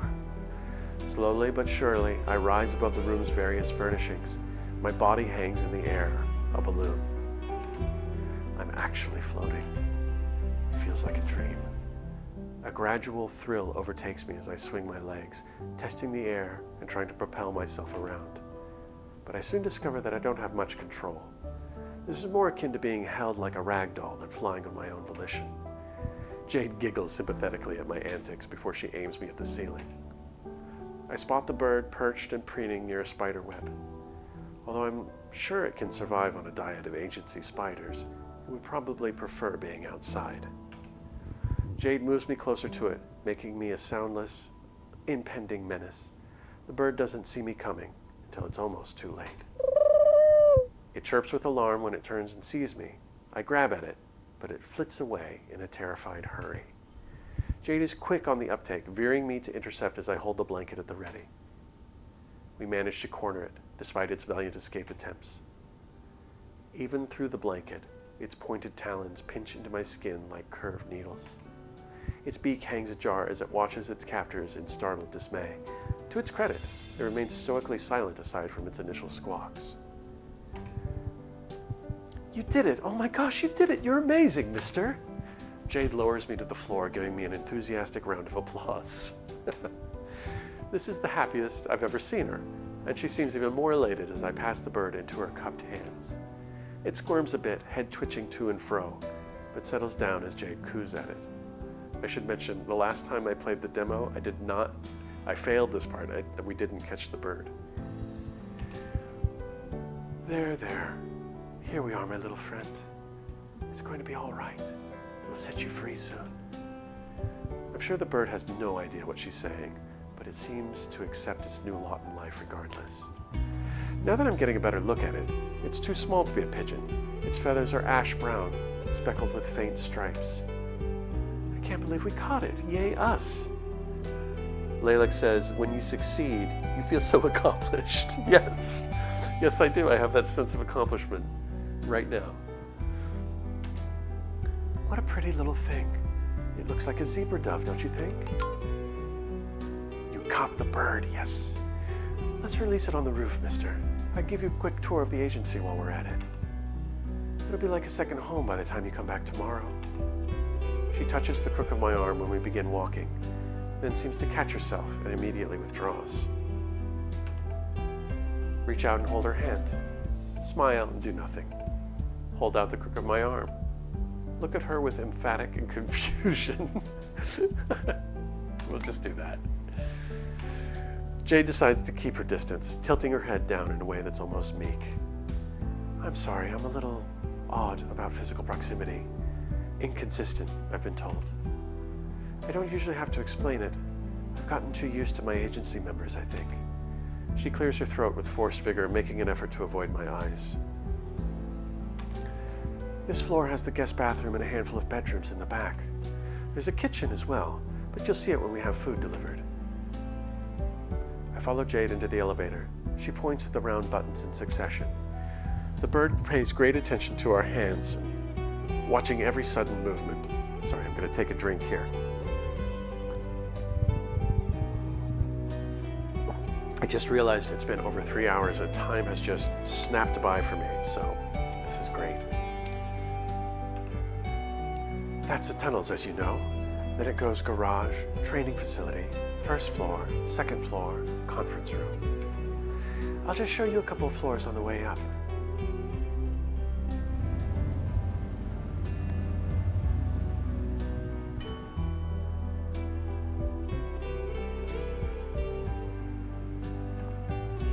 These are the second floor rooms, where second floor residents like me hang out and sleep. We rarely do much else up here. Come to think of it, there's a couple of rooms downstairs that are being renovated. That must be how the bird got in, don't you think? Since renovations are going on for a while, if you get room and board, you'll probably be staying up here too. It'd be cool to see you around. I want to visit your room. What else is on this floor? What else is on the floor?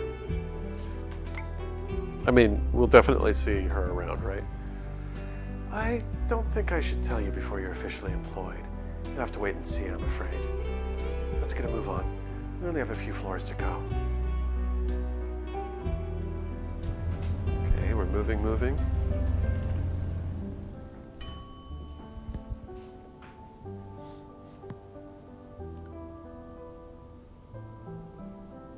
Yeah, okay, yeah, we'll touch base. See you then. Griffin taps at the headset on his ear, hanging up the call. Hello, you two. Sorry about that. That was the Prime Minister. Was it really? I arch a skeptical brow at Griffin, but he doesn't elaborate. What you guys got there? Oh, would you look at that? You caught the pigeon. We think it's a zebra dove, actually. Oh yeah? Cool. Griffin flaps his hand with dismissive congeniality. I don't need to be a mind reader to figure out that he doesn't care to know the difference between various bird species. Great job, mister. I knew you were special. He really is? Griffin grins at that. How are you getting on with Jade? Everything all right? Sorry I couldn't spend more time with you. I know she's a nerd. Wow. Sounds like the pot calling the kettle black to me. She's great, actually. I like her. She's showing me around. I miss you, Griffin. I feel like I can say this. We did breathing exercises together. We washed hands together. We caught a dove together. She levitated me. I feel like we're getting really close. I'm going to say it. Oh. What do you know? She looks happy to hear that. You should be pleased, mister. Not a lot of people have that effect on Jade. Hey, stop that. But you know, Jade's more likable than I give her credit for. She hit number 14 on the charts this year. I bet she'll snag that number 1 spot in no time if Gemini doesn't come back. She needs to come back. The spotlight doesn't suit me. Wudge, that says washed hands together.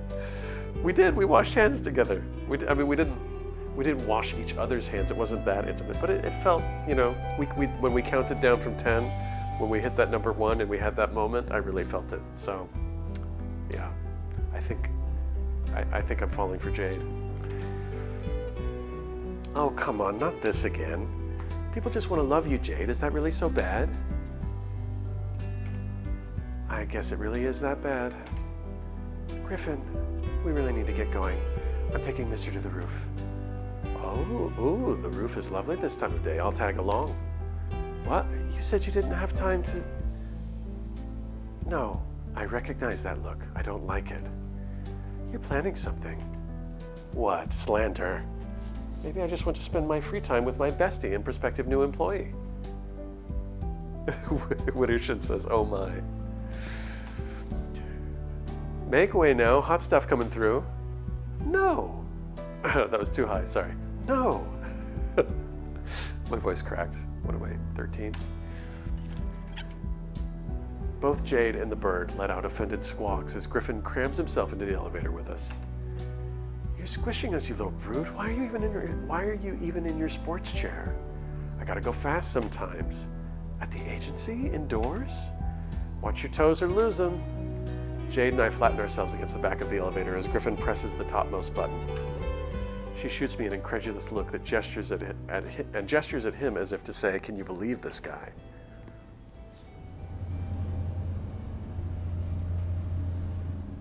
Up we go. I can hear Rhineway's trademark traffic jam even before I exit the elevator, a deep, constant undercurrent of noise that reminds me of a roaring waterfall.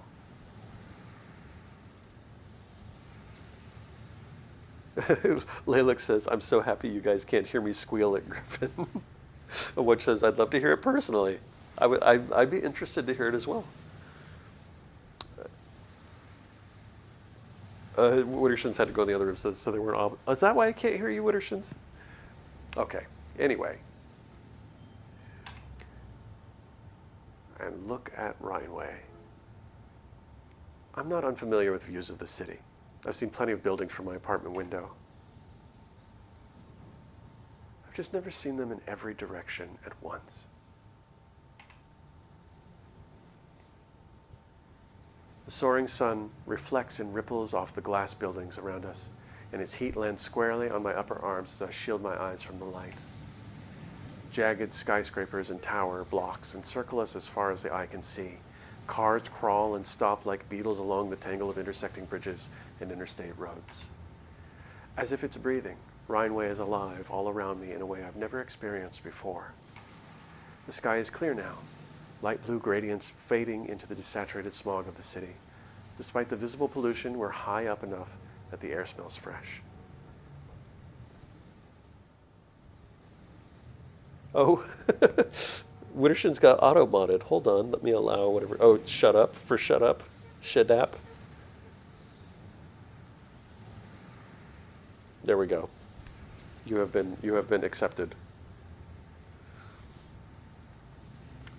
Despite the visible pollution, we're high up enough that the air smells fresh. Mister, check this out.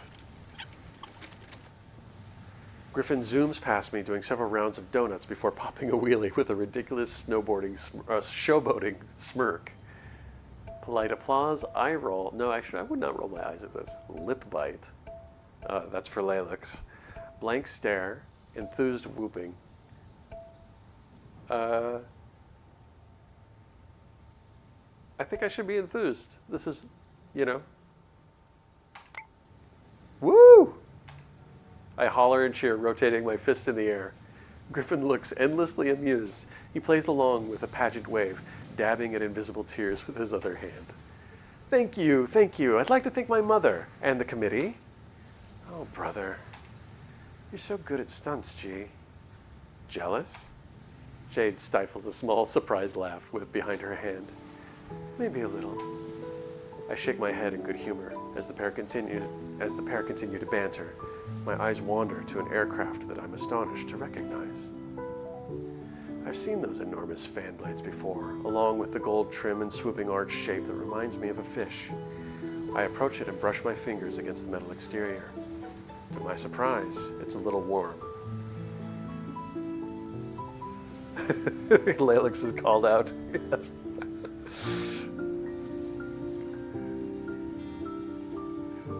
Oh, I'm gonna pay for getting. You're gonna say, well, you were auto-modded. You don't say shut up in the chat. Or actually, I don't know how. Like I've tried to make auto-mod less severe, and I have failed. So sorry about that. It's nice, isn't it? The foxtrot. We used to take it joyriding. Joyriding? I slant a questioning glance towards Jade, wondering if this is the truth or an exaggeration. I went sometimes, but not all the time. So it's true? They went joyriding on a government aircraft? Letting someone else pilot is a different experience from flying on your own, mister. I'll take you for a ride sometime. Take me for a ride. I push the idea of riding out of my mind, breathing deep and directing my focus back to the cityscape view. Apparently he's into that. Suddenly the sales on desk skyrocket. A faint appraisal occurs to me. This is what it's like to be rich. Breathtaking sights, access to clean air, a joyriding aircraft here for the taking. Is this the life I'm signing up for? Along with trembling, tumultuous excitement, I also feel a strange pang of guilt. Getting randomly chosen, plucked out from the crowd like this, it feels a bit like I'm abandoning everyone else who's still struggling. I'm sure there are people who are more qualified, more deserving, but don't I deserve something good for a change? By taking this path, I can truly be in a position to help other people. No more hiding, no more running, no more demoralizing job hunts late into the night, no more feelings of worthlessness, of not being good enough to hold a steady job, A more shitty apartment with its stupid broken peephole and silverfish scuttling across the creaking floor. Which says damn MC mood. And once in a while, I might get to save a life, like that dog at the job fair. I can ride this out until my powers fade completely, all while earning a living for me and Katie. How can I possibly regret that? The captured bird warbles out, an anxious coo squirming around. It must be eager to get free with an open sky in sight. Jade strokes the back of its head with a forefinger. All right, time to let you go. Griffin, can you give us a minute? Gonna talk smack about me? Definitely. Fine, but I'm gonna time you down to the second. He holds up his phone, wiggling it at us with mock authority. And don't get too close to the edge, mister, all right? I don't want you to fall off on your first day of work, or ever. I should hope mister has common sense. I hope I have common sense too, I guess. Jade nods for me to walk with her. I follow after a beat, keeping Griffin's caution in mind. We're awfully high up, aren't we? I'm really fond of birds. I don't know if you could tell. Yeah, I could tell. Well, now that she mentions it, she is holding the dove close, almost as if she's reluctant to let it go. That's adorable. Actually, the only thing I like about the DOV is the way people call us doves. The only thing. Get it? D-O-V, dove. I flash her an instinctive humoring smile. It's a cute turn of phrase. But did I hear her right? It's the only thing she likes about the DOV? Before I can voice my question, Jade breaches the silence again. Do you have any parting words for our feathery little friend? The rooftops aren't as windy as I anticipated, but a light breeze does pull wefts of hair free from behind Jade's ears. She tucks them back as she smiles at me. Laylik says, I really love the dynamic between Jade and Griffin. You aren't friends if you don't give each other a hard time. And Wudgeous agrees. Do you want to keep it? We could keep it. Put it in a cage? Put it in a glass cage? No? Okay. You don't like being a superhero, Jade? Don't poop on anyone, little bird. Be safe and free, little bird. Fly, my pretty fly!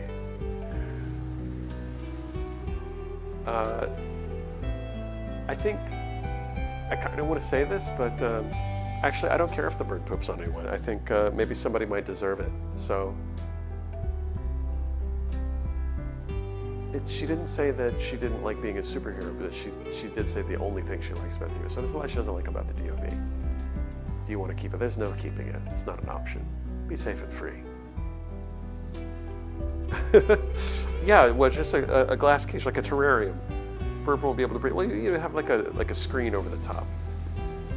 That's what I was thinking. Be safe and free, little bird. That's beautiful. Thank you. After clearing her throat, Jade squares her shoulders and closes her eyes. Okay, here we go. Her voice lowers to a near whisper, yet it resonates around me like a heartbeat.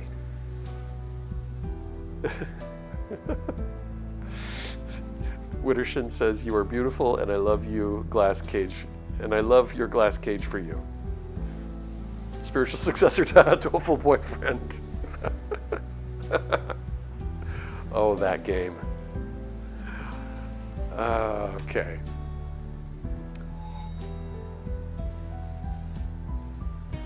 A breeze flicks across my neck, followed by a growing torrent of wind. As it picks up speed, Jade hoists the bird up in a brisk motion and lets it fly. The bird dips, frantically flaps its wings, and then soars. I watch as it disappears into a distant speck in the skyline, its panicked flight slowing into a more natural glide. But the wind isn't dying down. Jade lets out a muted shriek as her long hair whips around, lashing my cheek more than once. Oh no! I just straightened my hair. Oh God, even my hair is a bird's nest now. Oh, we match. Oh my goodness. A laugh escapes her, husky and breathless at first, with a hoarse quality that sounds like she hasn't truly laughed in a while. I'm so sorry, mister. Oh no, you still look so cute. It's not fair. Her prolonged round of laughter ends in a squeaky inhale. She called me cute. I think I just won something. I comb my fingers through my hair, an awkward, wobbly grin spreading across my own face. We gaze away from each other for some time.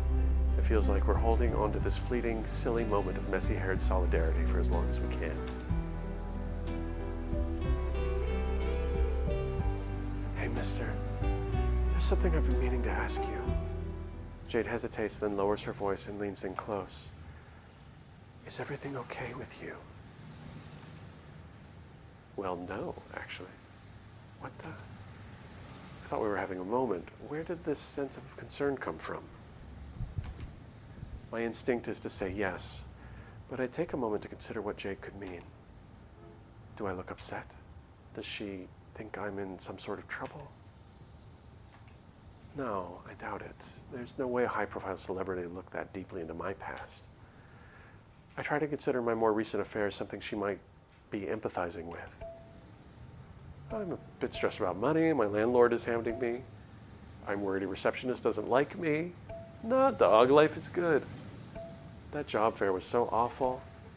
I guess I'm still annoyed with Smokescreen.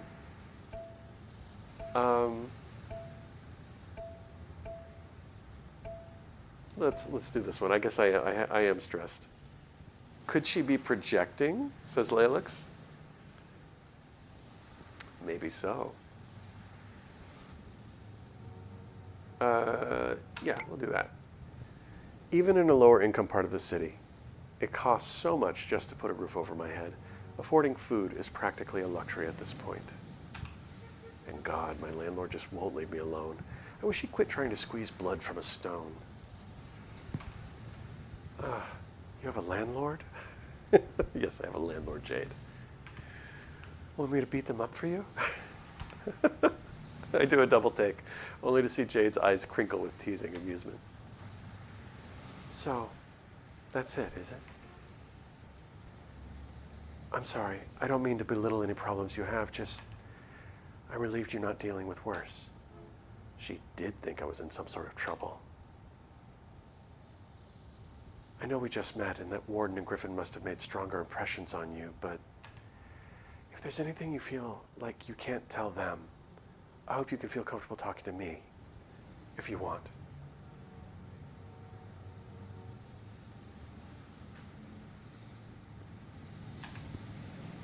The work isn't going to be easy, mister. It isn't even rewarding sometimes. So I hope you're not under any pressure to take this job. Pressure? This is the opportunity of a lifetime, and she's worried I'll feel pressure. And she's worried I'll feel pressured to take it. You seem confused. I don't know how else to say this. People like you and me, well, if your problems become anything like mine, you probably wish you could disappear. I mean, if you just need the money, I'm sure there are other ways. And time's up, you two. Griffin is holding up his phone with an attitude akin to tapping one's wristwatch. Whatever super serious, heartfelt conversation you're having, I'm sure it can wait until after we eat. Delivery's here. Don't tell me. Since we're already on the roof, Jade's going to fly down and get it for us. I have the app set up and ready to film. You're kidding? No. What? You don't have enough cash to cover tip? Jade groans quietly. I have cash, just... You know I don't like making a spectacle of myself. Being a spectacle is so much faster than taking the elevator. Do you really not want to? No, fine. I can do it. I know the footage helps the agency. As long as you're not filming me with the drone. I hate that thing. Just my phone, no drones, Scout's honor. Griffin crosses his heart with 2 fingers. Then yeah, fine. I'm not gonna do multiple takes. Oh, but I'm not gonna do multiple takes. You're the best, Jade. Whatever, you too. One of these days I'm going to take the stairs just to spite you. By the time I get back, all your food will be cold and rotten. Yeah, I'm sure. You don't even do cardio. I'd be impressed if the food reached me at all. Rude. That's so rude. Mister, I hope you don't get assigned with Griffin. Bad manners are contagious. Griffin lets out a good-natured chuckle. Oh, I don't think you'll have to worry about that. Jade mutters under her breath as she double-checks the contents of her wallet. She counts through a modest handful of bills, far from the bulging stacks I'd envision a celebrity would have. Hey, mister, you might want to back up and give her some space. While Griffin says that, he leans over and pulls a selfie stick from the underside of his wheelchair. There's some sort of carrier hammock under there that I hadn't noticed before. It doesn't take him long to connect the stick to his phone, extending the handle with a satisfying click. I take a compliant step back, seeing no need to get caught in the shot. Ready? Jade hops onto the outer edge, the arch of her soles giving her steady balance on a precarious perch. Then, after scanning the world below, she walks off the ledge. My breath catches with instinctive horror. I'm half certain that I'll hear a horrible splatter in a few seconds. Griffin intercepts my worried, darting eyes with his usual disarming smile. He whispers to me, just loud enough for me to hear, but quiet enough to be indiscernible in the recording. Wait and see. Jade rockets back up as a shimmer of billowing green hair and pleated skirts backlit against the setting sun. The image of a figure floating above us is resplendent, divine enough to be captured in stained glass, aside from the overflowing armfuls of delivery bags, that is. Griffin! Griffin, why did you order so much? Help! Griffin barely manages to stop recording before he lets out a cackle. I hurry to her side, and Jade eagerly unloads half the bags onto me. Noodle arms? What was that about taking the stairs just to spite me? Don't you dare sass me right now. Jade scowls at him, rubbing her forearms. Red streaks mar her fingers like angry rings. Hey, mister, you want to see the footage? Come look. After beckoning me, Griffin grabs some takeout and sets it on his lap with a rustle of plastic. I carefully lean over his shoulder, trying to make out shapes behind the reflective sunlit screen. Griffin's gaze flickers almost imperceptibly up and down my features. If he hadn't paused on my lips, I might not have noticed. Then he grins, tilting his shoulders to the side to make room for me. The 4-second loop, while imperfect, makes the video addicting to watch. Captured in the confines of a phone screen, Jade repeatedly launches herself into frame before the clip cuts back to a clear, open skyline. What kind of background track would be good, you think? Top charts pop song lyrics, or a trending soundbite? He probably has more important things to do than to review clips for you, Griffin. No, Griffin, actually, I really want to review clips. Oh, really? Griffin looks at me, peering up through his lashes. Are you keeping a schedule, mister? Got a bunch of other interviews lined up to make us jealous? Because if not, you could stay and have lunch with us. Gosh, how long have I been out? Did I leave Katie enough food? I fish out my phone to check the time. I think I left enough. I knew I'd be gone for a while, so I made sure to leave her plenty to eat. Back when she asked if I was hungry, Jade did float the possibility of staying, but I hadn't actually considered eating with the team. Part of me thought she was just being polite. Oh, I hadn't considered that? I was counting on this pizza.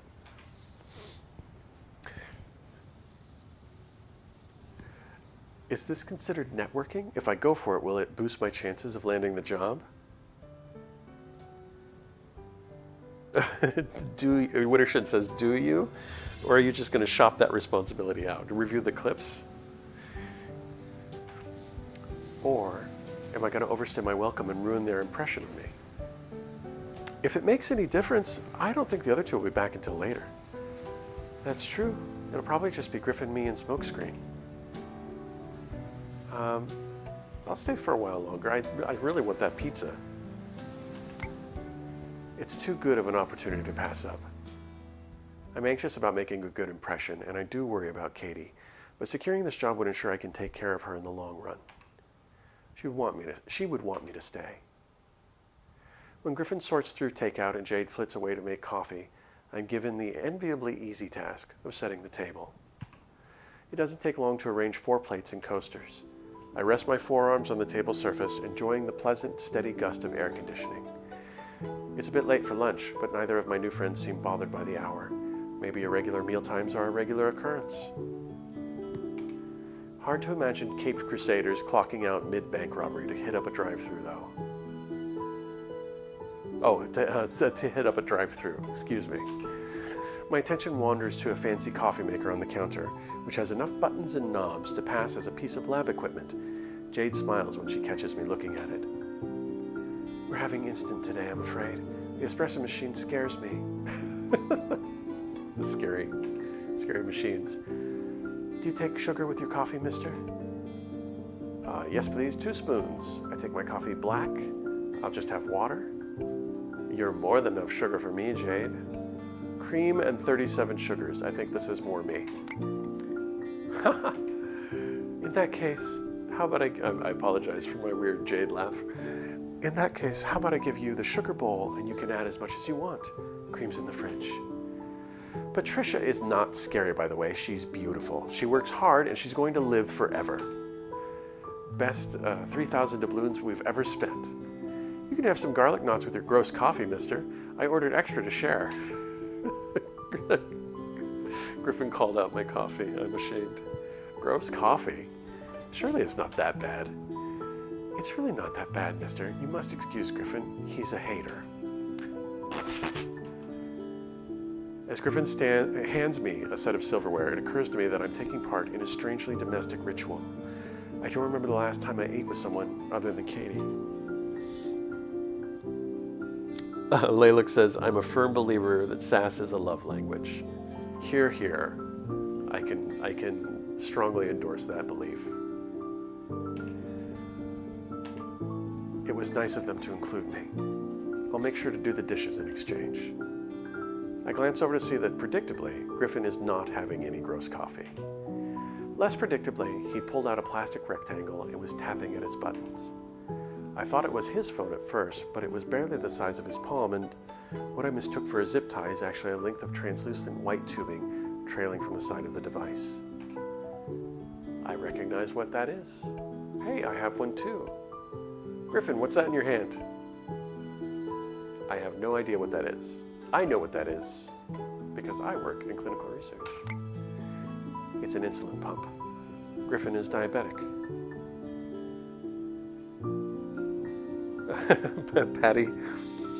Patty appreciates this vote of confidence. Sass is a love language, is strong in the Shin's household. It really is.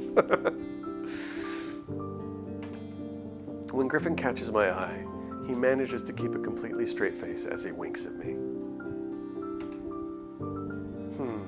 I know that diabetes can cause some mobility limitations, but I don't think it's common. Maybe Griffin has something else going on? It's none of my business in any case. It's Griffin's choice if and when he wants to tell me about his health. A familiar shape lumbers into the kitchen, but unlike before, he isn't wearing his helmet. Smokescreen's hand surges up to cover his mouth before flicking on his face-concealing hologram. It flashes on, obscuring his features in an increasingly familiar series of colors. Oh, come on, don't be like that. Have a seat and grab a plate. But after some careful and cantankerous deliberation, Smokescreen heaves a sigh and shuts it off. We're having a mask-off luncheon with a new recruit then? Okay. Could have warned me he was still here. Mister's whereabouts are on a need-to-dough basis. I think we all need a slice of pizza right about now.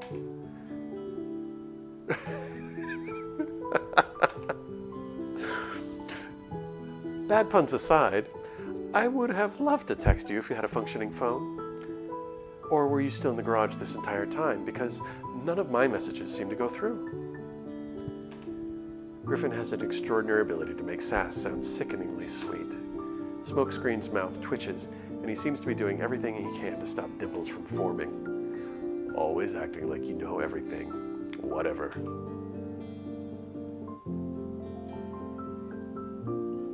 Smokescreen settles into a seat between me and Griffin, propping his chin on his knuckles. Not gonna hide your face after all? I like your jacket. don't say anything to him. There's so mushroom at the table, and here you are sitting next to me. Yeah, I have to do that one. Griffin groans out loud as my green-haired pun accomplice snickers from across the table. Smokescreen burrows his finger in his ear before checking his nails, pretending he didn't hear a word. Jade sets a round cup in front of me with a quiet clatter.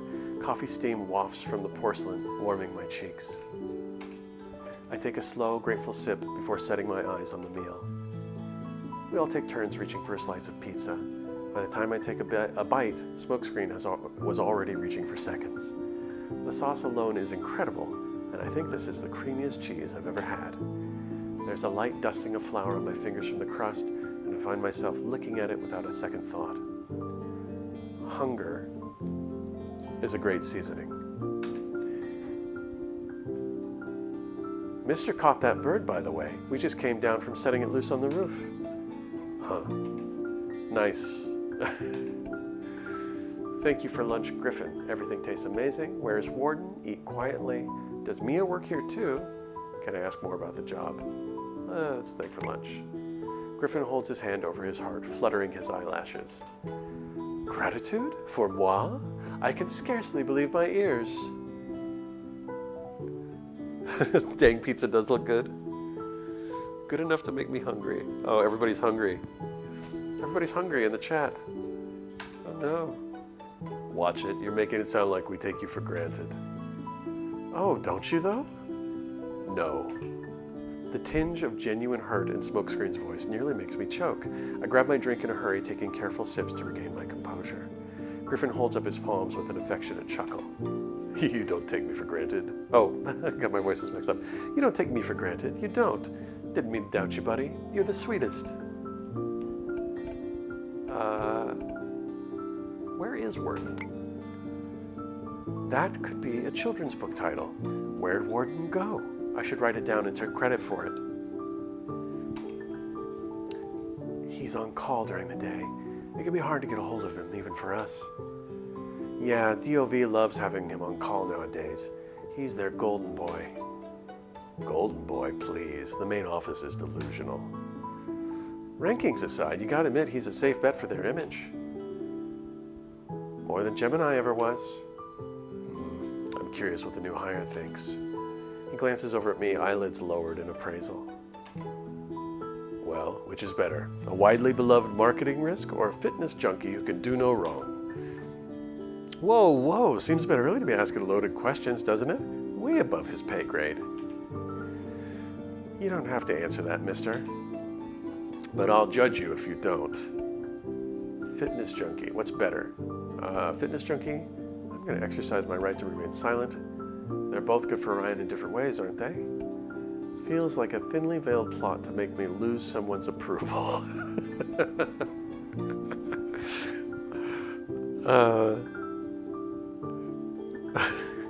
Wittershins, I am sorry that I forgot your dinner. I am so sorry. I've apologized. I don't know what else I can do. The beloved marketing risk. Well, they're both good. They're both good, aren't they? Cop-out answer.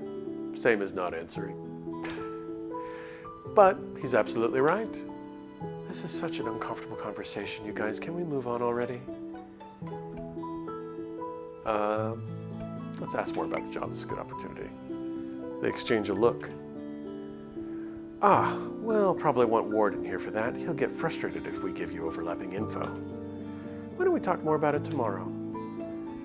Nurse Jordan's the best at explaining the details anyway. They stay impartial. Are we not impartial? We're really not. Fair, honestly. Man, I'm feeling kind of ganged up on for some reason. Not even in a sexy way.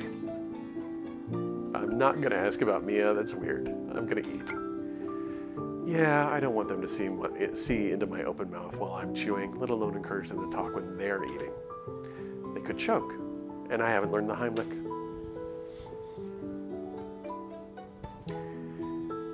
Hey, mister, do you want to sample a bit of my plate? It's really good. Jade Wilds, I feel like this is all the same pizza, isn't it? Whatever. I roll up my sleeves after the meal, feeling energized and ready to do dishes. Don't even think about it. Smokescreen snatches the plates away from me, nimbly balancing them on one arm before stalking off into the adjacent kitchen. Ahaha, I second him in this case. You're not even on payroll yet, mister. You'll have many more opportunities to clean in your future, I'm sure. Not to worry. Oh shoot, we've been sitting here this whole time and I wanted to go grab something. Go get it then, it's okay. It won't kill me to keep Sweet Mister company for a little longer. Sweet Mister, I really like that. Thanks, Griffin, I won't be long. Mister, you want to head back up to the roof with me? I'm about to ask why, but Griffin is already wheeling himself away. I have to hurry after him or I'll be left behind. We file into the elevator in companionable silence. I can't help reflecting on how nice everyone was. Even Smokescreen, who was standoffish when I met him, seemed to ease up among his friends. Will I really be able to count myself among them? Griffin pulls out his phone, and soon sound bites and music clips are playing in succession as he taps away at the screen. He's probably editing that video clip. Just as a thought crosses my mind, Griffin glances up and meets my eyes. Yes, mister? You look like you have a question for me. Well, I guess if he's offering to answer some questions, are you going to film me someday? What do you think Jade's grabbing? What's the smartest thing I can ask you right now?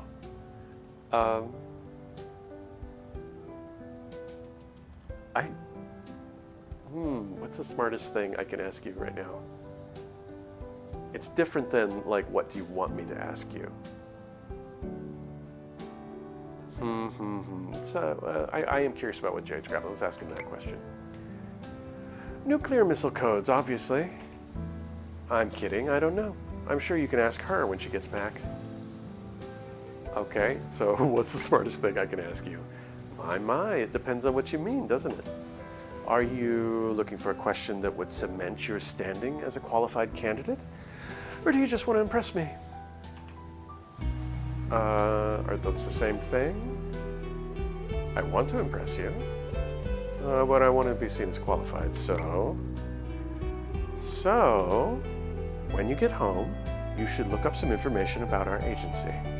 Ask someone about your findings tomorrow. Independent research shows that you're invested. Hope that helps. And this is my only option, so here we go. You gonna film me someday? Would you like me to film you someday? I'd love it if you did. No, I'd hate it. Yes, but only in private. Does it have to be you? I like being on camera, so yeah. As a former actor, sure, we'll say that. I appreciate the enthusiasm. I'd be more than happy to get some footage of you in that case. You can opt in to being filmed if you want to make bank, mister. Celebrity heroes earn way more than regular ones. If you opt out, well, we can't always stop civilians from getting candid shots, but that's what masks are good for. Say, you remember what I was telling you about being matched with a mentor? Someone you'd be compatible with? I'm not sure you've clicked with anyone special just yet, but, well, there's still tomorrow. It's only been a day. Orion's your oyster. You'll have plenty of time to secure the supervision of someone special. Assuming you want to be paired with a special someone, that is. If you decide to play the field and try to befriend everyone equally, your mentor is probably going to default to Warden, regardless of how well you actually get along with him. He's the one who recruited you, after all. I'm back. Perfect timing. I just finished talking smack about you. Wudge says, oh, moment of truth. Oh, bummer. Oh, well, darn it. So I thought I was going to get Jade this time. Probably just at the cusp between Jade and Warden. Dang. Well, perhaps next time. Yeah, ready to go, mister? Oh, Lalix was betting on Warden, and so was Wittershin. I guess I'm ready to go. Bye, mister. Have a nice flight. Make sure your seats and trays are in the upright position before takeoff. Stop it. Mister, you don't have to worry about doing anything. Jade strides purposefully back to the edge of the building. I follow after she glances over her shoulder, a clear indication for me to join her. With a graceful sweep of one long arm, she gestures at the broad swath of Rhineway beneath us. Where to? It hits me then like a ton of bricks that Jade Wilds intends to levitate me home. I can't exactly say no, can I? Not everyone gets the chance to soar through the sky, not without a plane and parachute anyway. Who am I to refuse such a rare opportunity like this? A quick scan is enough for me to spot my scrappy southeast corner of the city. It rests under the shadow of the more glamorous west side waterfront, looking about as impressive as an anthill. Jade wordlessly extends her hand to me once I point out my apartment. The stone facade of the building isn't nearly as wide as I wish it was, and I suddenly remember Griffin's warning to stay away from the edge. Cling to her arm in panic. Squeeze her hand. Stare straight ahead and refuse to show fear.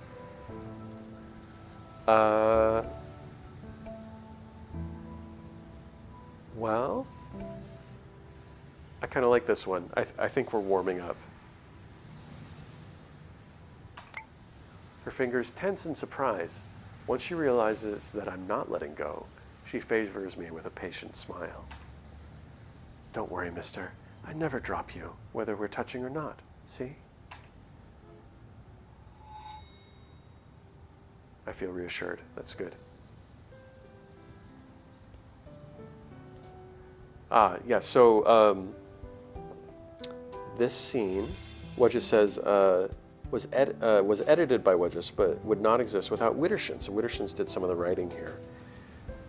And Wittershins says it was such a joy to play in the HEROTOME sandbox. Anyhow. Got to Amazing Spider-Man Gwen death scene. I don't want to be Gwen in this case. I want to be married. I want Jade to be my Spider-Man, and I want to be Mary Jane Watson Parker. There we go. The familiar sensation of a vice closes around my ribs, lifting me gently off the ground. The weightlessness feels alien and makes my feet tingle. It's like I instinctively crave the reassurance of gravity, like a fish might miss the water. I suck in a sharp breath, holding it before exhaling between my teeth. Then, with foolish hubris, I decide to look down. First, I see my shadow pinned to the floor of the helipad like a me-shaped hole in the ground. And then, I see everything else. With Jade floating beside me and my stomach plummeting down to the world below us, my body is unquestionably suspended in midair. I regret eating as much as I did. Before I knew it, we were soaring. The wind catches in my throat and eyes and streams all around me like I'm a feather caught in a breeze. There's a difference, I find, between flying in a contained room and seeing familiar streets and sidewalks whisking by far, far below me. Never before have I felt such a sense of envy, freedom, blind terror, boredom somehow, awe and admiration. Yeah, I think I'm being levitated by Jade. Who knew Rhineway was so beautiful? This sight is unforgettable. Everyone else is so small, going about their everyday business with no idea we were drifting above their heads. If Jade can have this experience without even lifting a finger, that makes her amazing, doesn't it? I let out a charmed sigh, and Jade shoots me a nervous smile. First time flyer? I don't fly many passengers these days. I forget that the first time can be a lot to take in. Are you okay? I can go lower if you like, or slow down. I don't think I want to get any closer to the highways and their tiny insect cars. My visible reluctance seems to make Jade uneasy. Okay, She slows our pace, weighing each word with the care one would use to measure a dose of medicine. You don't get motion sickness, do you? It might be my imagination, but it feels like she's holding me at a greater distance now. Well, dang. I'm having too much fun to feel sick. I think I'll be okay. I do feel a bit queasy. Pretend to throw up as a goof.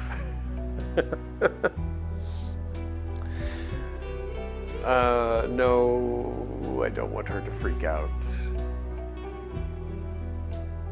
I think I'll be okay. After eyeing me dubiously, Jade moves us a little closer together. If you do feel sick, just let me know in advance if you can. I'd really, really appreciate it if you didn't throw up. I'll be in big trouble if it hits a civilian again. Again. Again? Ugh. Did a member of Orion barf on an innocent bystander, or was this civilian on civilian violence? Don't ask me who it was. I'm not about to expose them. Hey, are you familiar with those novelty airline pins? The ones with little wings on them? I don't know if oops, lost my clip. I don't know if they do this anymore, but they used to give pins to children for being brave on the plane. First-time flyers. Griffin made me a bunch as a joke after, well, it was a while ago, but I'm sure we still have them stashed away somewhere. Tell you what, if you can keep it down all the way home, I bet I can get you a pin. Wow. Does Jade think I'm a little kid or something? The promise of a reward, though, is always a compelling incentive.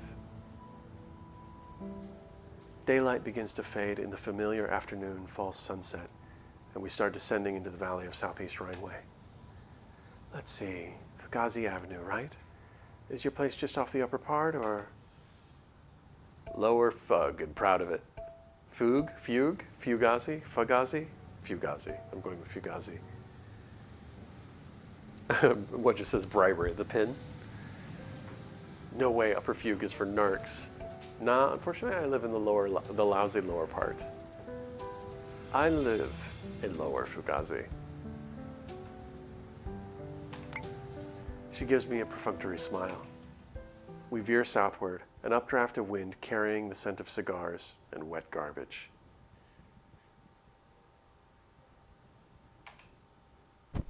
The concrete underfoot feels like sinking into a warm bath after a workout.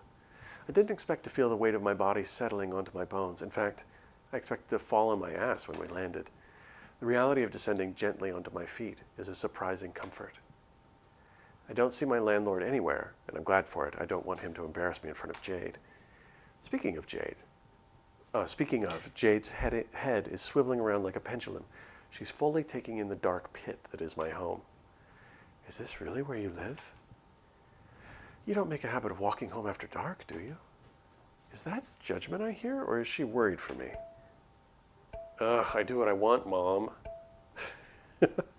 It's way too scary to be out at night. I run marathons exclusively in the dark of night. Fugazi, says Wittershins. Fugazi, okay. I will remember. I never leave home, so no. Living here isn't all that bad. But is it? Is it not all that bad? Yeah, it's not all that bad. We have a place to live after all. The way she tilts her head reminds me of a bird. Fitting, perhaps. Did I say it was bad? I didn't, did I? She seems to earnestly play back our conversation in her head. I didn't mean to pry, in any case. This place reminds me a bit of where I grew up. Pothole puddles in the driveway, street lamps always flickering. It's almost nostalgic. Which is why it's terrible that neighborhoods like these have been targeted by Oasis. Usually the ratio of crime between the east and the waterfront is pretty constant, but more recently, her expression shudders, eyes dropping away from mine. Just be careful. If it's all right with you, I'll stick around until you reach your door. Great, now I'm anxious. What was that about Oasis? Is it a cult or something? I head up to my apartment, taking 2 steps at a time. Jade moves in tandem with me, floating along on the outer side of the stairs. She trails her hand over the railing, nearly bumping her knuckles against mine more than once. Gosh, what's gotten into me? Scatterbrained, disorganized, and now I'm clumsy too. She seems to hesitate, hovering by the veranda as I reach my door. I should get going, huh? Don't want reporters swarming your apartment. There's just one last thing. She presses an object into my hand, and for a hopeful moment I believed it was my well-earned flight pin. But it's quite a bit bigger than a pin. It's a phone. A nice one at that. It looks kind of like the one Warden used to unlock all those keypads. Your antique is fun and all, but you should have something functional. Even if you don't end up joining us, consider it yours. Pay for coming out to interview today. And anyway, you'll need a phone to find a different job if nothing else, right? She drifts away before I can respond, hovering a half a foot from the landing. I should go now. I hope we hear from you, mister, but take care, even if we don't. I can't help hanging back to see her off. The hot cryptid hurtles across the sky like a comet, leaving faint streaks of vapor in her wake.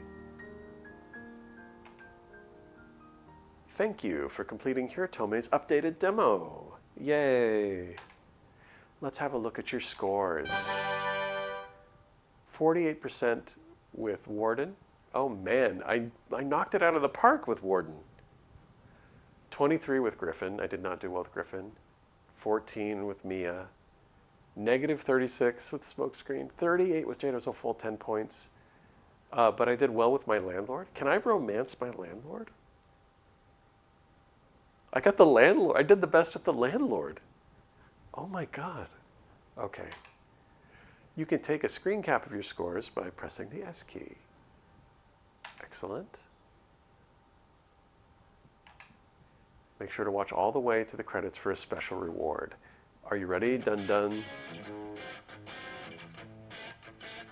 Written, designed, and directed by Wudgeous. Wudgeous, thank you for sharing this with us and letting us stream. I'm going to go ahead and enter the Ecliptic. And if people want to hang around, I'm going to interview Wudgeous about everything. Wudge, are you there? Can you hear me? I'm currently muted. What about now? Can you hear me?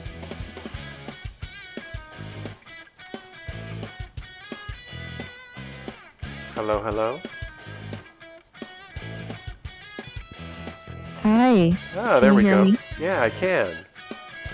Awesome. Okay. So that was awesome. That was a great playthrough. I enjoyed it very much. So I'm gonna kind of turn down the game music because it's a little loud, I think.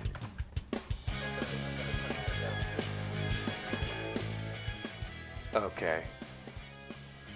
There we go. I think that's better. And I've got an echo now. Ha! That's okay. I have a bunch of questions for you, and if you don't want to answer a question, that's okay. And can I just have you introduce yourself really quick so I can check your levels? Yeah. Hi, I'm Wudgeous. I put this stinking game together. Taken years of my life, but it's worth it, I think. Lock choices are now available. Normally they would be Rachel. unlocked with an in-game reputation system, but I'm unlocking them early for you as thanks for completing the demo. Yay! You may still see the locked icons, but don't worry. Click on them anyway. You'll see what happens. Oh my God, that's amazing. Very cool. Yeah, now you can knock Warden into the desk as you've always dreamed. I'm gonna get him. I'm gonna get him next time. So I've really been wanting to interview developers on this channel, and you are my first interview. So I'm deeply honored to be asking you these questions. Quickly, I just want to talk about the title. So I really like the play on the genre with the title, HEROTOME. And for anybody who doesn't know, that you may be watching this on YouTube, I'm pretty sure everybody here in the chat knows, but otome is a genre, right? A visual novel subgenre, and it roughly translates to maiden in English. And otome games were originally meant to appeal to female audiences. So I guess the question is, is HEROTOME an otome game? What do you intend it to be? Oh yeah, for sure. I do want to say that the title pretty much came first before anything else about the Oh, game. really? So I didn't really have to struggle coming up with a title for what I wanted to do, because what I ended up making is largely based on the title. Okay. For the most part. Very cool.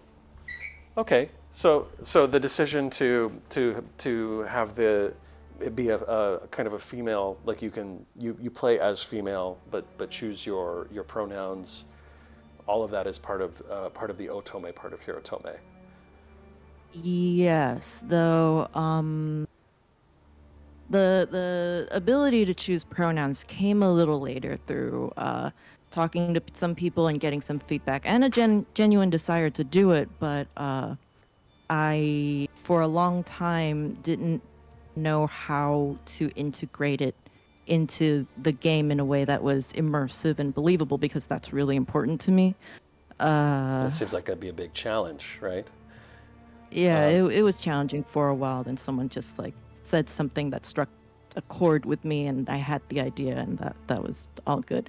But it's less about the gender of the protagonist and more that women are the core demographic that I'm aiming for. Because Okay. I want to capture a lot of the lived experience that women or other people have, people who have been maybe raised as women or socialized among women. That's mostly the experience that I'm interested in capturing with this game, because it's an experience that I feel is overlooked in the genre. Like, female superheroes tend to be characterized in a very, what I call a hollow, strong female woman kind of role, where they Oh, like kind of definitely. act like men or in some other way. But I wanted to use a more life experienced angle, and that's always been very, very important to me. Wow. Okay. Wonderful. So I'm relatively new to VNs, but one thing that I've observed is that there seems to be a split between fans of Japanese visual novels and then fans of original language, original English language visual novels. If you go on, I mean, I'm sure you've seen like the Reddit, like the Reddit visual novel forum is like full of people that are like, other visual novels that are not Japanese, that are not done the way Japanese novels are not visual novels. They're something else. They're interactive Yeah. fiction. But it seems like Hirotome, are you trying to bridge that gap with Hirotome? Because it seems like, I mean, do you think what we call interactive fiction or OELVN, do you think they Yeah. belong in the same genre as those Japanese VNs? I don't like to muss or think about categories all that much. Oh, okay. Um, but I will say that one of the earlier goals I had, and to be honest, it's a goal I've kind of forgotten about by this point, but starting out development, I did very much want to bridge the gap between visual novels that are made in Japan by Japanese companies that focus on otome games versus other cultures, other. I wasn't familiar with indie games at the time, but I was familiar with some games that are made in the West. Oh, okay. And as someone who is biracial myself, it felt fitting that I would kind of try to do something that was in between. It doesn't matter to me too much how my game gets categorized by other people, because that's just an opinion, and everyone Yeah, has one. Everybody's got one. Absolutely. Yeah. Can you share how you became a developer of visual novels? Was there a particular game or moment that inspired you or launched you in this direction? I had a dream. you you had an Yeah. actual dream that you woke up from, or Yeah. An actual in February oh, that's fascinating. 2017.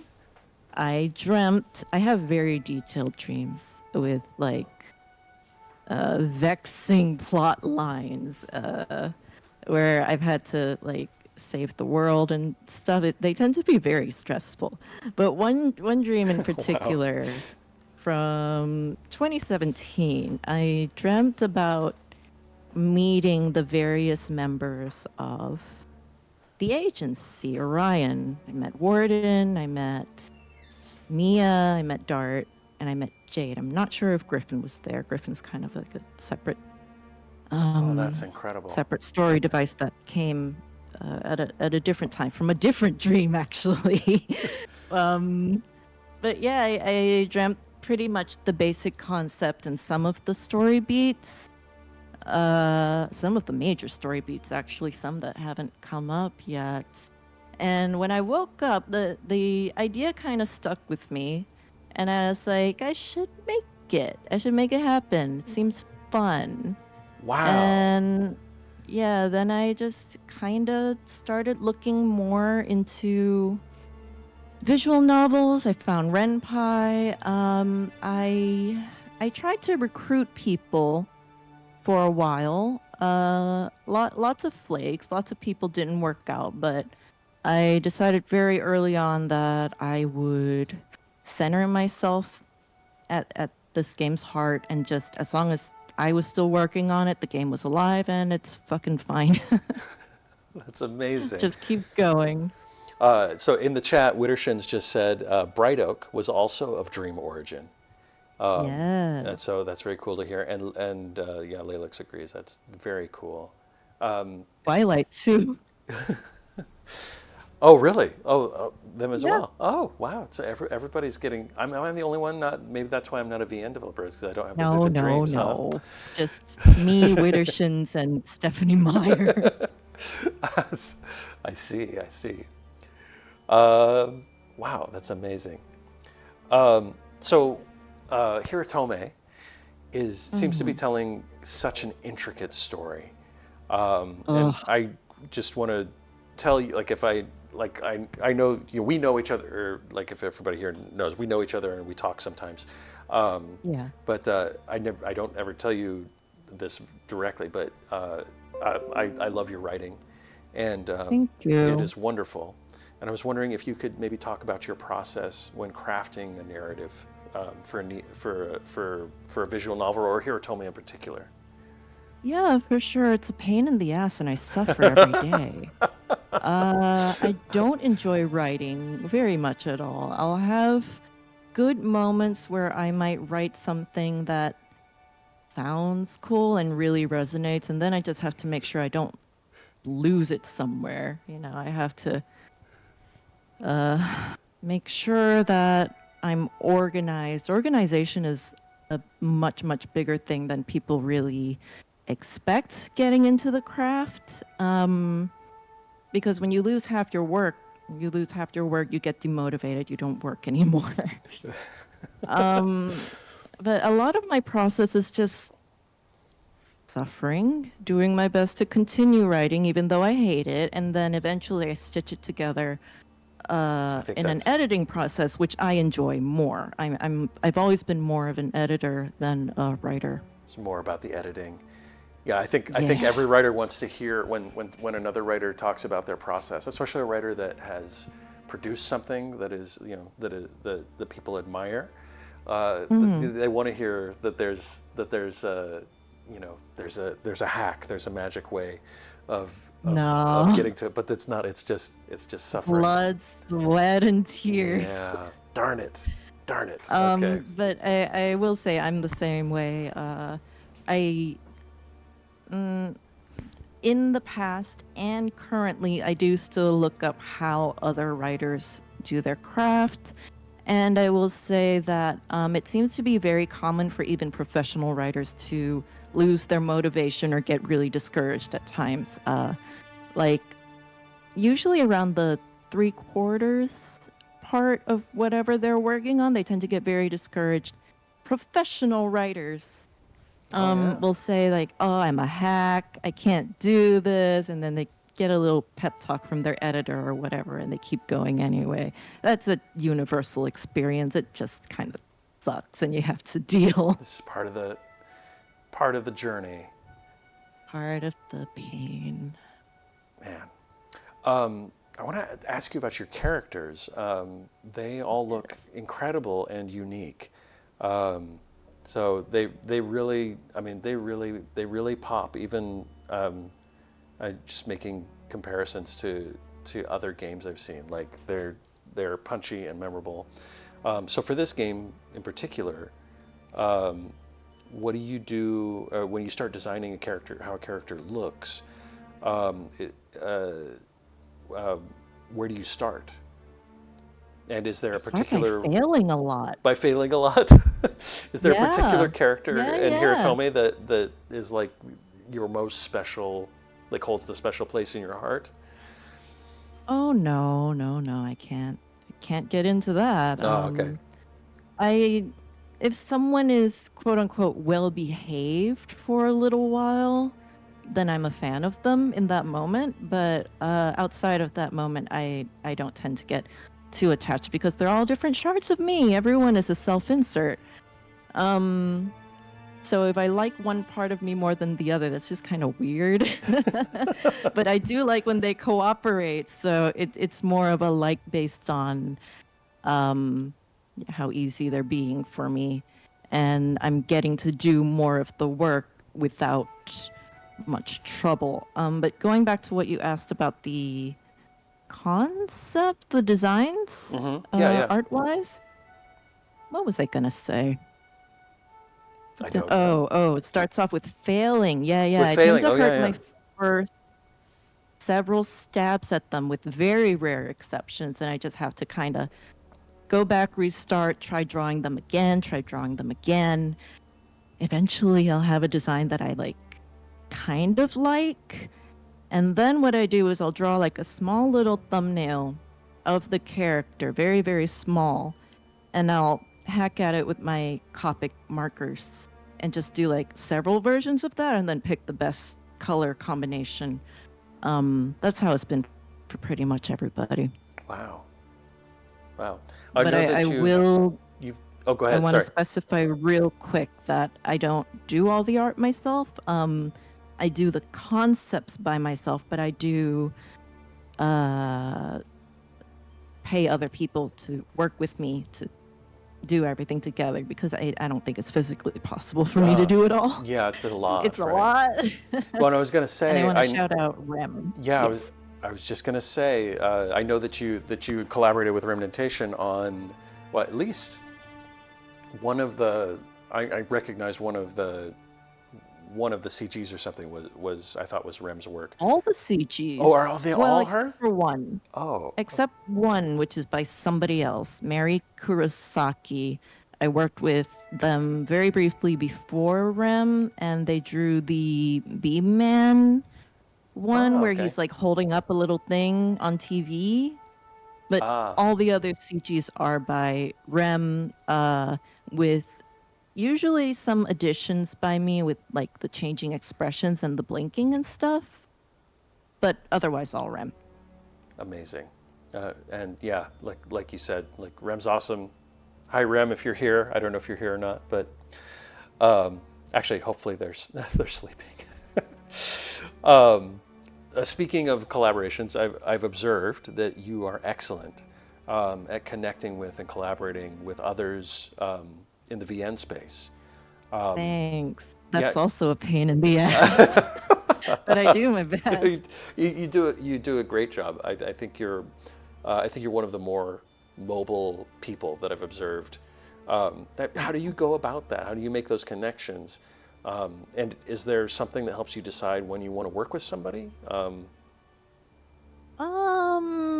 Well, there's a difference between working with somebody, commissioning them for Hirotome, versus just connecting with other devs, which is something I think every dev should get in the habit of, because like it's nice knowing what else is out there, and you feel a lot less alone knowing where like up here is in the same process. No one's gonna get what you do as much as another dev will, unless you meet someone really magical, empathetic. I haven't yet. It's always got to be another dev. No, I think Um, when Widdershins, because most of the development of I've observed kind of from the outside looking in, but when Widdershins was like, I'm going to make a VN, it's like, oh, okay, here's what you got to do. Like, I had no idea. I don't think they really had any idea what she was getting into. And then that None of us experience. do. No, on the other side of it, it's like, oh yeah, there's all this stuff that, yeah, how do you, A lot of stuff. yeah, a lot of stuff. And that is the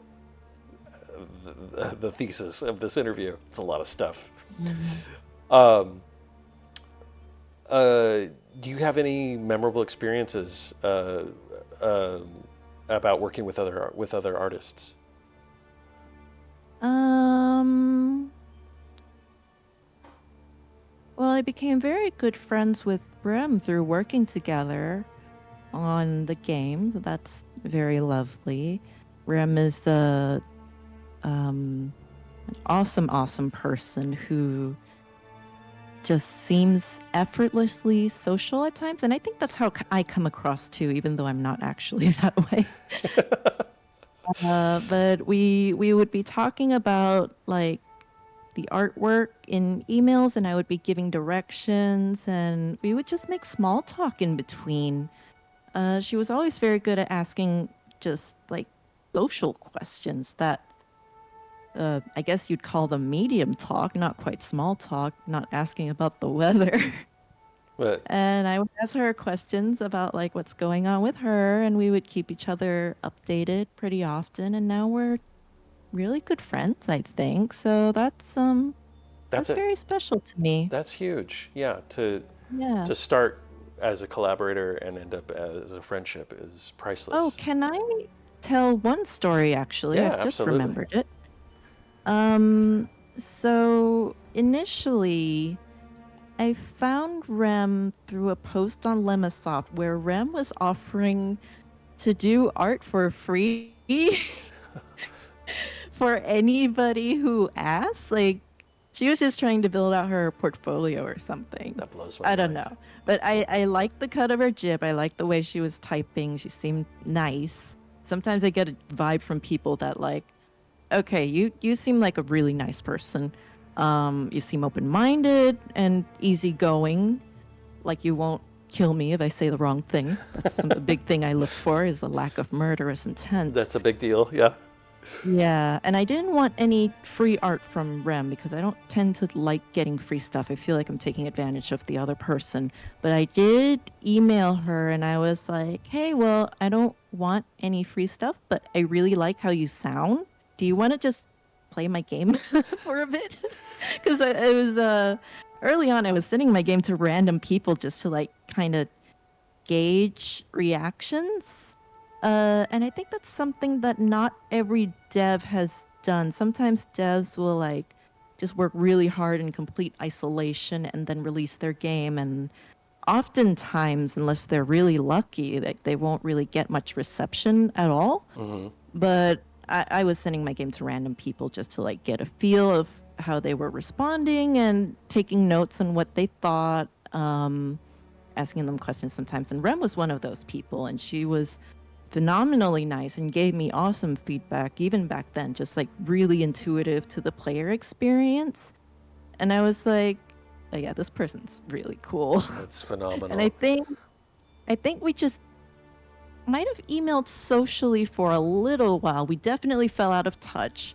But sometime later, I actually saw more of Rem's art, and I was like, wait a minute, your color style kind of meshes with my game style. Then I emailed her, and then we started working together. So it's a little bit of a roundabout process, but very precious nonetheless. It's fantastic. And it's also, I've got to say, very brave of you to just you make your work and just give it to people, put it out there, and get.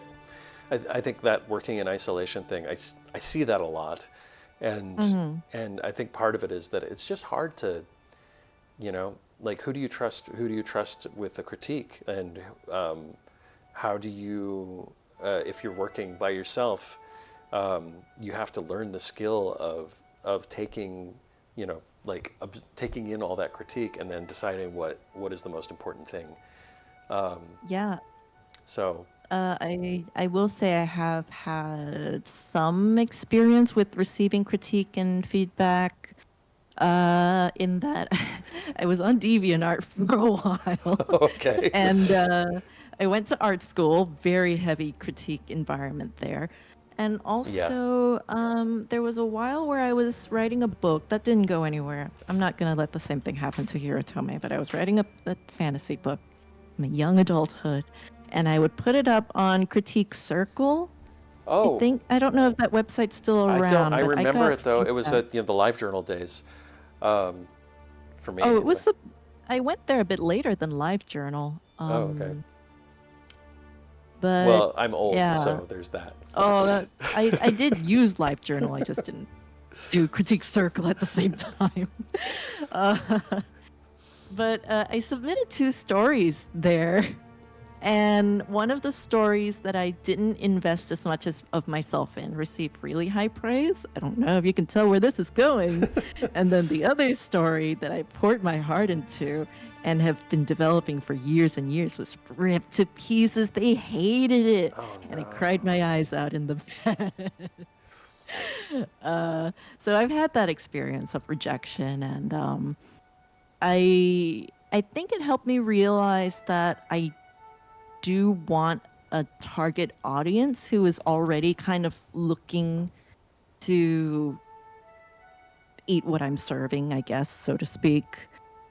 I see what you mean. So you've got to. It's there. It sounds like you've refined that to, like, you know that a certain kind of person is not necessarily going to be helpful, as Yeah. opposed to, you know, you got to give your work to the right people. That makes sense. Yes. That's that's a whole skill all in itself that you had to develop along the way. Yeah, by crying in bed. By crying in bed. Putting my work on Critique Circle.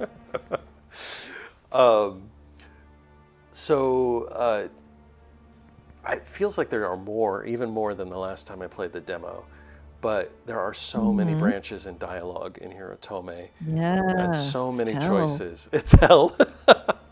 It is. Well, for the player, it feels like, I mean, I felt like I could just talk, like I could talk at Warden forever. Like I could act, like there's so much to ask. There's so much, and I'm not always sure what, I mean, I guess you have the option of choosing the game mode where you know kind of what is affecting the player, but I really enjoyed the game mode as played. Man, I guess the bottom line for this question is like, how do you do that? What's your approach or your process for designing all these decision points? And do you have an example or a favorite, maybe particular impactful choice that you want to highlight in Hirotome for us? My answer is I played a lot of Dragon Age Origins. I played that game 7 times. I explored a lot of the dialogue trees. It all comes back And to Dungeons and Dragons eventually. I have to specify Origins, because after Origins, the other 2 games, the options start getting more limited to like personality sets, whereas Origins was very open-ended, and It was, I yes. think it was the first time where I saw like you could pick a choice and a character would say something, then you would get to go back to the previous tree, which is something I never really noticed before in any other game, which tended to have more straightforward yes, no, maybe. And like the characters really react to your decisions in that game. Yeah, or Witterson's made a very good point where Origins wasn't voiced for the main character, so like that gave them more room to write a lot of dialogue choices because they didn't have to voice any. Oh, totally. I think they've gone back to that with Baldur's Gate 3, different companies, but still. Right. I think they've gone back to not voice acting in order to like give you a surplus of questions. Haven't played that game yet, but the game after Origins that really got me thinking about narrative branching and design and like just writing unhinged weird choices is Disco Elysium. I think that's how Oh. it's pronounced. Yes. It's Which is still on my wish list, but I haven't. I still haven't not picked it up. It's a mind-blowing game. I don't feel like it should exist. Like there's so much in it. It doesn't make sense to me, but yeah, highly, highly recommend it. If you look at it through a game design lens, oof, just change your mind. Like taking drugs, I'm sure. um, but yeah, it really got me thinking like this is what I want to do. Like there are some choices there that just will make me laugh for an hour just because they're so out of left field, and that's what I want to be open to, especially since it's something that isn't always seen in the otome genre.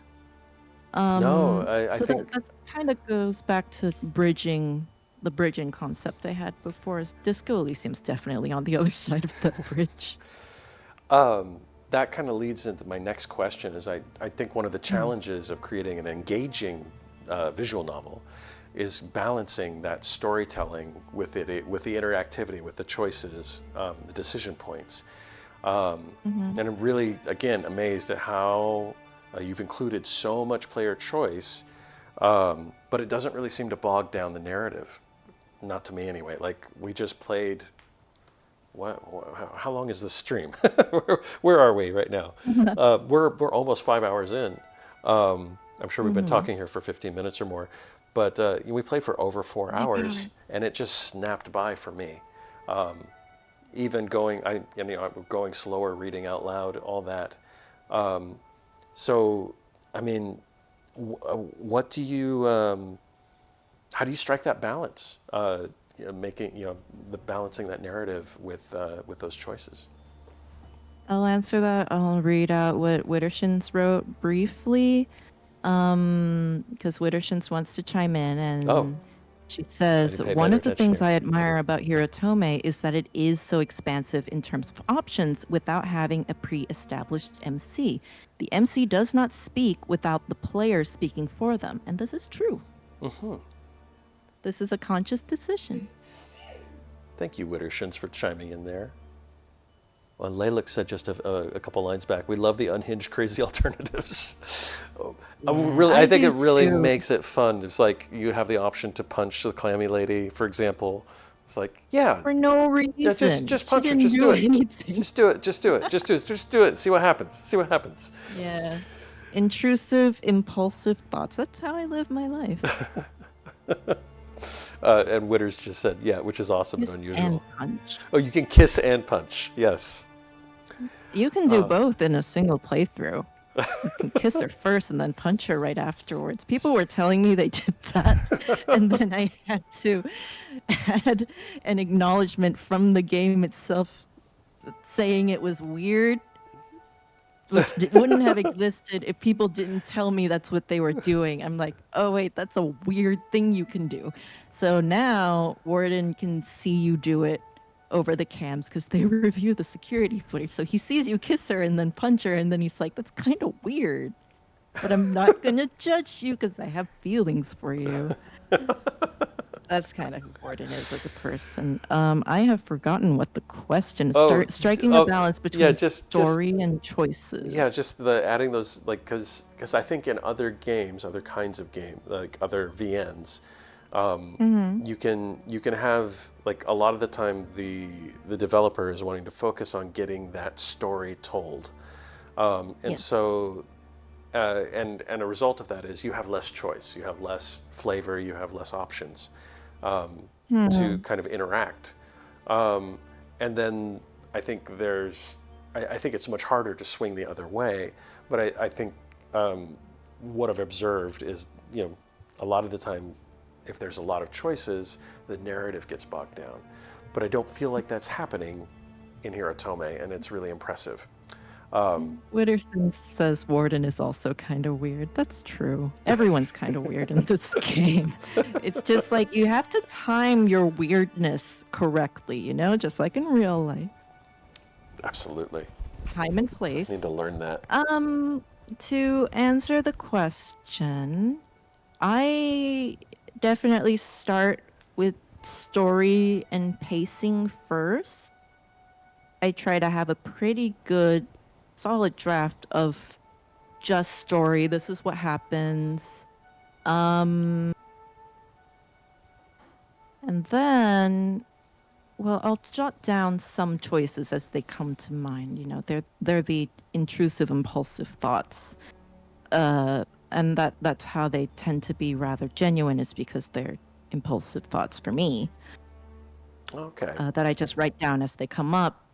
And I go over my own writing a lot. That's part of why it takes so long, is I'll do usually at least 7 drafts. Wow. Which can definitely be streamlined. But I do a lot of drafts. And that's why it takes so long. And I go over it each time, and I'll add more choices and more choices as I think of them. I'm usually not good at thinking of choices on the spot. I'm not like, okay, this part I want the player to get a choice and this is what they're gonna be. I'll usually mark like choice here and then just come up with it later. Okay. But the major thing is the choices in this game. I don't want to say they don't matter, because they do. But the choices right now impact your relationships with the love interests more than they impact anything else.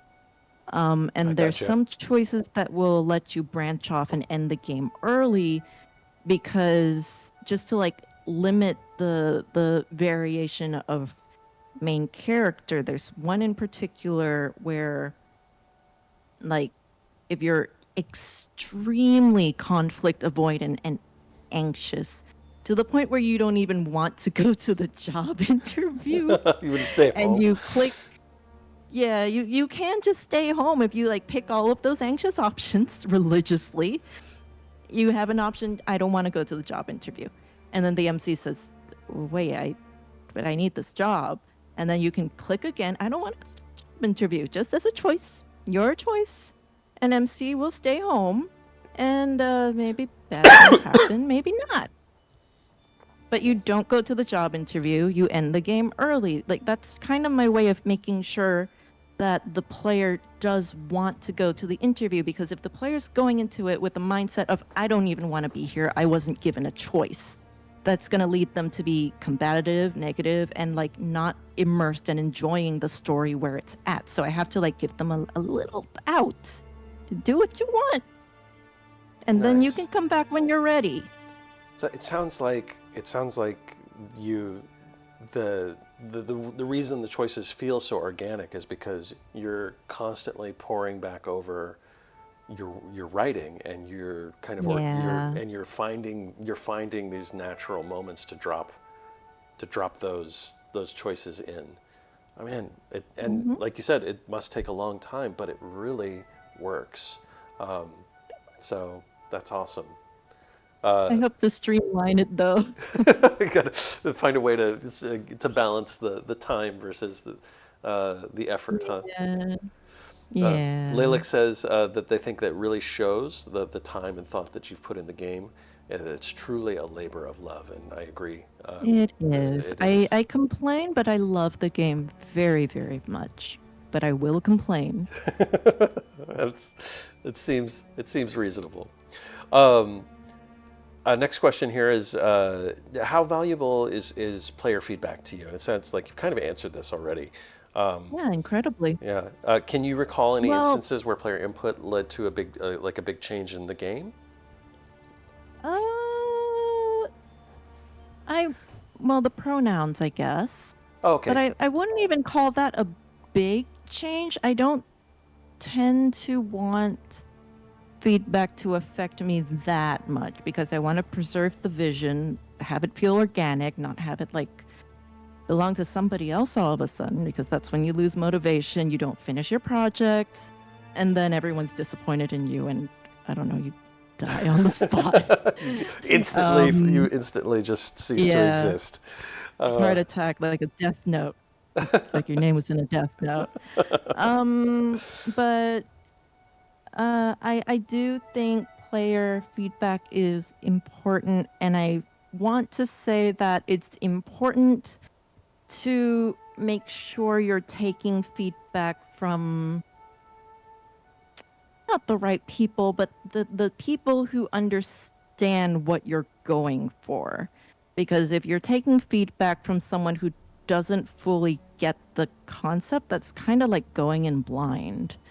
And I don't think that tends to guide you very well. It might randomly, you might luck out, but it's really important to me to take feedback specifically from people who understand the spirit of the vision, the goal of the game, the soul.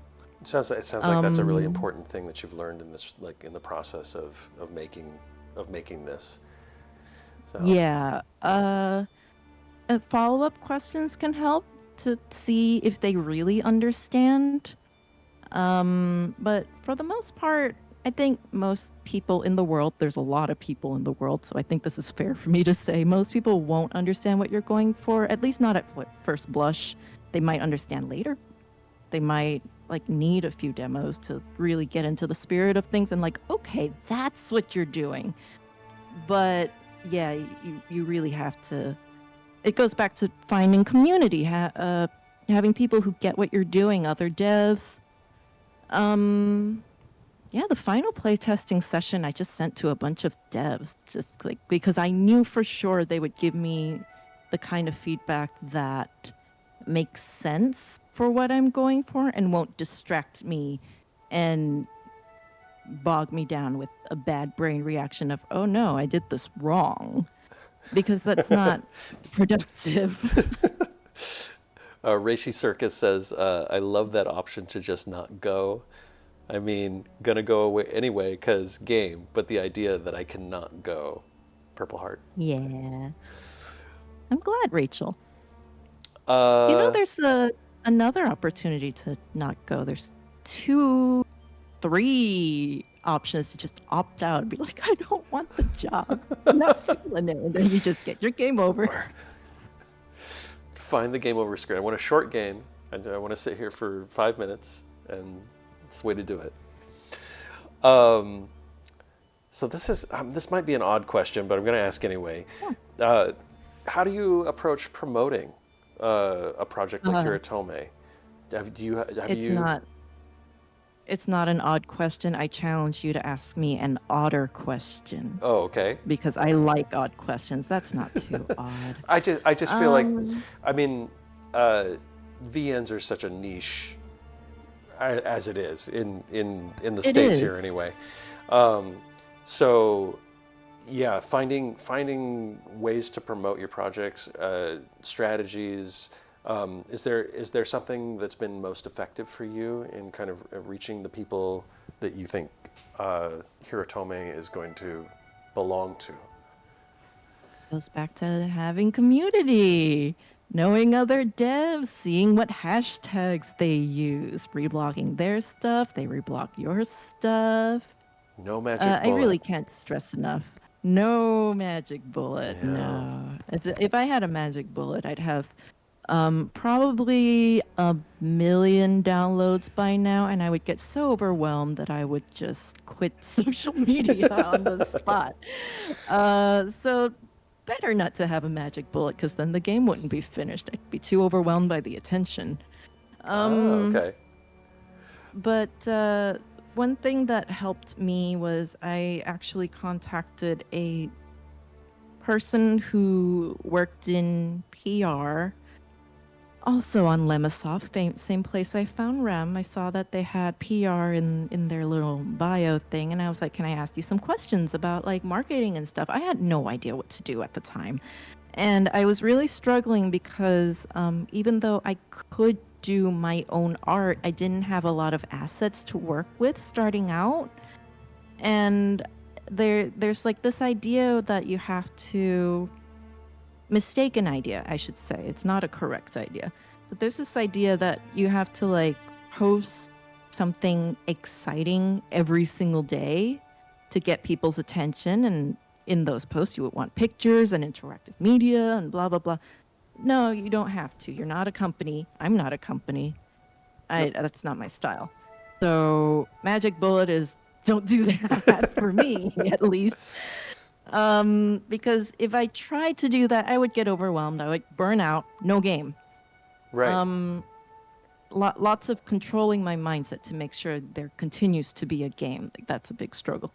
Anyway, I talked to this person and they suggested trying to manage social media in the style of Concerned Ape, who does Stardew Valley.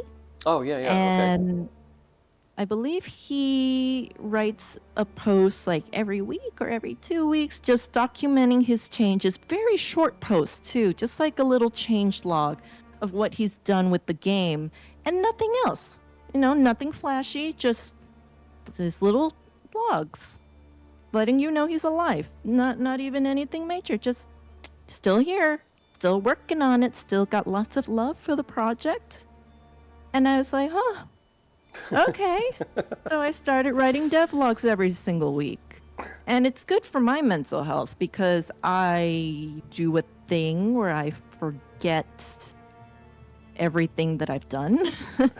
Like, I don't keep track. I don't give credit to myself often enough. I'm better about it now. But I used to just like work really, really hard and then forget all about it and be convinced that I don't work hard enough. I still struggle with that sometimes. But in documenting everything that I do rather carefully, it's a good way of managing that automatic mindset, make sure I don't fall into that. And B, lets people know I'm alive. That's great. Without really having to be very flashy, and they can just trust me more. I think I've only gotten, maybe I'm going to jinx it. I'm going to risk this. I'm hoping I don't jinx Go it, ahead. but Go ahead. I think I've only gotten one person ask me when the game's going to be done.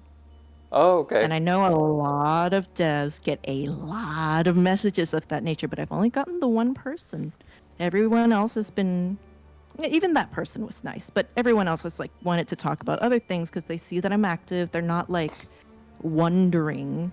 And in interacting with people when they do show up, it kind of helps them feel comfortable that I will acknowledge them to some degree. I'm a very private person. I'm very wary of developing parasocial relationships, but I know this about you, yes. Try to at least acknowledge people, yeah.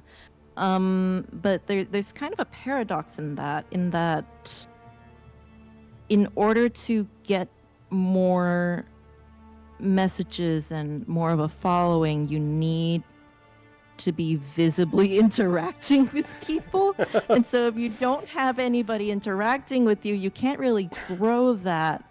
And that's a very, very difficult hurdle.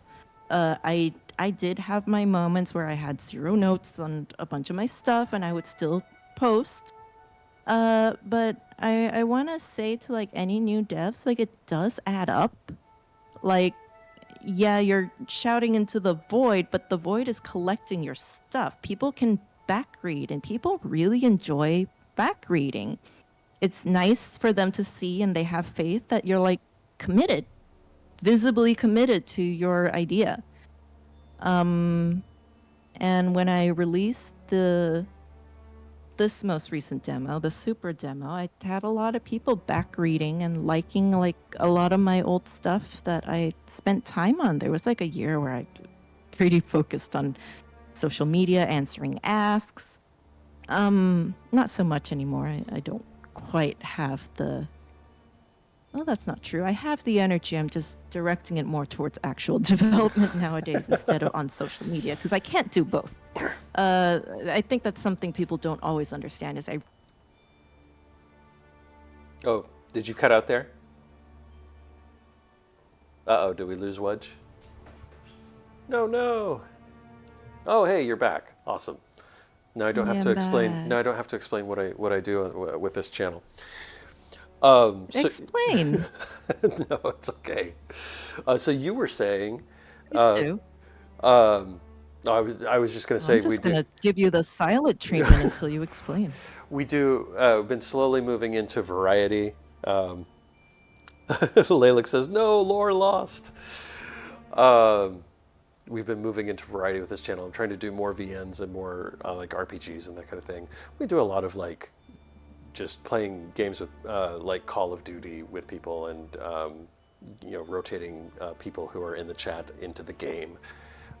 So it's less of a regular stream and more of a hub where people can find other people to play together, usually. But I'm trying to change that a little bit and be a little more variety focused. Play games with stories. Anyhow, so you were saying I like your Nino Kuni edit of dying a bunch. Big fan of it. You're a big fan of that one. Thank you. Yeah. It was a particularly awful time with that boss, so I had to. Sometimes that's the best content, right? You were saying I don't remember. it was about social media promoting your projects and all that. Perhaps we lost it. That's okay. I have one more question for you. And then Yes. while you were fiddling with your internet, I asked anybody in chat who has a question if they would type it out. But do you have any advice for those who might be thinking about making a VN right now? And or if you were to set out to make your first VN, knowing what you know now, how would you go about it? I would. I don't think it's humanly possible to really prepare someone for how much work it is. It's a lot of work. Just backgrounds. It's a lot. It's a lot of different kinds of work that you really wouldn't expect. You're gonna have things that jump out and bite you in the ass. And it can be really demoralizing. Like writing a book already in itself is demoralizing. And if you're going to be writing a visual novel, you're writing a book in arguably maybe an easier format if you decide to use a simpler writing style. You don't have to write huge paragraphs. But some people write paragraphs anyway, like with the more vertical style of UI. Then you have to consider art. And then while you're considering art, you're like, oh, I have to consider UI. And then while you're considering that, you're like, oh, maybe the UI could make some noise. And then you get into audio design. And then there's the social media promotion aspect. And then there's like user experience. A lot of people don't really consider user experience. I guess it's kind of optional if you just want to make the game of your heart and have it out there and exist. That's completely valid. More power to you. But if you want your game to be more successful, resonate with more people, you really want to consider user experience, get feedback, make sure things are intuitive and such, which is harder than it sounds. I got a lot of experience with that through playing other games, taking notes from other games, how they do things. I remember opening up the game Pentiment. Pentiment? I don't know that one. It's quite good. It's like a 2D medieval illustration-looking game. What are they called? Illumination manuscripts. They're drawn in that style. It's very unique. Oh, cool. And what I did, I don't remember if I opened the options or the start menu first, but It's an Obsidian game. It had like a particular, yes, it had a particular pop-up, and I was like, oh, I should use that pop-up in my game. And I have those moments all the time where I'm always ready to absorb like a little fragment of someone else's stuff and translate it into something that makes sense for me, because clearly it makes sense for them. They have a published game. They have their user base. They've done like a lot of legwork. So if something works for them, it's going to work for me. And I think that's something not a lot of people really do consciously, but I recommend it. Just like being more conscious of what you're consuming and thinking about like what makes it work, what makes it not work. I have a lot of that where I'll see something and it sucks. And I'm like, okay, I'm not going to do it that way. How would I do it differently? But going back to advice I'd give to new devs or my younger self, I would just say don't give up. Simple as that. It's going to be a lot, but if you really want it, you can have it. Phenomenal. All right. Well, Wudge, thank you so much. I'm just going to, you. one last call out of it. Nobody's put anything in the chat, any questions in the chat, so I assume that nobody has any direct questions for you. But if you do, now is the time. I want to thank you again for sharing HEROTOME in this way with us and with our viewers on YouTube. And Hi, YouTube. hi, YouTube.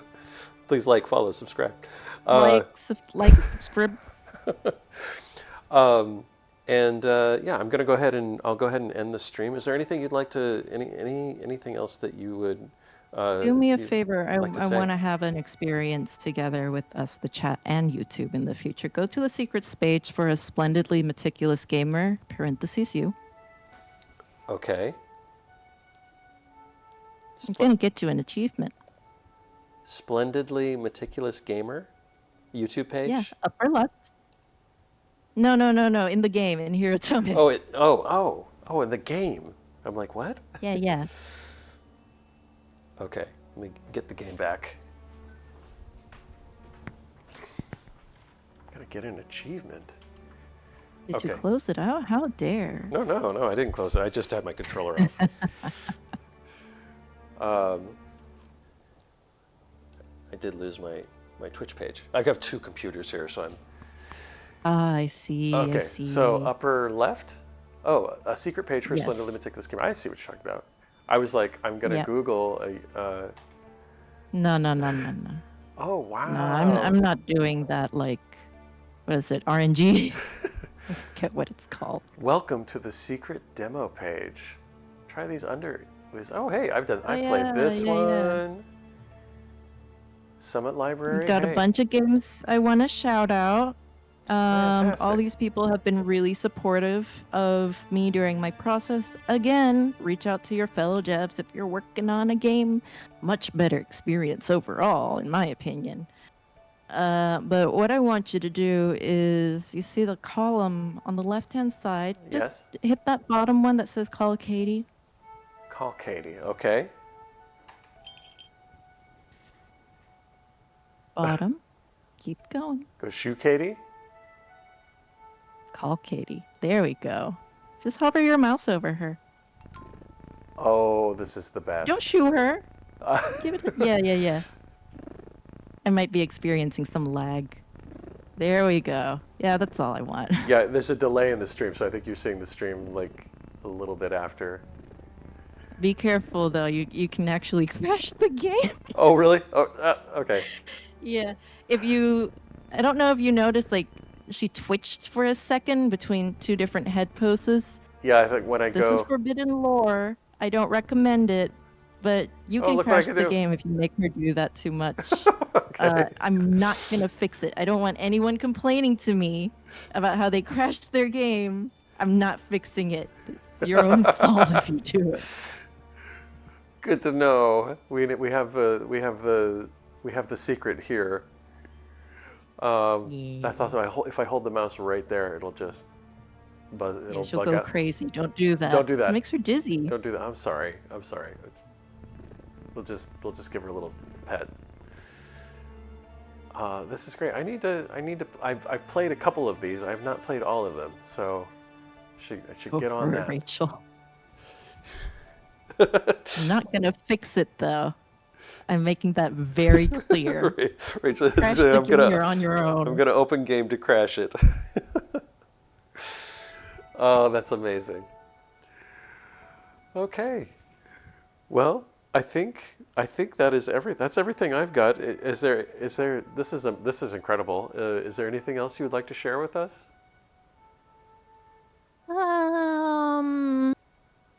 I think I passed one of your questions, or like a sub question, where you asked if there was a choice set that was particularly memorable for me. Oh, right. Yeah, I did ask that. No, Nope. No, because there's not. they're all impulsive thoughts. So like, kind of like I spit them out and they're gone forever, you know? Because the impulsive thoughts aren't really me. Sometimes they are, but they're the demons that live in me. You know what I mean? And once I put them on paper, they just get to live there, and I don't have to remember them anymore. It's I love hearing you talk about your process, and man, the dream thing, and yeah, it's very surprising and illuminating. And I'm so glad that you again let us in to talk about it. Yeah, I'm glad you streamed and played it. Yeah, You it was have a good great time. reading voice.